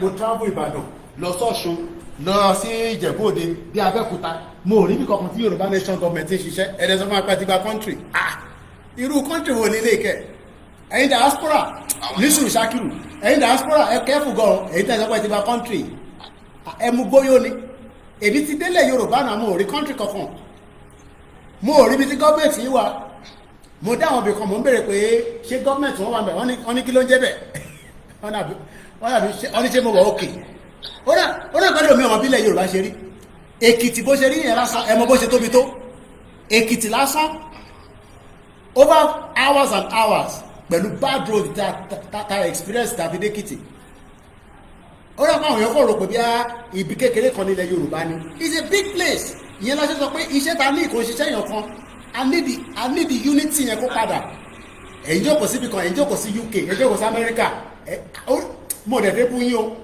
ẹ̀ nílà káyè ni àrólé Odùduwà ní spiritual country. Èmi wà lẹ́kìtì confam mo wà nínú Èkìtì àbí jágbàjàgbà má sọ̀rọ̀ lọ́jà rí jẹ́ gbé kọ́ọ̀lì brọ́dà mi ẹ bá sọ̀rọ̀ lọ ẹ̀ ló yá mi dáadáa.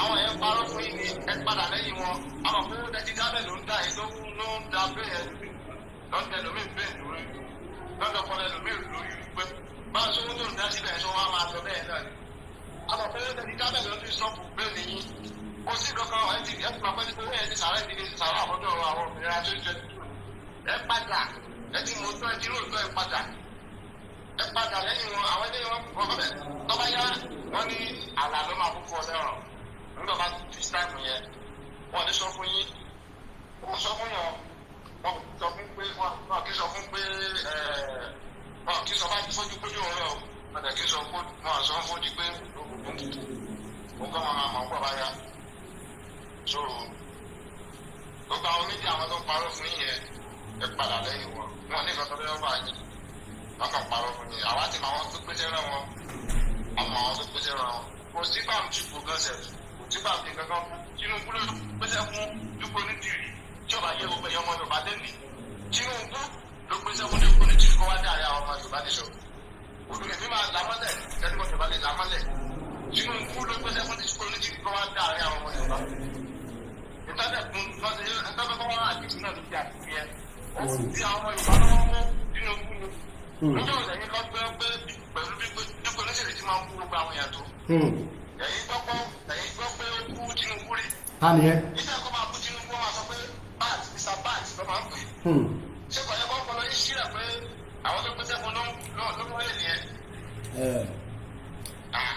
ìgbà kan báwo ni diaspora tó wà exposed báwo ni diaspora tó wà ní abroad tó wà ní advanced country wọ́n dẹ̀ ti gba country ẹ̀ dẹ̀ accept nonsense yẹn èmi dẹ̀ wà ní ground àwọn tó wà lé sọ pé kò possible pé country ti exist mo ní lọ́lọ́pàá èmi náà fúnra mi tí wá sílé mo dé border ọlọ́pàá Nàìjíríà ló wà ńbẹ̀ immigration Nàìjíríà ló wà ńbẹ̀ lórí títì FRC Nàìjíríà gbogbo nǹkan Nàìjíríà ni mò ń rí mo rí ẹni functioning ẹ̀mẹ́ẹ̀ká parọ́ ẹ̀mẹ́ẹ̀ká sọ Yorùbá nation yìí di movement ṣe ni tó fẹ́ push into a country kò ṣe pé káwọn ẹ̀ ti gba country èyí tó wà lamẹ́ríkà tẹ́ bá ti wà frustrated mo understand gbogbo alága ti wà frustrated bọ̀kẹ́ wa máa ń jókòó pé ìtorí èèyàn kan jókòó sí Turkey èèyàn kan jókòó sí London ọwọ́ náà ti gba country YDP RRP dry kìíní kan ọmọ ó rà pé àrò rà máa kó gbogbo yín lọ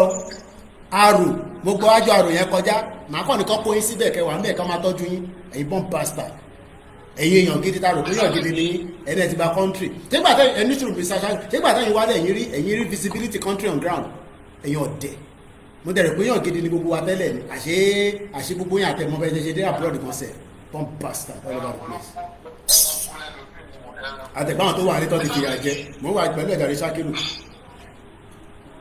àwọn àgbẹ̀ information ẹ̀yin òmìnira tó ń dán tù sẹ́ni gbogbo pláàni gbogbo àrígbẹ́ntẹ́ ṣe yẹn tí a bá ti pè fúnra sí àbí bí fúnra sí tẹ́ ẹ bá jáde. kò tó bẹ́ẹ̀.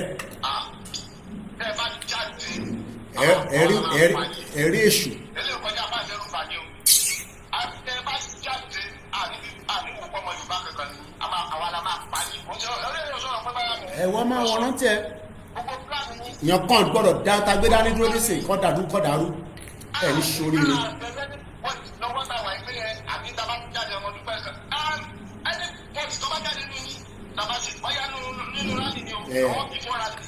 dàrálì ẹ wá dàrálì. àwọn la máa ṣe pupa yẹn lè sọ̀rọ̀ máa dẹrù bàjẹ́ àbá sọ àjọsọ ntọ́kùn àdẹ́là sọ fún yẹn ẹ máa jọ́nà pè ní ẹni tó bá àwọn tó bá fi àwọn tó wà nínú ìgbà tó jẹ ẹ lè wọ́n àwọn ọmọ yín ẹ má jáde bẹ́ẹ̀ before rally ni o ọ̀ nínú náírà pé ẹ má jáde. ẹ̀ndró kí gbòòwò àti bàbá dídò ìpè rally kẹwàá jáde àbí. ẹ máa kú lọ́jọ́ yẹn ni ó ṣe lé gbogbo ẹ̀yin náà jagun lórí báwọn náà kiri ẹ̀yin náà pé jẹ́ ìjọba atẹ́kùn lásán ni yín jẹ́ ìjagun káàkiri àti gbogbo kan tó pẹ̀lẹ̀ lọ́mọ ọ̀yọ́ tó pẹ̀lẹ̀ ní kí ló pe kíngì àwùjọ àbí ìwọ̀dọ́dà tó pẹ̀lẹ̀ yẹn kọ́tọ́ ẹ̀kú wọn dámọ̀ lọ́yọ̀ọ́. ó kù díẹ̀ ó kù díẹ̀ ni.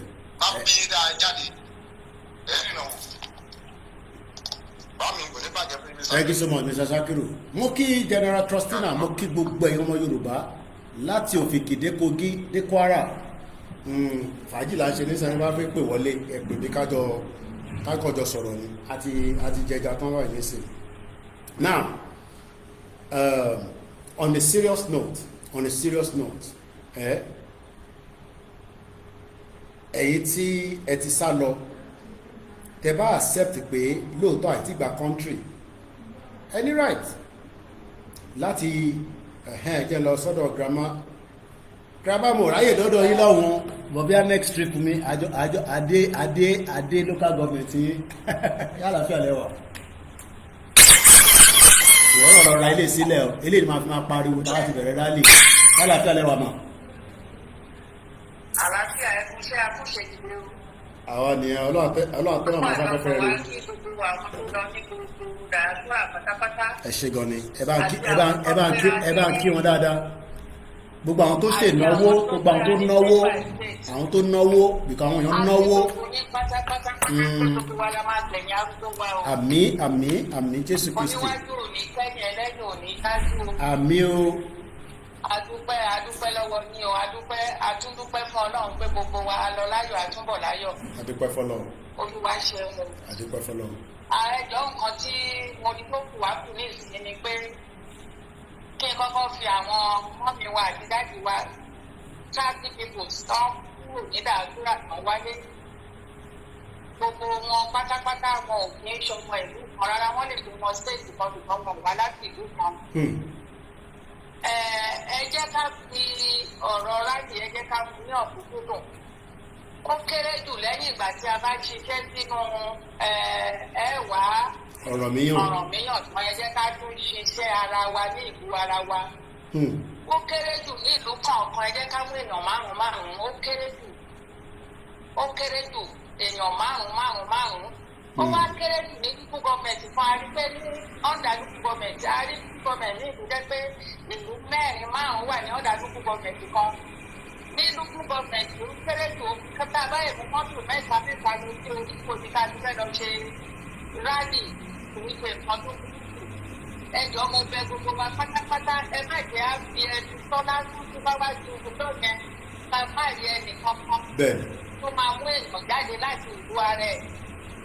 ẹ jẹ́ ká kẹ̀yẹ dáadáa ẹni tí kì í bá ń pelé tẹ́lẹ̀ ẹ jẹ́ ká torí ìyẹn ká máa pelé ká máa tú wọn lé kí á máa fi ọmọ kọ́ ká máa fi tí wọn lójú tó dẹ̀ tó bá ti wá tó àkókò tá a bá bá wọn kò pé ẹ bá wa létí a máa sọ fún ní èdè ọ̀rọ̀ òpè ní a máa tò tó ráwọn olóṣèlú wọn máa ń báyìí wọn ni àwọn tí ò bá ti gbọ́ tá a bá bẹ̀ sí pé wọ́n lè ṣiṣẹ́ dáadáa fún wa ẹgbẹ́ ká fún báyìí ká jọ ṣe sílé kó ba lè ní a lè gbádùn ayé wa ẹ̀sùn òfin ṣe tó náà ń lọ́mọ ẹgbẹ́ ká gbé ìgbésẹ̀ àti mo kí àwọn bàbá àti màmá wọ̀nyẹn pé iṣẹ́ takuntakun náà ṣe òkú lọ́gbà sọ̀kalẹ̀ wọ́n tún gbà padà torí sì láti gba òfurufú wálé kéèyàn tún gbà padà nípa ìdí èyí àwa tí a wà nílé náà ẹ jẹ́ ká ṣiṣẹ́ má jẹ́ ká kàn máa jabla ẹnu ọ̀rọ̀ ní Kóìkì sọ pé wọ́n délé àríbìbọn fún àwọn tó sọ pé a ti gba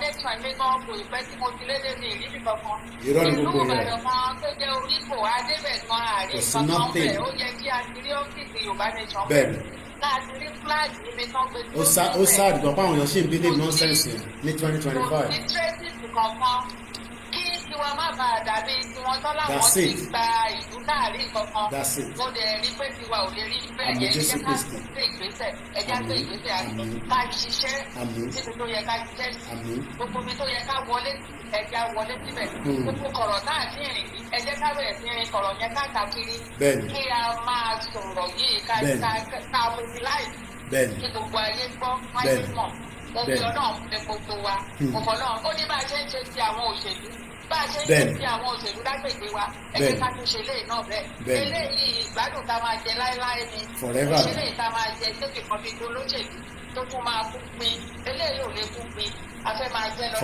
forever freedom ni bẹ́ẹ̀ ni grandma ẹgbẹ́ ká ṣiṣẹ́ yẹn bí iṣẹ́ ọlọ́run àrùn gbogbo wa lọ́wọ́ Elédùmarè á sì wá lẹ́yìn o fún ìdìbò kí ẹlẹ́ẹ̀kan ẹ ṣé gan ni ẹ ṣé gan ni ẹ ṣé gan ni grandma ọ̀rọ̀ ni grandma ti sọ yẹn ọlọ́run jẹ́ kí wọ́n sọ̀rọ̀ tán gbogbo ẹni tó bá fẹ́ pè nọ́mbà yẹn ṣì wà a kàn ṣe fàájì lọ nísìnyí nítorí ó ti tójọ́ mẹ́ta torí àráyè ṣe full program kankan ní láti bí last week ni mo ṣe program kó tó di pé arìnrìnàjò lọ sí ilẹ̀ Yorùbá mo kí brother mi Àrólé Odùduwà non-appearance ni most of them ni wọ́n fi wọ abroad bẹ́ẹ̀ ni non-appearance ni wọ́n kọ́ submit because I don't mo kí bàbá mi Moses Ọláníran wọ́n ní Yorùbá nation is our goal and a task that must be done.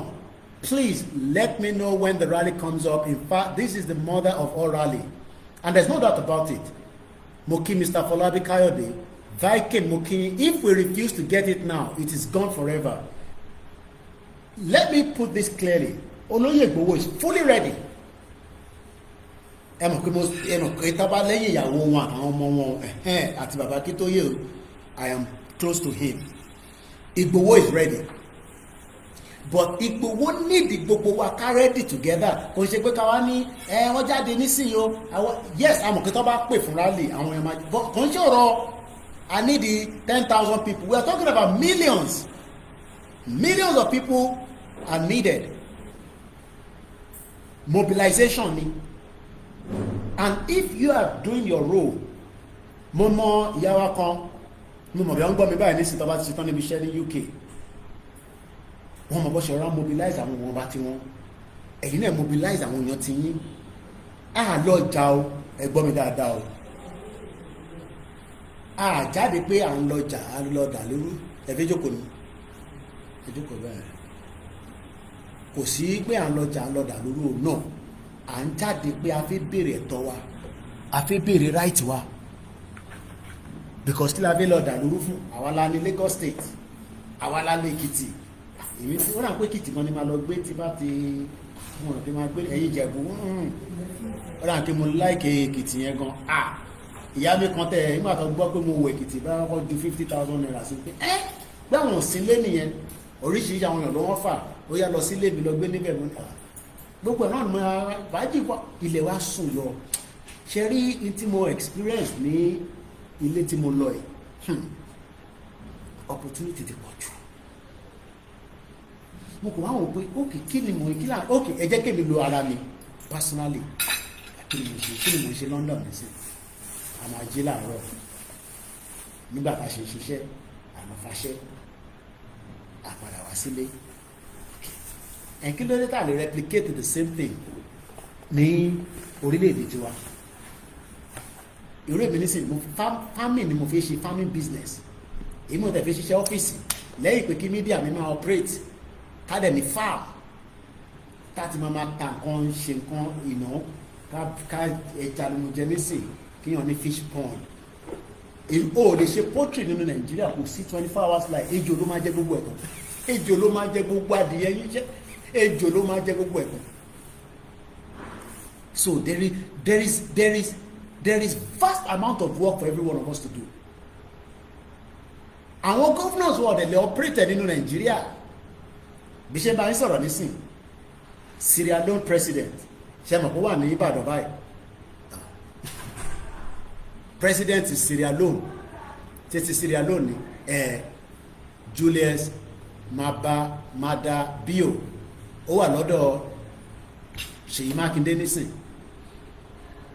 kí ló wá ṣe wọ́n ló lọ sí ó máa visit bí a farms kìíní kan tó ń ṣe lẹ́yọ̀ state ibi tí kò sí security ọlọ́mọ ẹ̀kọ́ pa gbogbo tó lọ. Why are our governors deceiving us? Irọ́ ti pọ̀ jù. They keep telling lies. Mr. Lawale, Stephen Mokinyi, ṣe náà ti sọ rẹ̀. They are telling lies. Òun lélẹ̀. Sierra Leone president ó wà ní Nàìjíríà báyìí, ó wà ní Ìbàdàn. Plane ẹ̀ṣẹ̀ land ni. So kí n tí mò ń try láti sọ ni pé IITA and the conjunction with Oyo State government welcome His Excellency Julius Maada Bio, President of Sierra Leone, to Oyo State. Tẹ́mọ̀ àwọn tó ń pè ní IITA, many research center tó jẹ́ kó wà ní ilẹ̀ Yorùbá kò ṣiṣẹ́, kò lè ṣiṣẹ́ because wọ́n invest ní lórí. IITA Ọ̀yọ́ refers to International Institute of Tropical Agriculture. Ìlú tí kò sí security ni wọ́n ti fẹ́ máa ṣe farming. Ìlú tó ń jẹ́ àwọn èèyàn gbé táwọn èèyàn lè lọ sínú inú farm. How do we want to live in that kind of fear? Orílẹ̀-èdè Yorùbá will transform Africa just like this man is somewhere yẹn. IITA Ọ̀yọ́ refers to International Institute of Tropical Agriculture located in Ibadan. Ibẹ̀ ni wọ́n ní President Sierra Leone ló fi visit.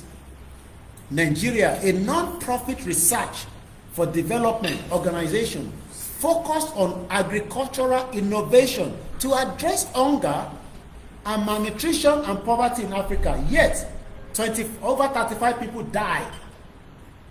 Nígbàtí Queen Naomi tí wọ́n ní káwọn kọ́ support àwọn èèyàn, bàbá mi ọmọ gbọ́ láwọn ọba ní Fashola Farm for Agro Business, Oyo State. So when we have all these lands, yet none of them is helping the Yoruba people today. Ilẹ̀ wa sùn lọ rẹpẹtẹ, tẹ́ bá drive kó tó di pé lè máa ṣútì gbogbo ẹ̀ máa go in darkness. Kò sí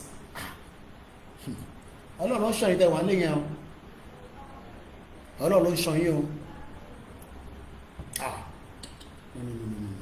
Kò ṣe gbogbo kan nìyàn kọ́ lè máa sọ lórí social media yìí, Ọlọ́run ló ń ṣọ́ yín. Ẹni tó bá ní ọkàn akin Nigeria is a deadly place. Ẹ mọ̀ pé actor ó yàtọ̀ sí ordinary person.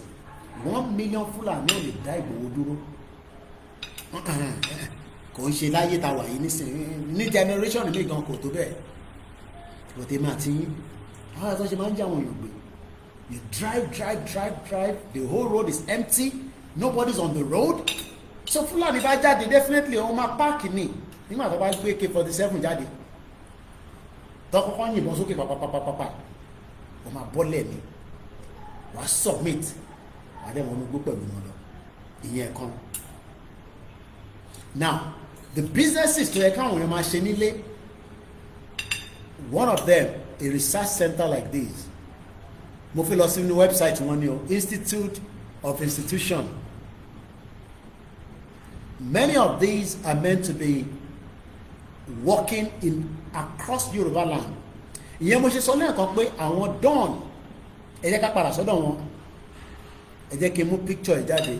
Àbádẹ́ mú picture jáde wọ́n include Kwara àti Ògùn mọ́ map yìí. Ó dẹ̀ máa ń fáwọn èèyàn ní concern tá a bá ń sọ̀rọ̀ ilẹ̀ Yorùbá, tá a bá ti sọ̀rọ̀ Kwara àti Kogi ṣe làwọn èèyàn ní pé ṣé Kogi àti Kwara ń ṣe ilẹ̀ Yorùbá ni. So map tó ń lò yìí nísìn, map táwọn Don lò yìí nísìn, Ọ̀yọ́, Ògùn, Lagos, Ọ̀ṣun, Ondo, Èkìtì nìkan ló ń lò, wọ́n fi Kogi àti Kwara sí. Northerners kan ló ní, àwọn kan ló ní Kwara. Mo kí Mr. Abi, ilẹ̀ Yorùbá ní Kwara, but reason tó ṣe ń lò ní gbogbo èyí tó ṣe ṣẹlẹ̀ in the past lọ ṣe ń fi pé they are part of the north. Wọ́n ṣe north. Ara jàmbá tí Britain ṣe lélẹ̀, ara jàmbá tó ṣe ní Berlin conference, àwọn òyìnbó tí wọ́ọ̀dẹ̀ Africa rí, àwọn òyìnbó tí wọ́ọ̀dẹ̀ Africa rí tó wá di pé wọ́n bẹ̀rẹ̀ sí yọ map Africa. so máàpù yìí nísìn tí yàn bá lórí máàpù yìí tí bá post ẹ̀ sórí social media nísìn àwọn èèyàn bẹ̀rẹ̀ sí bẹ̀rẹ̀ pé Koiki bó ní Kogi àti Kwara wà so ibẹ̀ kan mo fẹ́ lò now ẹ jẹ́ ká padà sórí àwọn Dawn yìí wọ́n ní Dawn roadmap why regional integration ẹ jẹ́ ká ka nǹkan mean by that. Dawn is an inclusive development strategy. Global citizen and a Nobel laureate in literature, Professor Wole Soyinka, also from the Southwest, canvasses what he described as regional and development autonomy. For the future of IITA to work, we need to get the hell out of Nigeria so that I preserve many of the future crops tamama lo because tá a bá preserve wọn dáadáa nísìn irú gbogbo àwọn Bill Gates àwọn olóṣì tó ń ṣe gbogbo jágbàjàgbà nísìn tó yẹ pé they are adding èèyàn kan tó pè mí lẹ́ẹ̀kan the first caller gbogbo oúnjẹ tá à ń jẹ ó ń ba àwọn oògùn tá à ń ṣe sára jẹ because wọ́n mọ̀ make sure pé wọ́n fún wa náà wọ́n ń jẹ yẹn so that àwọn nǹkan tílẹ̀ Yorùbá ní tẹ́ bá lò kò ní ṣiṣẹ́ lára yín irú ẹ̀ ni Bill Gates olórí burúkú yẹn ṣe so Bill Gates can never be trusted. Bill Gates ìkẹrì òun ló ń fund most of the project nínú Nàìjíríà tí ó ń affect the Southwest mo kí ẹ id nobu gbogbo Italy pátápátá so a ṣe ń bọ̀ padà lọ́dọ̀ IITA àti Dawn most of the project tó ń fẹ́ ṣe wọ́n ní jẹ́ kó executed délẹ̀ nítorí pé Nàìjíríà ni ẹgbẹ́ òsùnkè brother mi ní gbogbo Italy. Hello Mr. Koiki Ekodobeta family ńkọ́. àbí ẹ ti gbọ́ àwọn ọmọ ẹ̀ tó ń pè mí lẹ́ẹ̀kan tó ń yọ mí lẹ́nu lórí program tó jẹ́ kí program wa kó smooth. àwọn ọmọ ìgbà tó ṣe rí dáadé gba tí mo rí bàbá wọn ó sì jẹ́ ẹ̀pẹ̀lẹ́ kúṣẹ́. Ọlọ́run ló ń ṣiṣẹ́ mo dúpẹ́ mo dúpẹ́. nǹkan tí mo sọ fún yín tí wọ́n rectify yẹ lórí YCM àkáǹtì tí mo sọ. ṣé ẹ mọ̀ pé torí gbogbo Èkìtì tá à ń lọ yẹn so mo ti bá Sam Ọ̀yábáyọ̀ sọ̀rọ̀ do Ẹmọ̀lá ti padà sí ó ti padà sí Wales ó ti padà so ti bá Ẹmọ̀lá sọ̀rọ̀ mo ní láti mọ kí ló tún ṣẹlẹ̀ táwọn èèyàn make payment tó ń ta padà so but torí gbogbo Èkìtì tá à ń lọ yẹn gbogbo focus mi was pé security a lot of things and so but now that everything has been settled back màá bá Ẹmọ̀lá sọ̀rọ̀ ẹ máa tẹ sọ̀rọ̀ lánàá nígbà tá a bá prof sọ̀rọ̀ but ó ti dé àdúgbò ẹ̀ padà ní Wales ṣèmi àti wọn sọ̀rọ̀ màá lè béèrè pé kí ló tún ṣẹlẹ̀ táwọn èèyàn make payment tówó yẹn padà because mo mọ̀ pọ́ ti resolve issue yẹn tẹ́lẹ̀ sọ jẹ́ kí n bi wọ́n ká lè mọ kí ló tún ṣẹlẹ̀ but for now gbogbo ẹni tó bá fẹ́ dá owó ẹni tó bá ní ẹni sùúrù ẹni tó bá ní problem láti dá owó through website ẹ lè dá equivalent yẹn tẹ́ fẹ́ dá yẹn through ẹwà ọ̀rùn níyàn ìyẹn ti account yẹn so tẹ́ bá pè ní fún yín ní account tó ń ṣe gbẹ̀mí kan bá tẹ́ bá bèrè account tá bá fún yín ní account tó yàtọ̀ sí tí wọ́n ní ẹwà ọ̀rùn níyàn kẹmọ̀ pa ti fẹ́ defraud Yorùbá nìyẹn. So ẹ lè ṣe ẹ lè máa ṣe síbẹ̀ yẹn for now because mobilization kódà àgbà tí mo bá màtẹ̀ka kíní tẹ́mọ̀lá tó draft mi sí a lè máa raise I'm talking about gbogbo Nàìjíríà ní o kọ́ máa raise 17 million fún Fúlàní terrorist káwa máa struggle láti raise the same owó láti fẹ́ fi ṣe our own movement it doesn't make sense tí bá sábà Nàìjíríà ní sí kọ́ bá dáwó fún wa náà wọ́n dáwó but tó bá ṣe tó bá kidnap mi ní sí ẹ̀ dáwó ṣé ẹ̀ make sense it make sense now mo ń gbọ́dọ̀ yín brother mi àṣẹ máa dáwó fún terrorist tá à ń empower wọn à ń empower wọn rówó fi ra ìbọn wọn rówó fi ra bullet wọn rówó fi ra vest security vest for every 1 million tẹ́ bá fún terrorist ó máa lo 600,000 láti fi ra weapon dẹ̀ were expensive yẹn láti ní àwọn olówó weapon àjà bá ẹ jẹ́ ká lówó ká fi ṣe ká fi mobilization ọ̀ṣọ́wó tó kéré olóṣèlú náà mobilize ni ẹni tó bá dé lè dáwó sínú YSCM ẹ pa àwọn tí yín kẹ fún wọn lówó kẹ protect wọn kẹ ṣaṣọ fún wọn ṣe fìlà fún wọn àwọn èèyàn ready láti jáde èèyàn kan náà ń play fídíò mi audio ká ṣe yìí wọn náà ń play nínú mọ́tò àwọn èèyàn béèrè pé radio station wọn lélẹ́yìí ni bàbá yẹn láti máa nínú kò ń ṣe radio station náà Koikimedia lélẹ́yìí o because àwọn kan kíyàn play kọ́ play VN mi láti ọ̀nà bíi 2 hours wọ́n náà wọ̀nyẹn láti máa béèrè pé ìtẹ́lẹ̀kùnrin yìí sọ yìí àwọn ìgbóró nǹkan báyìí rí wọ́n dẹ̀ mọ̀ because àwọn èèyàn mo torí ẹni mo lè fẹ́ tọrọ wọn jáde síta sí Nàìjíríà torí kí ló dé pọ́fíìtì àwọn èèyàn pọ́fíìtì keep them for attention yẹn because kò sí náà kò sómi. ànímọ̀ adádùúgbò kan brọ́dà mi ọ̀rọ̀ náà sọ ni gbogbo ẹ̀ dá pápáó 8 o'clock nílẹ̀ Yorùbá ìyá ń jẹ́ ilẹ̀ Yorùbá gan ẹ̀yìn yan wa tẹ̀wọ̀n diaspora gbogbo náà tó máa ń ṣe ojúde ọba gbogbo kìíní yẹn fẹ́ẹ̀kì ni o ìyá ń jẹ́ ṣéǹgè sáwọn èèyàn lára kò ṣe máa sọ síta tán ni o ìyá gidi. àwọn tó bá rò pé wọ́n ń gbádùn Nàìjíríà bóyá bí àwọn tó wà lọ́dọ̀ 2x2 àwọn tó parọ́ tara wọn nìyẹn. ìyá gidi ìyá gidi. àwọn èèyàn ń jẹ̀yà Nàìjíríà. mo rí báwọn ṣe ń struggle tó fẹ́ tajà lójú títì ọlọ́run máa àwọn tí tírélà máa padà nù níbi tá a ti rà àkàrà oṣù yẹn tẹ́ bá rí torí 1,000 naira 2,000 naira tẹ́ bá rí wọn sáré ẹlòmíì tírélà ti gún ẹsẹ̀ wèrè dànù tó ti lọ́ntì ẹ̀ ní níjọ́ tí a rìnrìn àjò yẹn mo sọ nínú program tí mo sì ṣe ní jẹta ìdẹ́lànà lẹ́nu mo ṣe program yẹn tírọ́ọ̀kì èèyàn mẹ́ta ló wá sábẹ́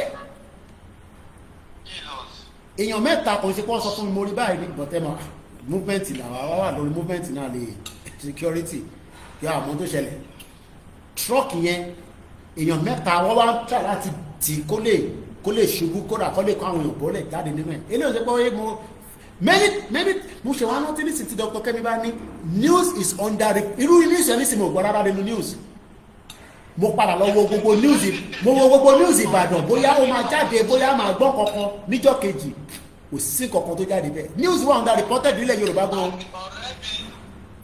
ọ̀rẹ́ mi dájọ́ ṣiṣẹ́ ní dẹ́ta náà ní state dẹ́ta ní mo ní incident ti ṣẹlẹ̀ ní pípẹ́ dí náà ló ṣẹlẹ̀ tí àwọn terrorist náà lọ tí wọ́n hide sí under bridge tí àwọn kankan ilé gbàgbẹ́ kọjá tí wọ́n pé àwọn jagunla bí wọ́n bẹ̀ pẹ̀lú ọ̀pá lọ́wọ́ wọ́n ní bẹ́sẹ̀ bí ó ṣe rí nìyẹn ọkọ̀ wá sáré ìlú pé àwọn bá bá yí sápamọ́ sí under bridge báyìí o ó ní pé bí àwọn local vigilante wọ́n ṣe ní pé kán lọ fèsì wọn nìyẹn wọ́n mú àwọn vigilante yẹn mú wọn balẹ̀ ní kó tó di fún wọn pé military up to now kò sí gbèsè kankan ò pé wọ́n ní gbogbo àwọn tó wà ní village wọn náà.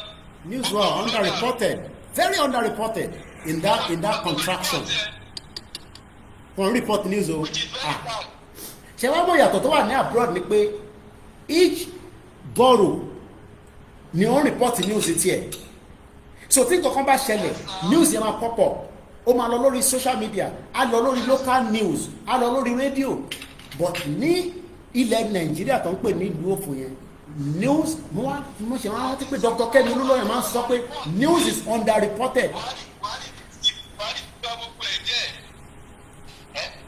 Buhari tó ń lo orú operation báyẹn Tinubu náà tún wá débẹ̀ ó tún wá continue with that the same system ẹ̀dẹ̀lẹ̀ ọ̀dẹ̀ náà fẹ́ better Nàìjíríà Tinubu gan ti di ẹ̀kan sẹ́kọ̀ọ́ tí máa lè ju ti Buhari gan lọ.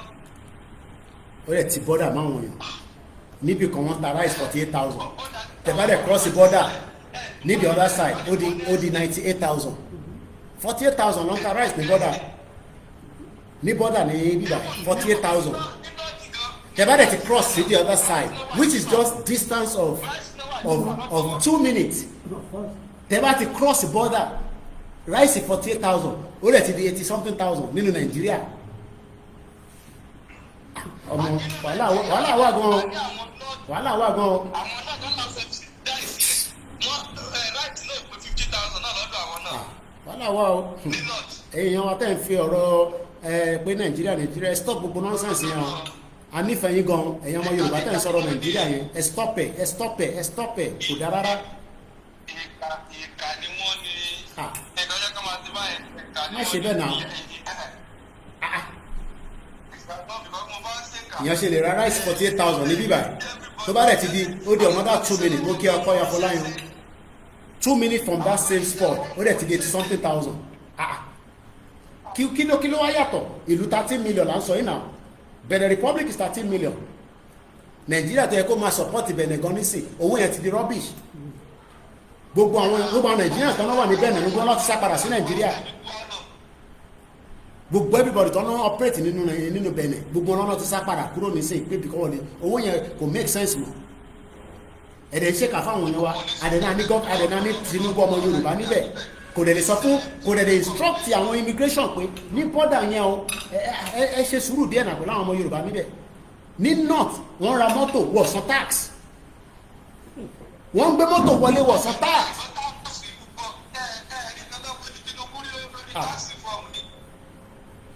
so ẹ sọ fún Tinubu kó bá kó ṣe kó wá nǹkan tó máa ṣe sọ́dọ̀ Nàìjíríà kó divide ìlú yìí o kó bá wa divide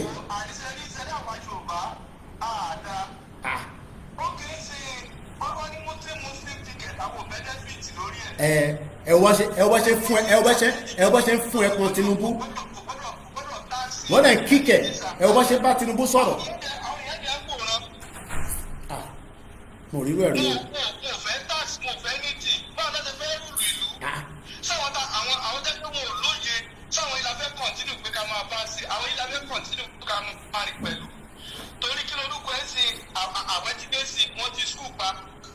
School nìkan lọ́tì ni ẹ jẹ́ lọ mú ní Katsina mo rí yẹn mo post ẹ lórí Twitter how can you close the school so Christian tó wà níbẹ̀ nǹkan.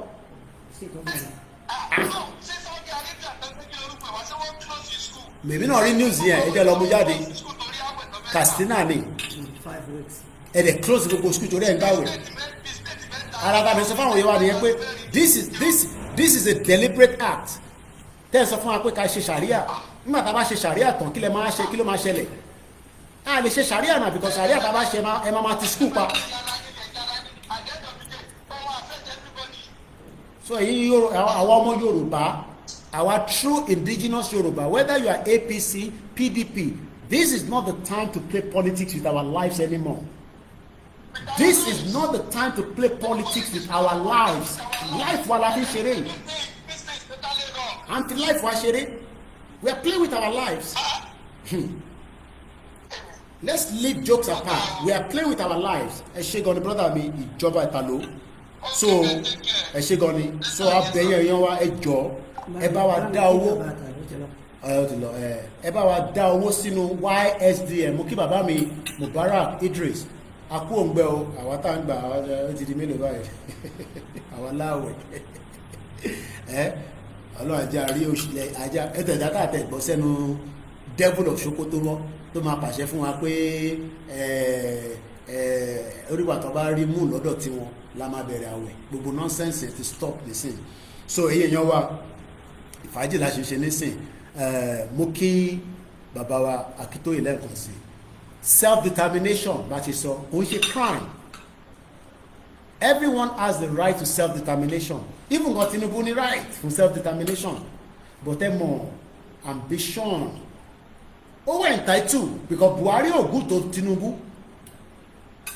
but n tàn sọ ni pé Tinubu ò lè rí kankan ṣe ìjọba yóò ó tẹ̀ ní jẹ́ kó rí ṣe concept ìbí àrítọ́pọ̀ alájọ́wẹ́rẹ́ mo kẹ̀dàrí mass bill lẹ́ẹ̀kan sí ọ̀làkọ́ni birthday on the 4th aṣọ́pọ̀lọpọ̀ ọdún láyé mo kí gbogbo àwọn ọmọ march ọ̀pọ̀ lọ́wọ́ wa bíi àwọn ọmọ march ọkùn ọwọ́ wa mo kí gbogbo wa lẹ́ẹ̀kan sí gbogbo wa tí a ṣe ti last month náà ẹjọ́ audio tá à ń send yìí ó wà unique ń bẹ ni pé àwọn tó máa gbọ́ wọn ní data púpọ̀ ẹjọ́ ẹ bá wa jẹ́ kí audio yẹn kó travel so that káwọn èèyàn lè gbọ́.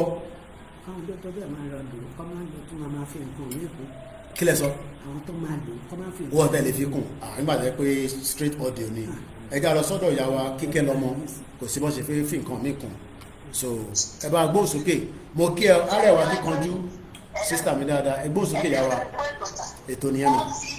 wọ́n ti sùn náà níbi tá a wà yìí wẹ́gà fúnra fún mi mo wà yìí. so wọ́n máa ti sùn tó bá ti jẹ́ dáwọ̀. ẹ sì bí Arab country nìyẹn Nàìjíríà ń ṣe Arab country náà. òun náà ni mo sọ pé ibi ọmọ tán ti mú ní ìṣẹ̀lẹ̀ Arab country ní pé àwọn ilé ìsukù. níbo ló tó bá parí àwẹ̀ lọ́wọ́ ti wọlé ó dìgbà tó bá parí ìfún ẹ́bí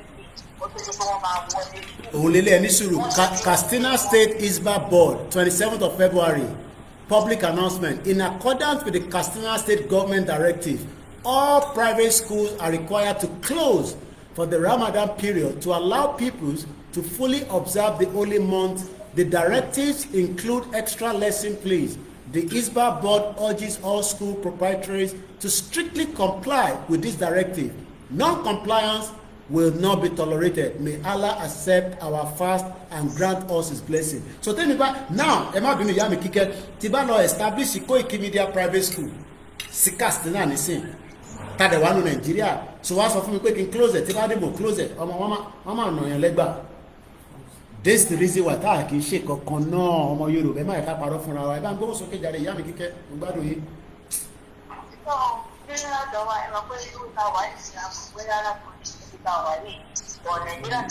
It is possible, but it can be done.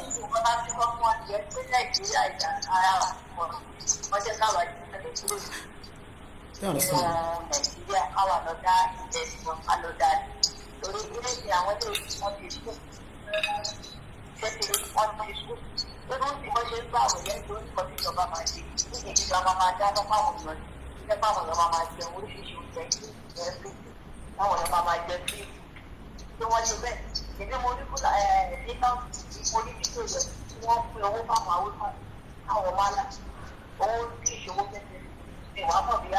Àwọn kan náà lọ ṣe ìyàwó fáwọn èèyàn wọ́n ṣe mo rí sísítà mi kan sẹ́ndì kìíní sí mi wọ́n ṣe 350 people wọ́n ṣe ìyàwó fún wọn ó cost the government ní 56 million náà tó bá ṣe ìyàwó fún wọn tó bímọ ọ̀run ta nìyẹn náà tún máa wà ṣọ́run government náà ni ẹ jẹ́ ká wake up now táwọn ọmọ yẹn bá wà useless wá kọ́ àwọn ọmọ yẹn wá sílẹ̀ Yorùbá wá wá di terrorist wọn wá lọ́wọ́ government ní north wọn àtòtúmọ̀ ní ẹ̀ máa ń ṣẹlẹ̀ wọ́n ń ṣe ìyàwó fáwọn 350 so àwọn àwọn wá take body ni wọn under this fake 1999 constitution tó à ń pè ní government tó ṣiṣẹ́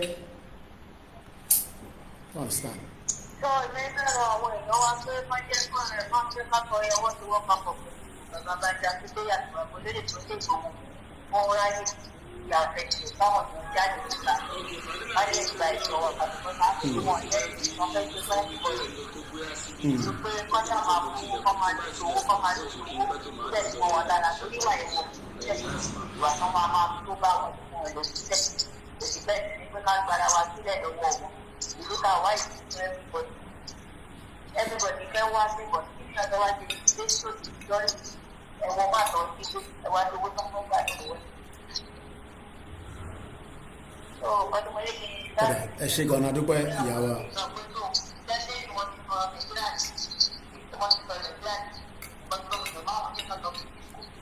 Adúpẹ́. Ok.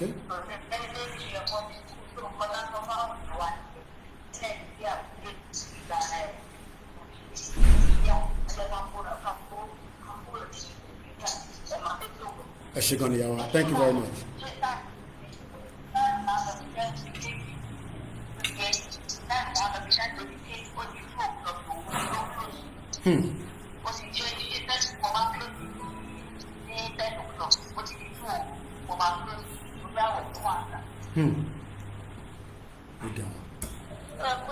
Ọlọ́run kó ààrẹ ṣe gan ni ìyá wa mo kí gbogbo èèyàn wa lẹ́ẹ̀kan sí mo kí bàbá mi Nurudeen Akínmọ̀yédé mo kí yín mo kí Mr. Gani Olóyèdé mo kí yín mo kí Mr. Ọlárẹ̀wájú Táíwò mo kí bàbá wa Mubarak Idris mo fi tọ̀wọ̀tọ̀wọ̀ kí àdúrà wa gbà nínú Ramadan ni Mr. Olúwa Fowóbí Adéníyì. Good evening, sir, my brother. I have one or two things to discuss with you on WhatsApp. Send a me. Mo kí ìyá wa tí mo rí kọ́mẹ́ǹtì náà mi sí. Ìyá wa Fúnmilọ́lá Bello mo fi tọ̀wọ̀tọ̀wọ̀ mo fi kí mọ́mì. Mo kí gbogbo ẹ̀yin tí ẹ̀ ń bẹ ní Yorùbá land tí nothing seems to work. Ẹ jẹ́ ká padà sọ́dọ̀ IITA ká tún lọ review IITA. Mo kí ẹlẹ́ẹ̀kan sí Ọlánìpẹ̀kun brother mi. À ń sọ̀rọ̀ lọ nípa IITA. Their purpose is for research. But the agenda, àwọn northerners, àwọn westerners, be Bill Gates, they don't want the future of these places to work. The International Institute of Tropical Agriculture, ibẹ̀ ni Sierra Leone president, ó ti dé sí Ọ̀yọ́ state. Àwọn ọmọ mi ti fún mi ní message yẹn láti a few hours ago. Ó ti wà lọ́yọ́ báyìí. It's a non-profit institution that generates agricultural innovations. Ẹ má yẹ kí n parọ́ fún yín, kò sí any innovation kankan nínú agriculture nílẹ̀ Yorùbá lẹ́nu, irọ́ ni. Method tó ṣì ń lò láti 1960, kò sí any tractor kankan tó ń ṣiṣẹ́. Gbogbo tractor tó ń ṣiṣẹ́ náà ti lọ kù sí. Àwọn náà ń gba funding tó pọ̀ jù. Àwọn ni wọ́n sọ fún. Now, many Yoruba people don't know this. Ṣé mọ̀ pé according to Nigeria right now, North ni wọ́n represent in Nigeria, and it's like an Islamic country. Mo kí ẹ triple DRS, mo kí Ṣẹ́gun Honorable àti ìyàwó Ifágbémiléké, mo kí gbogbo silent listeners. The northern part of Nigeria is classified as the whole of Nigeria and as an Islamic country. So gbogbo funding tó ń wọlé láti ta north ló ń kó lọ. Ẹ mọ̀ why? Ẹ jẹ́ ká lọ wo IDP ní Nigeria. Ẹ wá understand nǹkan tí mò ń sọ. Owó tó ti ná sínú IDP in the northern Nigeria, funding for internal displaced persons, that must be IDP. This is also àwọn náà lọ create gbogbo terrorists and read terrorists, Lakaruwa, Boko Haram, ISIS, this, that. It is all man-made. But níbo ni owó ti ń jáde, níbo lówó ti ń wọlé fún IDP? Money comes from various sources, including United Nations, NGOs, and private donors, with organizations like UNHCR and IOM playing key roles in providing assistance and advocating for durable solutions. Here is a more detailed look at the funding landscape for the IDP in northern Nigeria. Now, the question is, for how long do we continue to fund something that is manufactured and created by the same set of people like El Rufai and Devil of Sokoto? UNHCR, the United Nations Refugee Agency, provide protection and assistance to affected population working in collaboration with the Nigerian government and other partners. And what about the Nigerian government? And we'll also read. It is the northern part of Nigeria. And when we talk about the northern part of Nigeria, we're talking about the caliphate. Kò sí owó tó ń bọ̀ ní Nigeria. Tó bá jẹ́ pé ó máa gba north lọ, akọ́kọ́ dọ́dọ̀ Sultan of Sokoto, òun ló máa decide. Even Ooni of Ife doesn't know the amount of money that comes into Nigeria, because Ooni of Ife is not recognized outside Nigeria. Fact is a fact. The Kábíyèsí of Yoruba people, Ooni of Ife, is not officially recognized from outside. Sultan of Sokoto is recognized as the main person that they need to speak to, they need to communicate with, they need to share ideas with. So why are we in one country when the northern part favors more than the south, the middle belt, and the southeast?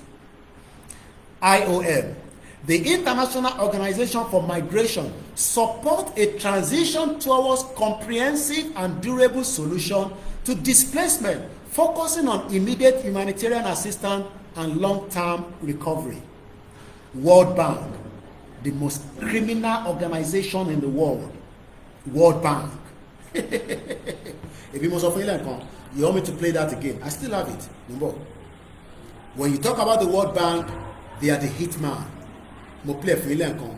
Let's go back again and listen to John Perkins, the hitman. When you talk about the World Bank, one of the most destructive organizations that have destroyed the whole of Africa. Or assassinate their leader. John Perkins. But perhaps the most common is that we will identify a third world country that has resources our corporations covet, like oil, and then arrange arrange a huge loan to that country from the World Bank or one of its sisters. They organize a huge loan. Wọ́n máa gbé owó ńláńlá wá gbé fún World Bank. World Bank á wá pè Nigeria. Let's go and look at Nigeria debt. World Bank. You will now understand what this man is talking about. As of the latest data, Nigeria debt to the World Bank, International Development Association, stand at $17 billion. And you're looking for progress in Nigeria. How do you get that progress? How do you move to get that progression? Let's agree that if the money was given, and when I traveled, I saw good roads, I saw the infrastructures, I saw the basic things of life. Again, sorry, note me come, because more man not see precisely, but this note will give me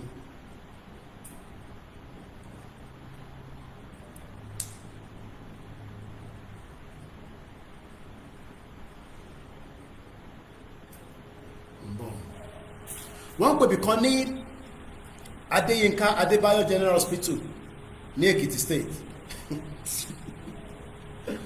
Ọmọ ìyà ń jẹ ṣégè sẹ́yìn yàn lára, ṣégè. Mo ń bọ̀ máa fún yín ní ṣẹ́rí títì yẹn, títì tí hospital yẹn wà, ẹ̀yin diaspora.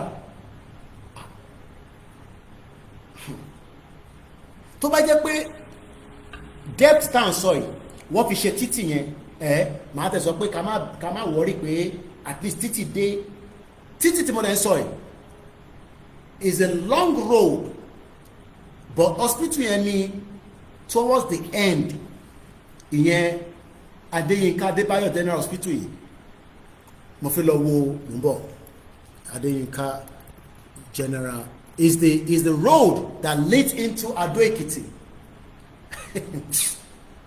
Death trap nílẹ̀ Yorùbá. Àbára táwọn ọ̀nà ṣe máa ń kú ṣeré, especially àwọn trailer ọ̀fọ̀ yẹn. Adéyínká General no kò ń ṣe General Adéyínká General Hospital ni. Adéyínká Adébáyọ̀ General Hospital Ekiti. Ẹ bá dé ní hospital yẹn, ẹ máa bá àwọn èèyàn sunkún, ẹ máa bá àwọn èèyàn sun ẹkún Ekiti, ẹ máa bá àwọn èèyàn sun ẹkún. If you get into that hospital, ó wà ní ṣé Ìyìn lẹ́ ń pè LYIN Ìyìn àbí Ìyìn. Ṣẹ́rí road yẹn ẹ̀yin diaspora àtẹ̀tẹ̀ wà ń lé.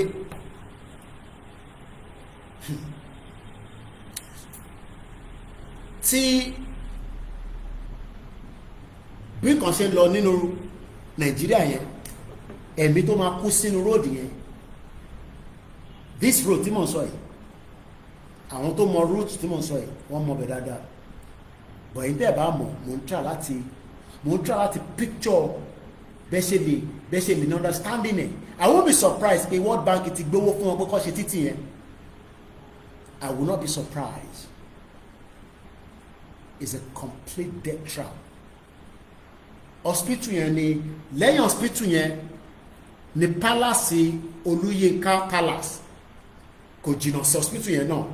Àwọn tó bá jẹ́ kódà bàbá Èkìtì látàn rẹ̀ pé ẹ má gbàgbé ẹ para o, ibẹ̀ làwọn máa ń sọ táwọn máa ń ṣe programu death trap níbẹ̀ yẹn.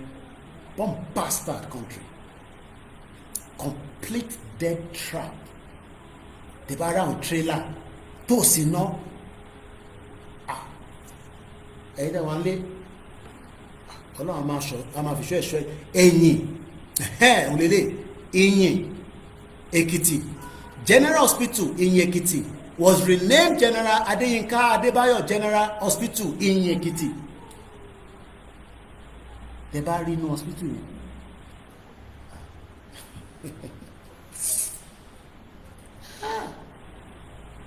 Mo tẹ rò pé tẹ́kọ̀ worst àṣetẹ́kìtì yẹn tẹ̀ bad. Mo kí a máa wúche. The change was affected by Ekiti state government and change orúkọ. The standard of that hospital is 0. Ẹ̀mí mi ni mo sọ bẹ́ẹ̀. Òfin mọ̀ wà tí mo wá síbẹ̀. Ìwọ fi yẹn sílẹ̀ fún mi. Mo ní lórí social media èmi ni máa yọ ẹ̀mí ẹ̀ kúrò lọ́wọ́ Nàìjíríà. Má sick ní Nàìjíríà o. Kí n tí mo rí ní hospital yẹn. In tí mo rí ní hospital yẹn tó bá sick you are a dead person. Ikú pa ẹ́. Ó bẹ́tà kóríà ọmọ wa àgbo tó máa mú ní I don't know.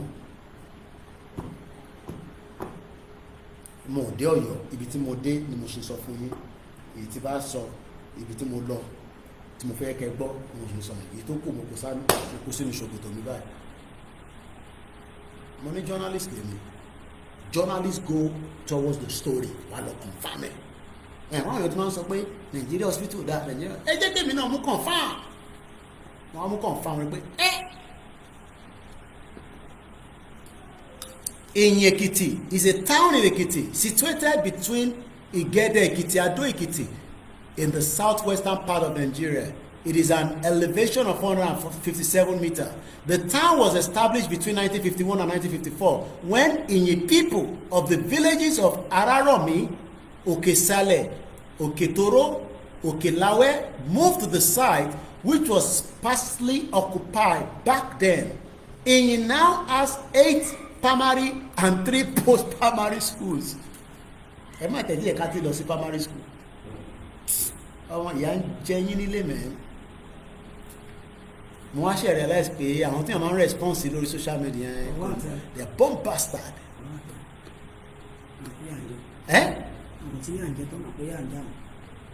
Mo wá ṣe realize pé tó bá wá comment okay ẹ kí wọ́n máa dá yín lóhùn. Ṣé wá realize pé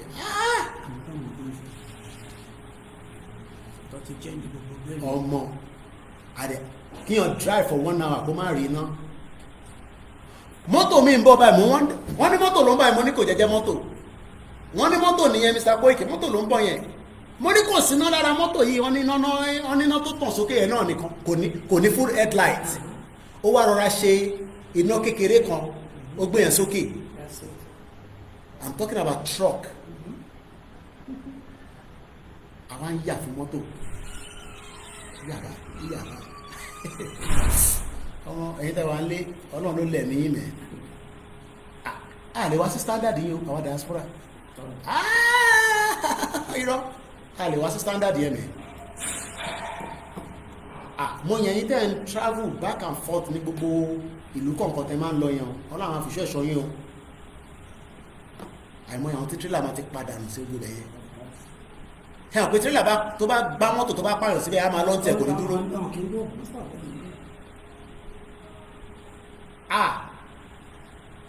Nǹkan ti ṣẹlẹ̀ nílẹ̀ Yorùbá o. Ṣé ní gbogbo Fúlàní tá à ń pariwo yẹn is a complete different picture. Àwọn Fúlàní pa wá ọ̀rọ̀ Fúlàní pa wá ní kọ́kọ́. Mo sọ nínú program tí mo ṣe níjẹta àbí ànádẹ́ nínú ìjẹun tí mix date mọ́ra wọn has been completely destroyed. Mo ti fẹ́ really ṣe program ti trip mi tí mo lọ máa farabalẹ̀ ṣe yẹn ẹ gbọ́dọ̀ miss ẹ̀. What we are seeing on the social media is a tọ́ba sọ fún mi pé one health care ọ̀sẹ̀ gbọ́ at least ìwọ̀nba díẹ̀ tí mo dé nothing is working. Wọ́n ti fi àjà àwọn èèyàn wá mẹ́rin. Wọ́n wo bàbá Akíntóyè báyìí bàbá yẹn ó ń mirí ó sunkún sínú wọ́n dẹ̀ gbé picture wá upload ẹ̀ wá ṣe how can this has 8 primary and 3 post-primary schools? More down primary school one, but hospital in you know they suffer. You know they suffer. Abájọ tí fẹ́lá ṣe kọ pé suffer for head, amen, enjoy for heaven, bishop the result,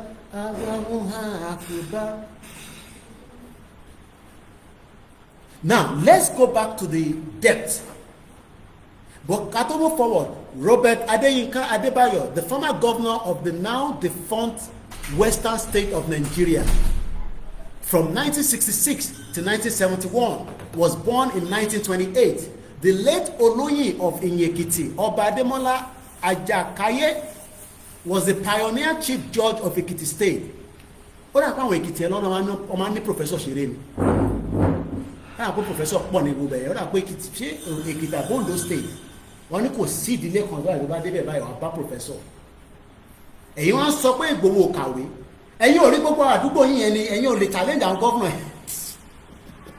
Ìgbòho kò ní bàjẹ́ fún ẹ láéláé. Ẹ̀yin professor yẹn tẹ́ máa ní Ìgbòho kàwé, kò wà educated, kò lọ sí school. Ẹ má wọrí gbogbo tèmi àti Ìgbòho sọ during and after. It's confidential. Ìyà ń jẹ wá tí mo ti kóra mi náà mọ́. Ọmọ ṣé mo tún lè rìn ìjọ nìyẹn mọ́ ṣá? Risk ẹ̀ ti pọ̀ jù.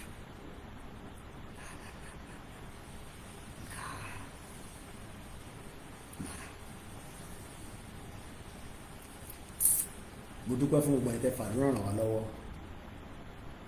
Mo dúpẹ́ fún yín. Àwọn kan wà wake for 2 days 3 days. Ọmọ tó fẹ́ ṣẹlẹ̀, a dúpẹ́ fọ́lọ́run. Ẹ máa ká sọ̀rọ̀ lọ púpọ̀, but tí mo kàn fẹ́ sọ ni pé bìkọ́ mo kọ́lẹ̀ òun ní note mi. Wọ́n take note. Ẹ wo bí ṣe kọ sílẹ̀. Mo ní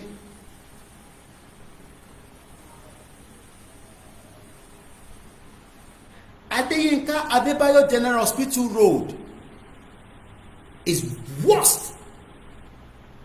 Títì yẹn ó máa take ní 1 hour 30 minutes.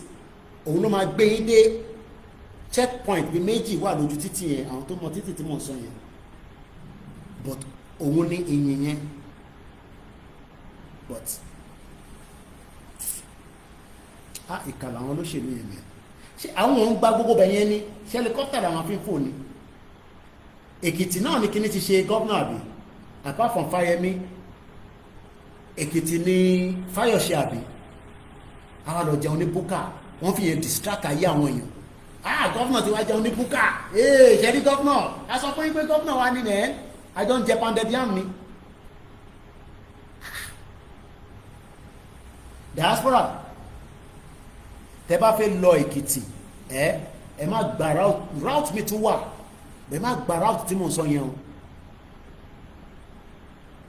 Tẹ́ bá tún wá ní security, mo bẹ̀ yín. Àwọn tó ń gbà wọ́n mọ bó ṣe ń gbà o.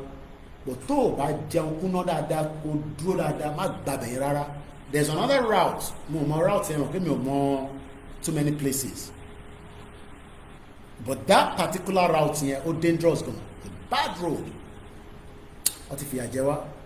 Inú ẹ̀dẹ̀ ni World Bank olórí burúkú ló ń yá Nàìjíríà lówó 17 billion ní gbèsè tá à ń jẹ ní Nàìjíríà. Ṣé ká parí program ó ti pẹ́ díẹ̀, a bá ti pé 5 hours with 30 minutes. Ṣé ká parí ẹ̀? Machine. Here is the more detailed breakdown. Nigeria's debt to the IDA, a key part of World Bank, has increased to $17.1 billion. Mokiyami Esther Abraham. Moki Ogonomo Ekiti.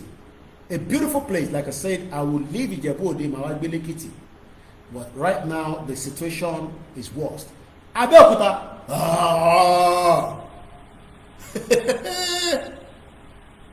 Mo kàn ṣe kàyéfì ni pé ewékorò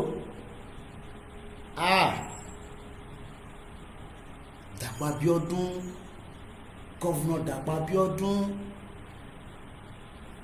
kí ló dé tẹ́ẹ̀ nìkan ṣe ewékorò ròdì yẹn? Kí ló ṣé àwọn gọ́vùnà yóò lè pàṣẹ ni?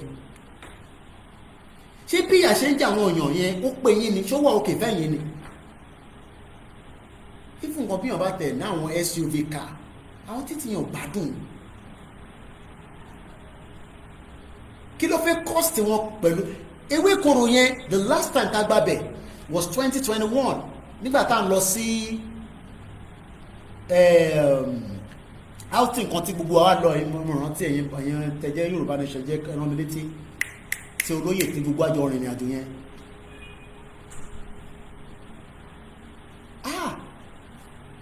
Expectation mi ni pé títí yẹn máa tẹ́ ni ẹ máa lábá tún débẹ̀ ni ní ìgbà òní bẹ̀ ṣe rí báyìí.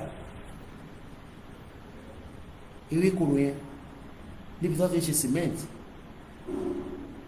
títí yẹn gan-an kó tẹ̀ tírélà bẹ́ẹ̀ ń gbábẹ́ lọ gbágbós. Ọlọ́run ló lẹ́ẹ̀mí ẹ̀yìn tẹ́wọ̀n lé o, àwọn ò lè come to that standard o. Èyí ti máa ń drive lórí A13 not circular A406 àti use mọ́ títì tó ṣiṣẹ́ tí wọ́n bọ́ sórí títì tó ṣiṣẹ́. ẹ lè imagine stress tí yàn máa feel. I don't know, àti fi parí program àti pẹ́ gan lórí ẹ̀. Now gbogbo gbèsè tí Nàìjíríà yá now kí la fi ṣe? Mo kí ẹ brother mi Yorùbá Space TV, kò ní bàjẹ́ fún ẹ láíláí, ẹ kú iṣẹ́ takuntakun, ẹ kú iṣẹ́ ìlú.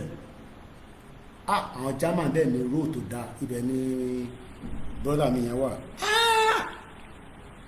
Èmi ò tí di Germany yẹn rí, bọ̀ mo ní láti lọ kí olóyè níbẹ̀, kí n lè lọ kí àwọn tèmi náà níbẹ̀.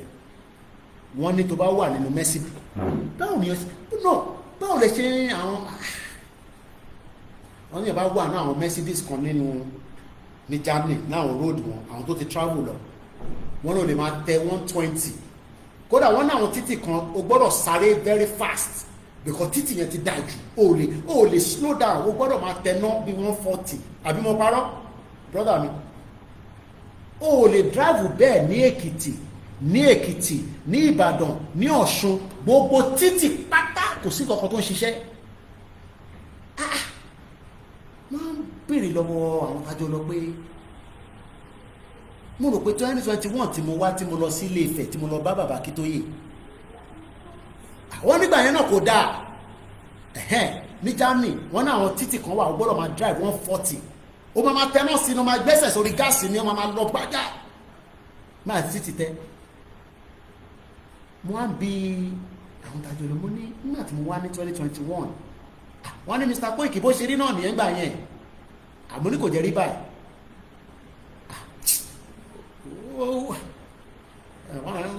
Mọ̀ pé mo ní kò rí, ó ní bó ṣe rí náà nìyẹn, mo ní kò rí bẹ́ẹ̀.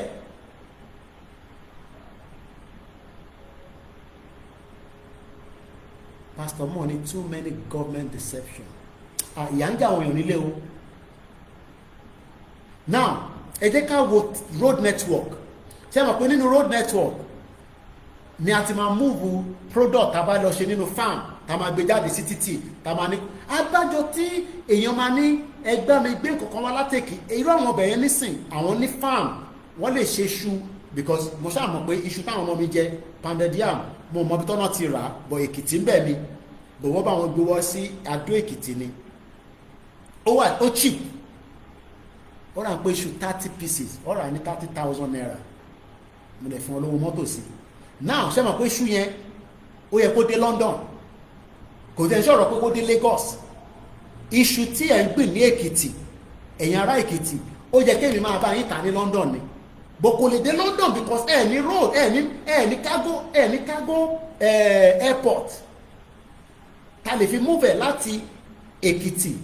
But tá bá tẹ̀sán pa tó wá ní airport, ṣé títì wà tó máa gbé dé? Ṣẹ́rí loss tá lose ní every blessed day nínú ilẹ̀ Yorùbá. torí lójú yín ní sẹpẹ wàhálà àwọn ọmọ yìí ti pọ̀ jù ariwo yín kan pa ní kíníkan no because reason tẹ ṣe ń struggle gbogbo yín kó ló yẹ kẹ máa mo ní pos ò kì í ṣe fọmọ yorùbá foreigner ló yẹ kó tẹ̀ wá máa ṣerú iṣẹ́ yẹn lọ́dọ̀ tiwa báwo lọmọ yorùbá tó ní master ṣe pos kò make sense ìwọ tó kàwé master degree holder ó wá ń ṣe pos ìwọ tó yẹ kó máa control ok ẹ̀pà nílé nísìn àbí ẹ̀pà ní àbí ṣèbẹ́pà lélẹ̀ òun náà tún lélẹ̀ number one packaging yìí kò classic tó bá kúkú jẹ́ pé not àwọn ọlọ́mọ máa ṣẹ̀pà káwa máa bá wọn rè package ẹ jẹ́ ká gba country akólúkálukú máa lọ wáyà yìí ti pọ̀ jù èmi ọmọ bẹ́ẹ̀ tẹ wà nílé tẹ máa ń bú wa yẹn o ẹ máa wá bú wa abáyé tí mo ṣe máa ní yí máa respond sí wọn ìyà tí àwọn tó ń jìyà yẹn tó ń bú abú yín yẹn ìyà kó wọn ní understanding kankan ìwọ tó ti travel tó wà níta fún 25 years má máa fi wọ́n sílẹ̀ èyí tó bá yọ ilẹ̀ ẹ̀ block ẹ̀ ṣé mọ̀ pé nígbà tí mo dé yìí lẹ́yìn ìgbà tí mo dé yìí tí bá fẹ́ lọ sórí Facebook a máa bi mí pé ṣé mo fẹ́ lo basic kí nípò ẹ̀ pẹ̀lú pé mo fẹ́ lo basic data tí mo ní tí mo fi ń ṣe internet big ni ìyàwó mi wá ní ẹ̀rí ìsìtọ̀ ṣe máa ń bèèrè ní pé because àwọn kan tó bá lọ sórí Facebook ó máa ń bi wọ́n pé ṣọ́fẹ́ ṣé basic lẹ máa ń pè wọ́n ní lè rí gbogbo fídíò ìyá ń já àwọn yóò ṣe ègbè a máa bèèrè pé every time tí bá ní kó connect sórí router mi a ní ṣe basic ni mo fi bá fẹ́ lọ sórí Facebook a ní ṣe mo fẹ́ basic àbí ṣe mo fẹ́ save mode kí ni kàn mí pẹ̀lú gbogbo yẹn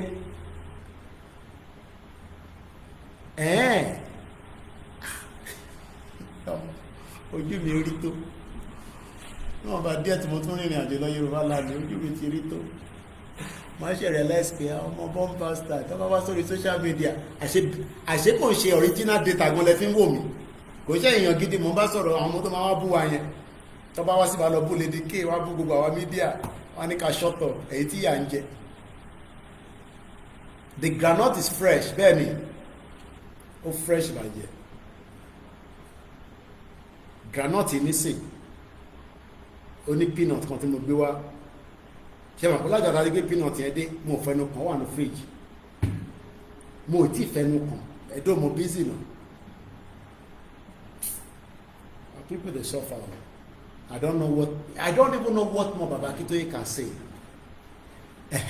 free data and they will still scoop ẹ máa wá sórí Koiki tó ń lo route mo ń lo router ní London mo ń lo ní Africa gbogbo African country tí mo lọ mo make sure pé mo ní router níbẹ̀ ni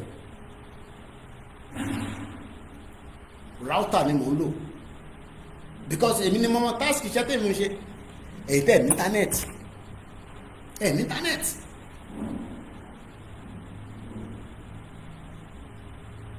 àwọn olóṣèlú ti ṣèkà fún gbogbo yín àfikẹ́yẹ jẹ́ kí agbára wa sílẹ̀ lọ́wọ́ wọn mo kí yín bàbá mi Idris assalamu alaikum this man kí ló sọ only the Yoruba nation has the capability to deliver $5 trillion economy no pounds tẹ̀ ló ń lò $5 trillion wàláì kò ń ṣe pàǹdẹ́nu gbogbo alájọ ní brain tàbá gba country wa kò ní sí ẹlẹ́yàmẹ̀yà number one ẹmọ tó ṣe ni pé wọ́n fún yín níná ẹ̀gbọ́n mi dáadáa kò sí energy iná kò ń ṣe energy agbára o energy you must have the capability as either a small scale okay inú lè mọ wà báyìí nísìn iná ni mo fi operate kò cheap lóòótọ́ but without the light I can't operate tí bá wá fẹ́ expand mo gbọ́dọ̀ tún ṣe kí ni mo máa tún need more light more energy all the business okay ẹ fún mi ní industry tó wà lẹ́kìtì dóò mo rí ní káàkiri lọ títí o kí má parọ́ o but ẹ kọ̀ fún mi láwọn industry tó ṣiṣẹ́ lẹ́kìtì mo fẹ́ mọ̀ ẹ̀yin tẹ́ jẹ́ ọmọ Èkìtì àbẹ́yìn tẹ́ jẹ́ friends of Èkìtì ẹ fún mi láwọn industry tó ń ṣiṣẹ́ nínú Èkìtì state gambling wá pọ̀ lọ tẹ́tẹ́ wàhálà wà o ẹ jọ̀ọ́ mo bẹ̀ wá ẹ má ká fi ọ̀rọ̀ Yorùbá nation ẹ má ká fi ṣeré.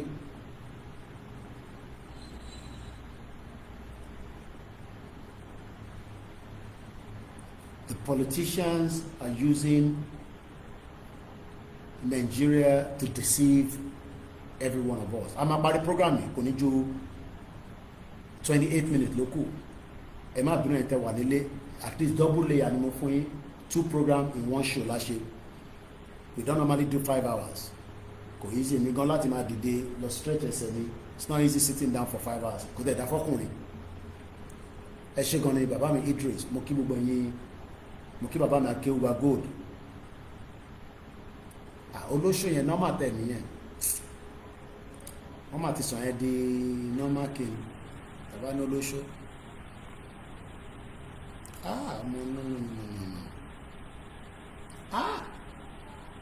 Àwọn report mi tí mo kọ mo lè fún ní gbogbo ẹ̀yìn sìn, but ọmọ it got worse. The journey going was far better than the road we drove into due to the bad road leading into Iluyin Palace. Títí ọ̀dà apààyàn ní títí yẹn ni. Ọ̀rọ̀ jẹ́ ká filẹ̀ bẹ́ẹ̀. Bàbá Ìjẹ̀bú bẹ́ẹ̀ ni sport bet. Gbogbo àwọn kìnìún fi ń deceive yín ni. I'm not here to spoil their business, but it's lies. Fraud. If you're one of those gambling, it's lies. Ó jẹ́ ká bá ẹ̀gbọ́n mi kan fóònù tí mò ń lò yìí. Àpẹẹlẹ ni. Wọ́n send the night job ló máa ń ṣe ní Canada. Okay. Ẹ yẹ kí n ṣe báyìí. Ẹ má bínú ẹ̀tẹ̀ wà mí báyìí. YouTube ò kí ń lọ. Ẹ má bínú fún few minutes. Ìlú òyìnbó máa ń ṣiṣẹ́ bí kúrú ni. Ẹ má kí n tún distract program yẹn àti fẹ́ parí ẹ̀. Bí a ti bá wá lọ́la. Bàbá ìyá mi Olúṣọlá àbí bàbá dẹ̀ ni wọ́n ní no industry in Ekiti right now. Àwa ń play Bàbá Ìjẹ̀bú. À ń ṣe POS. À ń ṣe recharge card. Èèyàn olóṣèlú yẹn ní ṣoríire. Ẹni ṣoríire fún gbogbo ìjàmbá tẹ́ ṣe fún gbogbo wa láti 1999 kí Èkìtì má wà develop kí gbogbo ilẹ̀ Yorùbá má wà develop ó ti tó náà no kí lẹ tún fẹ́ ká ṣe fún yín láti 1999 lánàá ẹ̀yin kó tún wá wicked ju military gan lọ bastard people ẹ̀yin tún wá wicked ju àtẹ̀rò pé military wicked nígbà tẹ́yìn wá dé ẹ wá wicked. Ẹ sọ àwọn èèyàn wa di many things kò dá láti máa pè wọ́n. Mo travel lọ Èkìtì yẹn náà nígbà yẹn ìgbà tí mo wá ní 2021 bí ká lọ sí ṣé Ire Èkìtì lẹ́ ń pè é má bí ẹ mọ̀ pé Yorùbá mi kò sound dáadáa níbi tí Ṣàngó wọlé sí tó bóyá time yẹn bí a tó I don't know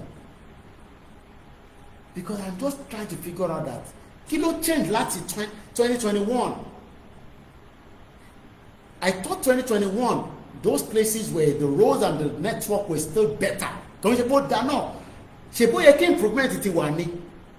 Ejekajoka 22, 23, 24, 25, 4 years.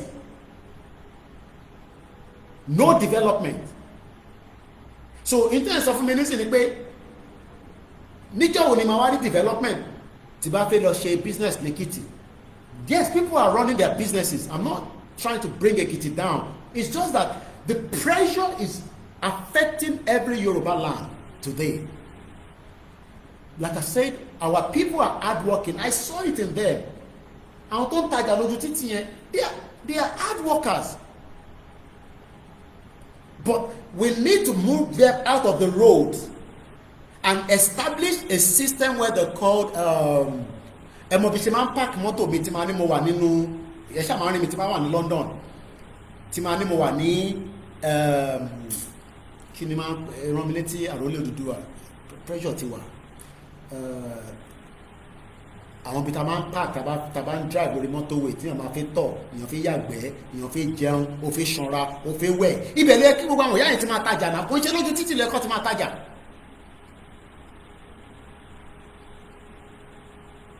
wọ́n hustle ẹ̀rá pure water lóòótọ́ nígbà kan àwọn arò pé gbogbo kìíní ẹ̀ fọ́ọ̀n ni mo charge fún ni látẹ̀kọ̀ṣá láìla alábìínú àtẹ̀sífẹ́ parí program ẹni ò sọ ẹ̀mí ní kíkẹ́ ìyọ́ ń bẹ̀ náà I don't understand àwọn ò lè gbé ní standard yẹn mo sorry a lè gbé ní standard yẹn a lè gbé ní standard yẹn.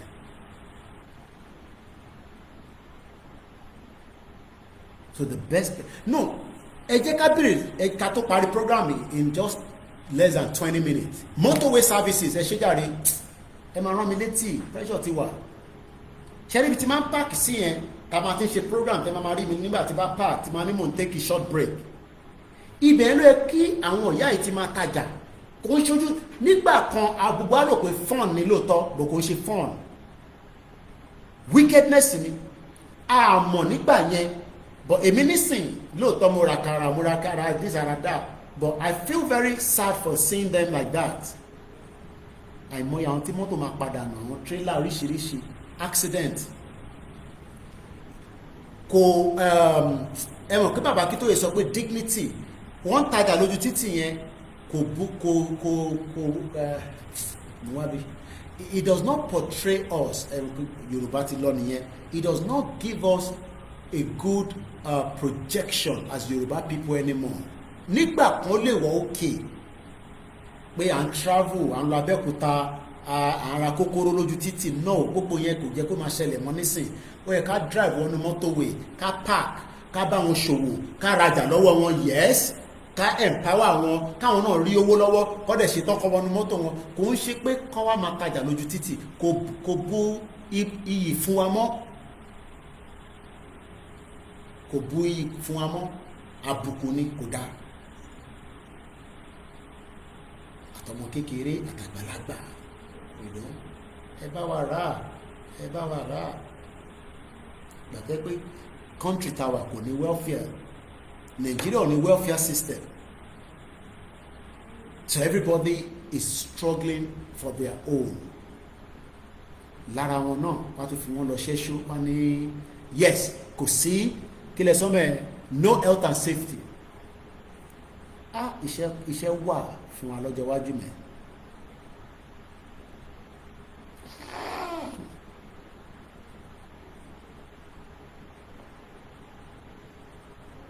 the pain is too much mo ń try láti gbé mọ́ra ni o the pain is too much mo lè hold it nígbà tó dé stage kan orun ọ̀dẹ̀ ọ̀tún wá I can't hold it anymore pain yẹn ti pọ̀ jù. I don't know. Àwọn èèyàn struggle gan to make their daily. I want to struggle abroad, but in a civilized standard way. Brother mi tí mo ní wọ́n lè máa ti gbéra nísìn night ló máa ń ṣe ní Canada. Wọ́n wá send mo tẹ́ mọ̀ bí mo tẹ̀mí láti béèrè pé mo ṣáà rí pé wọ́n di gbogbo ẹ̀ kàpàkàpà wọ́n àwọn visibility vest yẹn bí machine dání but àwọn àjọ sọ̀rọ̀ wọ́n ní iṣẹ́ là ń ṣe bí kúrú nílùú òyìnbó but ó wà dignity wà níbẹ̀ mo sọ fún yín pé mo ti fọbọ́ rí ní London dignity wà níbẹ̀ mo ti ṣe Uber rí dignity wà níbẹ̀ mo ti ṣe cleaning rí dignity wà níbẹ̀ mo tún set up business ní UK dignity wà níbẹ̀ kódà nígbà COVID wọ́n ní ká bá fẹ́ owó kí wọ́n gbà èmi ni mo gbà loan mo máa ń tó gbà nígbà COVID UK government ní àbí mo parọ́ ìyá mi Pastor Mo ṣé mo parọ́ dizzyman ẹ̀yin tẹ́ wà ní UK nígbà COVID tó o gbọ́dọ̀ ti register business yẹn 2 years before COVID ní kò ṣe 419 Nigeria tó ṣe máa lọ register o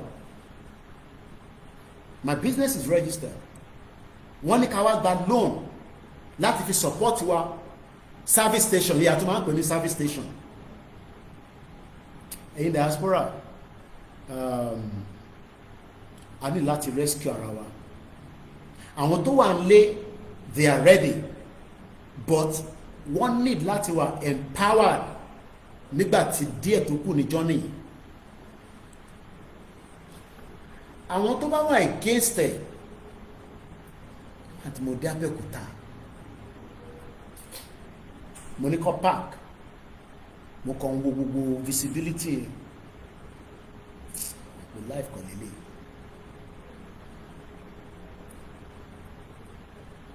ọ̀nà àbádúrà wa mo kí gbogbo èèyàn ọmọ Yorùbá ibi tí a máa mú ètò yẹn wá sílẹ̀ ní alẹ́ yìí ní mo kí gbogbo ẹ̀yin tẹ́ máa tún wò mo kẹ́yìn tẹ́ ń tún fídíò wa lò ẹ má lo fídíò mi in a way that is not projected mo like Ọọ̀ni of Ifẹ̀ gan but I keep telling him he needs to stop going to all these parties Ọọ̀ni ò ní ìdí gbogbo party tó ń lọ yẹn wọ́n lè fi ọ̀pá wọn ránṣẹ́ àbí kán rányàn lọ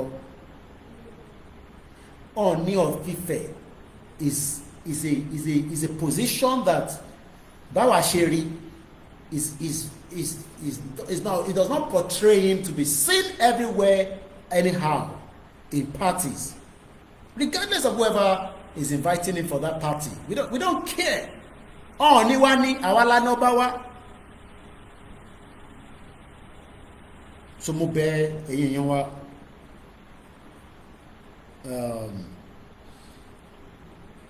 a fún bàbá Akíntóyè níwọ̀nba time but time yẹn gbọ́dọ̀ pẹ́ ju bó ṣe yẹ lọ mọ́ wọ́n gbọ́dọ̀ fún wa ní ọjọ́ tá máa jáde fún rally èmi máa padà sí London lágbára Ọlọ́run within the next month.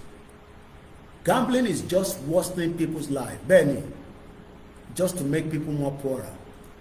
Bọ̀m̀bú ṣe sọ, tó bá ti pè fún rally, I will be returning back with you all. Tabapọ̀ ló máa yẹ wá o. I pray kólúkálukú lọ mobilize. Àwa máa fi program wa fi mobilize but tí bá parí program tán, ẹ̀yin náà ní role. Ẹ̀yin náà ní role láti sọ fún this kí sọ fún that ó máa ju wá ṣe o. Mo kí gbogbo ẹ̀yin executive YSDL fún iṣẹ́ takuntakun tẹ́ ń ṣe. Mo kí gbogbo àwọn many organizations tó ń wò pé kọ́ dá sí but wọ́n náà wọ́n fi dá sí it's okay. A nídìí owó olóṣèlú tẹ́ bá ti gbowó lọ́wọ́ wọn ẹ ti compromise. Ìtọ́ bá sọ pé kẹ́ṣe lẹ máa ṣe o. Ó wù wọ́n pé kọ́ wá fọ́ndì movement yìí but wọ́n máa control ẹ̀. Movement ló máa take wa sí the next stage. I need right láti declare, I will say that, but I need láti prove ara wa ká tó lọ declare. Kò ń ṣe declaration ẹlẹ́nu mẹ́kẹ́lẹ́ o. But kò lè ní a fẹ́ lọ jáde lọ declare nígbà tá a wà prepared. So gbogbo ọ̀rọ̀ declaration kan ló kọ́kọ́ gbọ́dọ̀ wà lórí table nísìn. A kọ́kọ́ gbọ́dọ̀ mobilize ara wa síta ká prove pé a fẹ́ Yorùbá nation. We got to dissolve, that is Mr. Idris, we got to dissolve the contraction to save lives. Life àwọn èèyàn mo dá àwọn ibì kan tó jẹ́ àwọn ibì táwọn family mi gan wà mọ́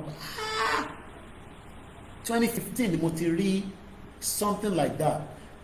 Fẹ́ni tó bá lọ́lé tó bá padà as diaspora tó sọ pé Nàìjíríà ń ṣiṣẹ́ I gbọ́dọ̀ check the brain yìí.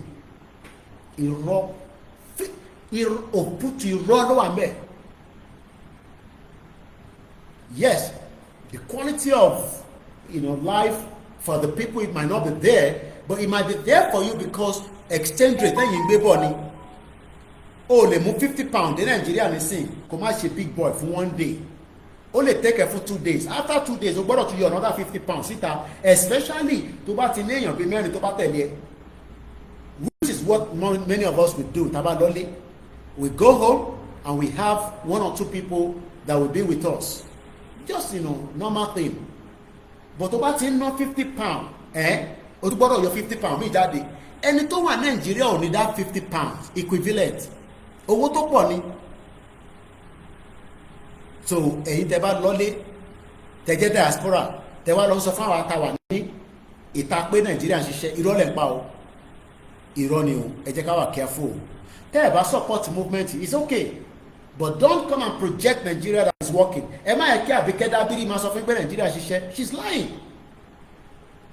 eré tiẹ̀ ló ń sá gbogbo projection ọlọ́mọ àwọn kan wá káwá ya picture pẹ̀lú Tinubu Nigeria is a failed country bó bá wù wọ́n kọ́ lọ kó gbogbo diaspora tó ń ṣe dáadáa wá ní abroad kọ́ wá bá Tinubu ya picture Nigeria gbọ́dọ̀ pín ni iṣẹ́ owó tiẹ̀ ní Àbíkẹ́ Dábírì ń ṣe sísítà wa ni ọmọ Kòròdú ni iṣẹ́ owó tiẹ̀ ló ń ṣe gbogbo wọn dẹ̀ ni wọ́n lè sọ pé definitely Nigeria òṣìṣẹ́ bọ̀ wọ́n ní lè sọ nítorí pé inú Nàìjíríà làwọn ti ń ṣe ọlá lọ́ ti ń jẹ lọ́ ti ń mu so mo kí bàbá Akíntóyè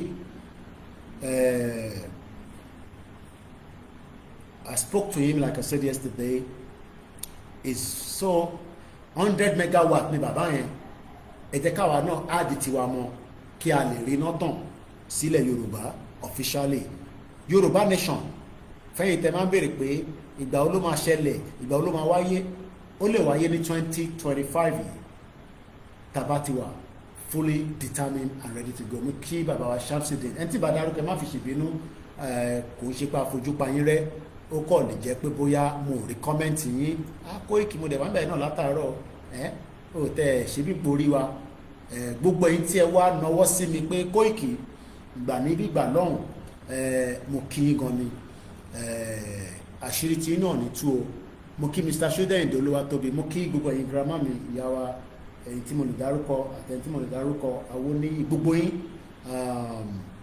ẹ̀yin ní Mr. Kola Adams mo kí yín ẹ̀yin lẹ́ni Koiki bàbá mi Sunodu ẹ̀rọ ara tí mo sọ nìyẹn association with one Nigeria is daily sorrow ẹ ṣé gan ni mo ṣe rí super chat yín ṣe ara tí máa ń sọ náà nìyẹn wọ́n ní kí n play jẹ́ common lórí bridge yẹn gbọ́dọ̀ play ìtẹ̀bá fẹ́ náà ni ó yẹ ẹja gbọ́ lẹ́ẹ̀kan sí.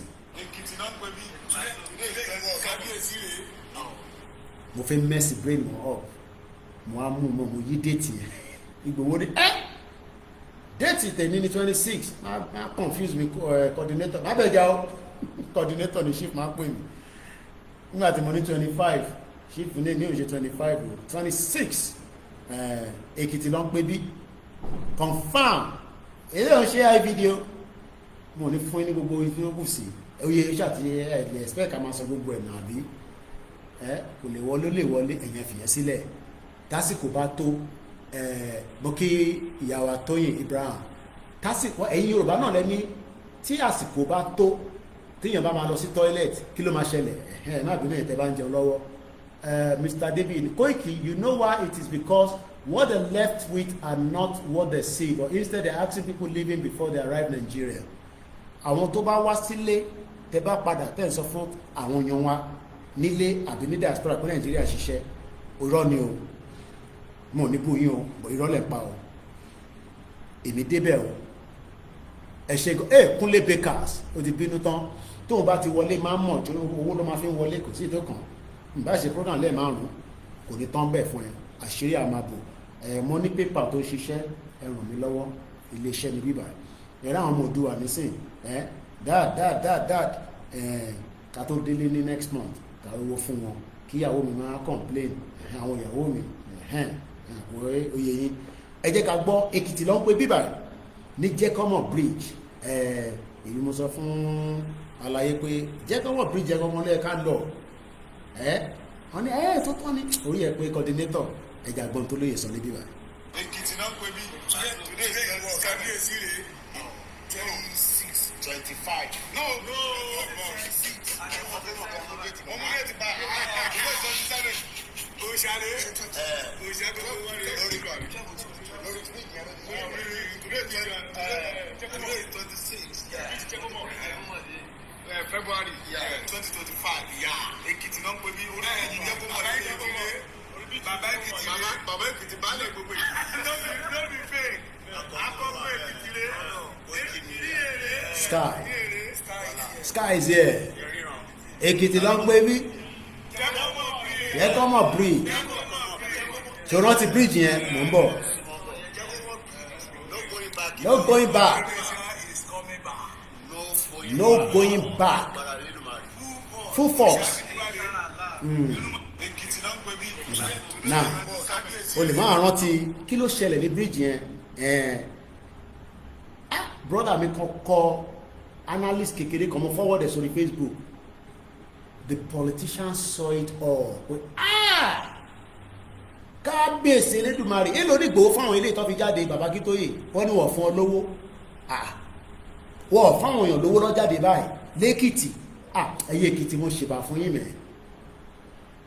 Èèyàn ní yín mẹ́ ní 2021 ẹ jẹ́ ká jáde tán tọ́ba tuntun lọ agbo again. Àwọn olóṣèlú wá rí pé ẹ má yẹ kí Ìgbòho dẹ́kọ̀ ẹ pa sílé ni o. A kàn pariwo Buhari Buhari nìkan gbogbo alámọ̀ pé àwọn Yorùbá wà behind it as well. Wọ́n ní kó lọ pa sílé pátápátá. Ẹ má ní ẹ pé jẹ́ kó ẹ má nídẹ̀ kan mú kẹ́ mú ẹ pa sílé. Tọ́ọ̀bá ṣe bẹ́ẹ̀ ni wá pa ológbò wá gbólógbò lọ.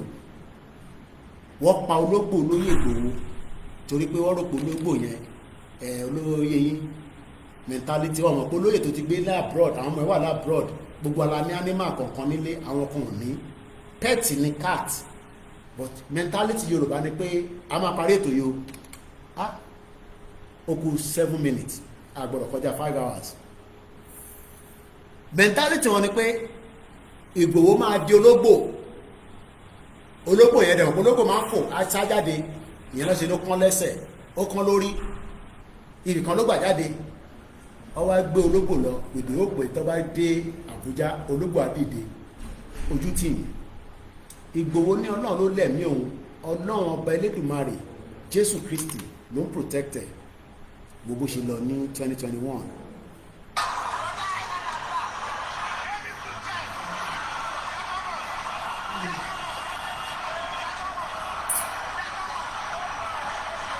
So ìdánsí Ìgbòho ibi tá máa parí ètò yìí sí ní àṣálẹ́ ní mo kí gbogbo èèyàn ọmọ Yorùbá ẹ̀kọ́ àdúró tí bàbá wa Professor Adébánjí Akíntóyè Koikimedia ni mò ń jẹ́ o àní ṣe àṣetì láyé wa gbogbo èyí tẹ́ ṣe ń wọlé ẹ padà sẹ́yìn kẹlọ tó wò bí kí gbogbo alẹ́ nǹkan sí àdúrà wa gbà adélẹ̀ lérí láṣẹ Èdùmàrè ojú ló ń kán ìbò yìí kí ló máa ṣẹlẹ̀ ẹ bá ń parí ẹ̀. Koikimedia bringing the world closer to your doorstep. Salute salute salute ọlọ́run àbáwá yọ Simon Ekpa ayọ̀ Nnamdi Kanu gbogbo àwọn tó kù náà tí wọ́n wà nínú àhámọ́ káàkiri ọlọ́run àbáwá yọwọ́ ẹ̀yin tẹ́ẹ̀nẹ́ ti gba country èmi dé ilẹ̀ Yorùbá o kò sí nǹkan kan tó jọ o má tán rẹ o kò sí nǹkan kan tó jọ o fáàtì ló ń gbọ́ lẹ́nu mi o jẹ́ tètè padà wá sílé kò má mú òfò tẹ̀lé àwọn tó mọ̀nà bàbá Akíntóyè ló mọ̀nà Ìgbòho ló mọ̀nà ṣe pé bàbá Akíntóyè ó délé bàbá Akíntóyè ó délé Yẹmí Fátókí mo kí ẹ brọ́dà mi gbogbo ẹni tó ti ìjáwó sínú ẹwọ ọ̀rùn yàn tẹ bá ní àkáǹtì yẹn kò sí mídíà tó bá lóhùn òní tó bá náwọn òní ẹ pè mí ìná fún yín ẹwà ọ̀rùn mi yàn ẹ bá wọn lọ dáwọ́ síbẹ̀ Yorùbá nation no going back. God bless Yorùbá people and we will win and we will have our country very soon. Ó dàárọ̀.